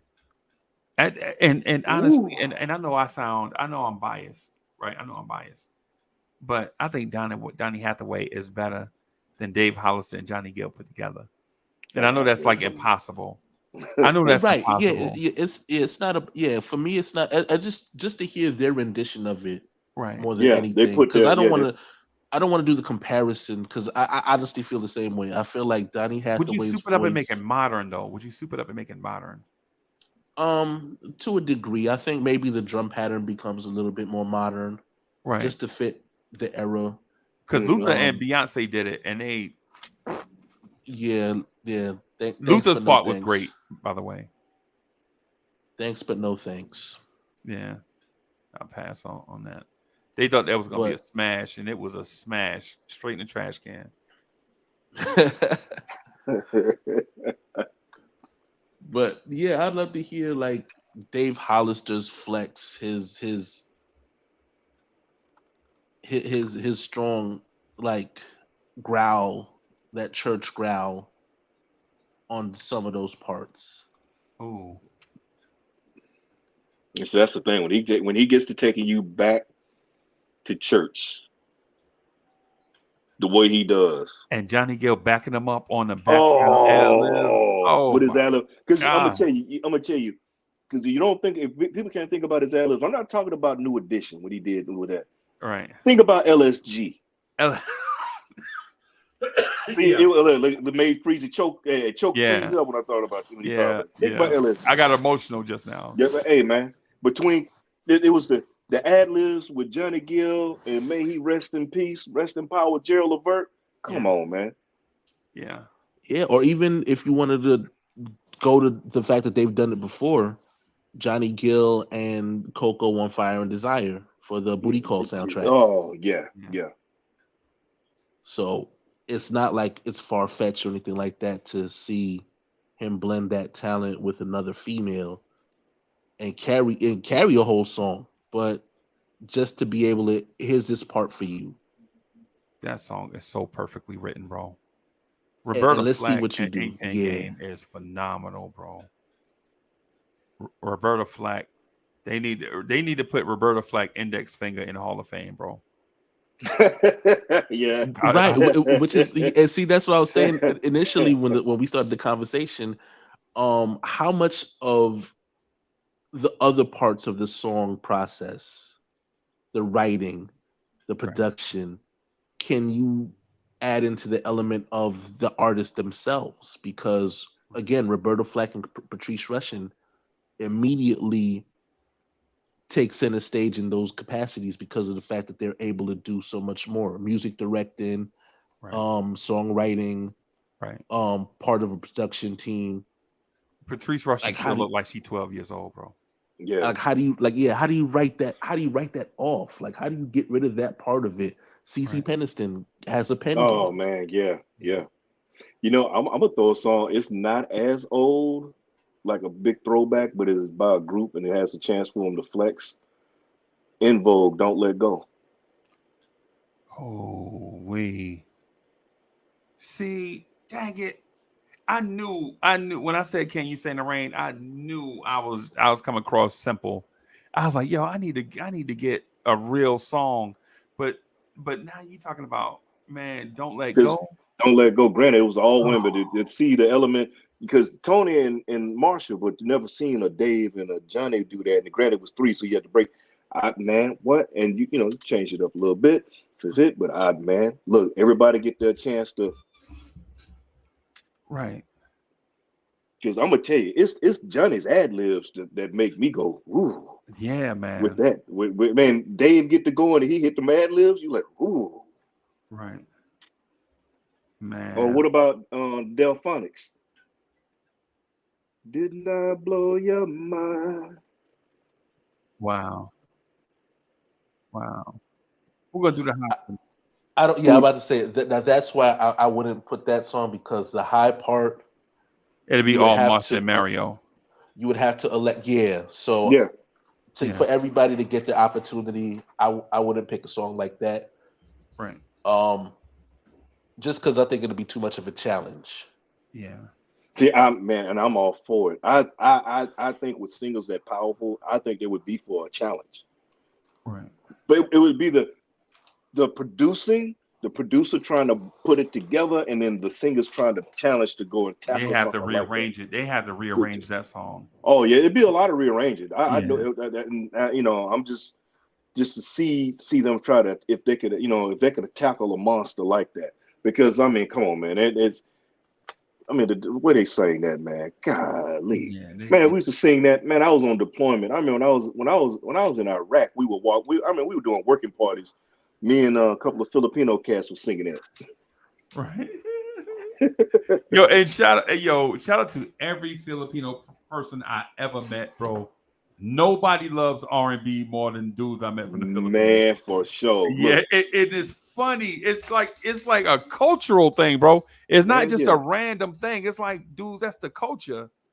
man. They had. I mean, even on ship, we was on deployment on the ship. Man, them cats had a pair the karaoke, man. Because they're all down in supply. They had a karaoke machine, and they get to singing. They come on down, man. Go on down, bro. Man, they be getting it in. Yeah. They Yeah. be getting it in. And I'm gonna tell you, you think so? Look, I know some Filipino cats that can blow. Right. You like, wait a minute, Yeah. hold what? You know, that little cat don't look like that voice don't look like it should come out of that little cat. Right. You know, one of my sailors, when I retired, I had, you know, his wife could sing. Okay. His wife can sing. She was more of a Kelly Clarkson type singer. Okay. He's Filipino and she's white. She can blow. And I asked Right. them, I would like you guys to sing at my retirement, you know, to sing Right. the national anthem. Right. And he said, well, we could do it, but it's better for one of us because we want, because the way they are, they could go. But he said, she did. She was, and she's a photographer also. She did the pictures. But my man Jay, he got up here. He sang that national anthem. Man, he had like old retired cats, bottom lip were quivering. Yeah. And when They he, loved America in that moment, boy. man, look, but the way he hit them rolls, Right. I'm not gonna say that Jay did Luther. Right. He was Lutherish, and the way he Right. held it, my boy Jay can sing. But the thing is, he's not on. He can sing. He can sing. His kids, all his kids are talented. Dang, bro. All his kids, they sang, play the guitar. His son actually has. I want to say it's on TikTok. He has a song on there. Can't remember the song. Next time I talk to Jay, I get the song. He wrote the song. He performed the song. It's all acoustic. He taught his son Wow. taught himself how to play the guitar. But anyway, just saying that there's a lot of talent. But Yes. Yeah. that I would like to do a challenge like that. But I think they Don't Let Go would be good. Don't let go would be. Yeah, because it's a lot of harmonizing and don't let go. Mm-hmm. It's a lot of you don't think about it until you hear the song again, and you're like, yeah, there's a lot of harmonizing, right? So And yeah, that's what I'd like to see, that harmony come out. Because like I said, Freezy, when you said Dave Hollister and Johnny Gill, I know we keep going back to that. Johnny Gill and those ad libs and Dave Hollister in this, and the man, passion, oh my God. yeah, yeah, And then we didn't even talking about, we haven't even said anything about pairing Tony and Marsha. right, right, Marsha and her ad libs when Tony going in. right, right, That I ain't gonna even try to do it with Marsha does the voice, and she rolls in and hit those. right. Marsha is special, bro. Man, Marsha Ambrosia is special. I ain't gonna lie to you, bro. Some singers are just special. I think Marsha Ambrosia is special. I think Floetry should have been bigger than what they were, but that's water under the bridge. That's Yeah, neither here nor there now. I hate they split up, but I can rightfully say I saw them in concert. I saw them in concert, and man, I'm gonna tell you that was when they were out. That was my group. Man, still to this day, I'm banging both CDs. I'm buying, Right. I still, and look, I'm saying CDs, and we got digital, but I still play the CDs. Right. Well, let me throw this challenge at you before we get out of here, right? Because we coming up on the 4-hour mark, man, and I know everybody got busy lives and all that stuff. So let me throw this out there to you. Just one, I want to talk about this one topic before we wrap up, and then won't see each other probably for a minute, right? Which group would you rather have? Right? Just is you pick a group, I'm gonna pick a group, DSJ, you pick a group, and then we'll debate that group for like the next 2 or 3 minutes. And so DSJ went first last time. I went first the time before that, so it's on Soulfinger. Oh man. So what and here's the thing about the group. It has to be is just a duo. What A duo of girls would you, because if we get into just girl groups, period, bro, we'll be here all night. That's just a show by itself. Just to do it. Well, look, I'm gonna tell you, damn, that's hard because I got this group that from the '90s that will fire the same thing, that put out the same amount of albums. Right. But we just talked about them. I'm going with Floetry. Floetry. DSJ, what group you got? So Soulfinger says Floetry. What just group duos, right? Just duos, because if we talk about girl groups, bro, we'll be all here all night debating between the Jones girls. The Jones and I'm going to keep saying it. I was just talking about it again. You got the Jones girl, the Pointer Sisters, the Emotions. Oh. You know what I'm saying? You know what I mean? So just duos. I want to give love to the Weather Girls. Okay. God, yeah. Okay. Because again, just voice. Right. Just voice. Right. Take away the looks. Just voice. Right? Okay. They have everything that you want. They have the power for the ballads on the power ballads. Right. They have the sweet serenades if you want to go into that sweet, sultry, seductive. But the problem is looks. No, not even looks. Because like I said, duos don't last. Duos they don't last. A lot of albums. That and therein lies the problem. We don't know how big. Oh, we know how big. We know how big.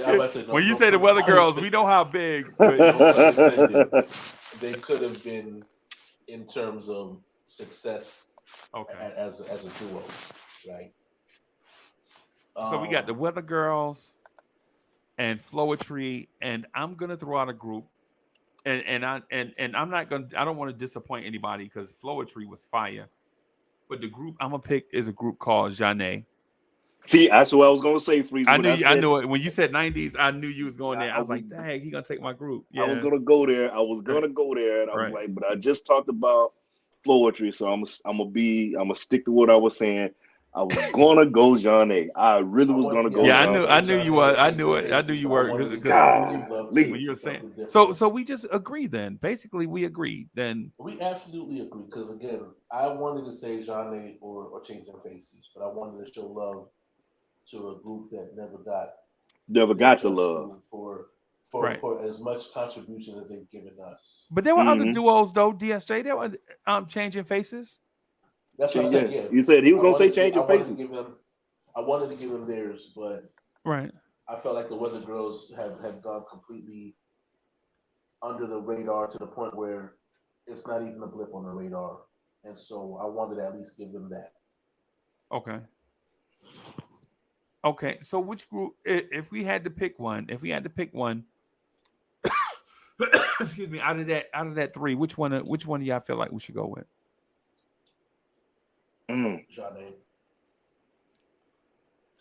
I think I'm with Johnny. I think Johnny See, albums are so fire, I bro. think I think it's got to be John A because all three of us were thinking John A You're right. originally before we went with the groups we went with. You know, I mean, Freezer went with John A. I was already thinking John A. Even Right. DSJ was thinking John A. So it has to be John A. Even if you would have said Johnny, I'd have just co-signed. I'd have been like, "Yep, you and I Yeah. agree." I was gonna go there. If you'd have said Johnny, I wouldn't have picked another group. You know, I just man, John A was, and for those that never, man, John A, that man, how can you flip R&B, slide into jazz Right. the way they did, Right. the style, hit you with, come over with some hip hop beats, still Right. keep that same thing, but then, hey, la la la, Oh, I love it, bro. I love it, bro. Love la Me la la, Today. love me today. Oh my God, bro. I remember Man, cooking hamburger helper for my dates to those songs, bro. I had all I had was 2 pots. I had a frying pan and a little pot, right? And I had to and cook in both of those, bro. I had to make spaghetti you know how you make spaghetti in like a big pot or whatever? I had to break the mhm, noodles up real small and put them in the little bro. man. And then the thing about it too is, look who produced them. Yeah, KG. KG. KG, yeah. Yeah. Well, okay. Well, hey, fella, that's all I got, man. This conversation can go on and on forever. Uh, but I think we gotta do a movie review before Labor Day weekend. Well, you know, we still got Black Dynamite. Oh yeah, we didn't do it yet. Nah, we can do that next Okay. because Okay. you know Anaconda gives you woo.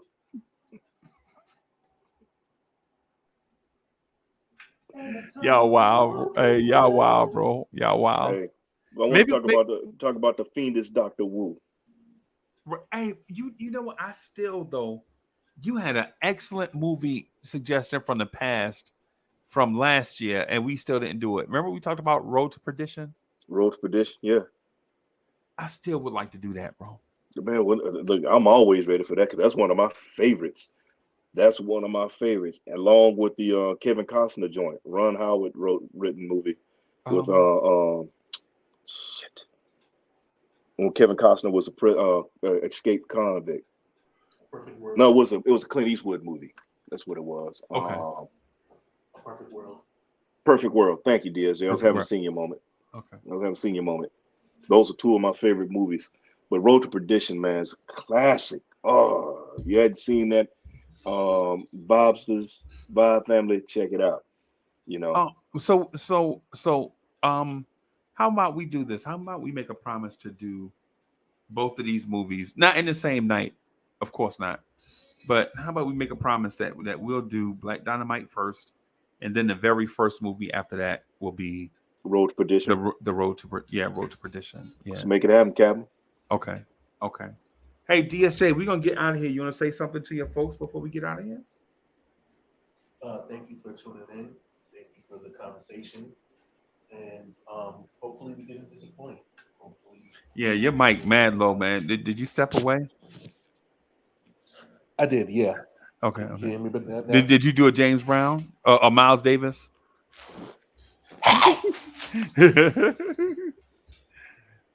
Yeah, man. And so the Hood got his remix soon come. The Hood got it. We waiting on Cully and Jay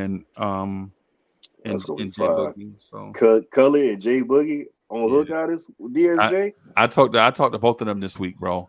And Jay Boogie, and keeping it real, right? Jay Boogie is a busy dude. He just want to make sure everybody do that. He just don't want to waste no time. Mm-hmm. That's basically all it is with him. And Cully just needs some time to the writing process. With me, I'm gonna have the best verse anyway. I'm gonna murder the track, so I'm always ready. At least I feel that way. I'm gonna make it a hit. You know what I'm saying? My verse guaranteed. We gonna do 500,000 out the gate. Or DSJ gonna quit his job on a Tuesday afternoon. Some of the greatest MCs have come out of Jersey. Yeah. And I'm taking that Devin the dude approach. You know what I'm saying? Just being myself. I'm just gonna be myself on there. I already got like 30 bars. I got them right here in front of me. I got about 30 bars right here. Hey, he spit hot fire. Yeah, DSJ think I'm joking, yo. I'll put it up here. I'll show you right now. I got 30 bars up here right now. Hey, I'm telling you, Freezy gonna tell you. You ask Freezy who's the best MC. He said the 5 best MCs: Uncle Freezy, Uncle Freezy, Uncle Freezy, Uncle Freezy, Uncle Freezy. And because me. I spit hot fire. Yeah, there you go. I got bars. Let me. I'll scroll down, bro. I got. Yeah. So I got some DSJ. I'm gonna. My intention is to burn the track up. Yeah. So just waiting on those dudes, and I hope they don't mind. You know what I'm saying?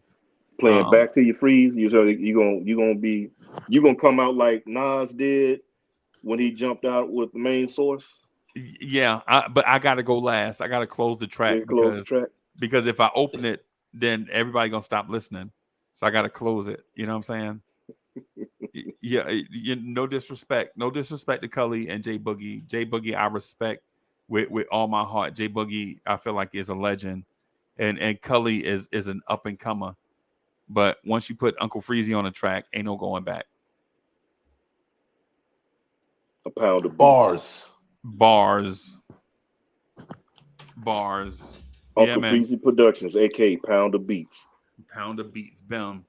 I remember I told Chuck I was gonna do 12 beats in a day. Chuck laughed at me, bro. And then I got on that Serato, bro. Oh man, I was crying. I got on that Serato, man. That thing was kicking my ass, bro. I was trying to keep beats in pocket, bro. The timer was, boy, you talk, man. I was so mad. Hey, so I had to walk away. I had to go smoke a cigarette. I don't even smoke.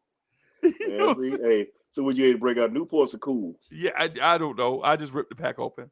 Oh damn, that's serious. You could have been smoking Camels.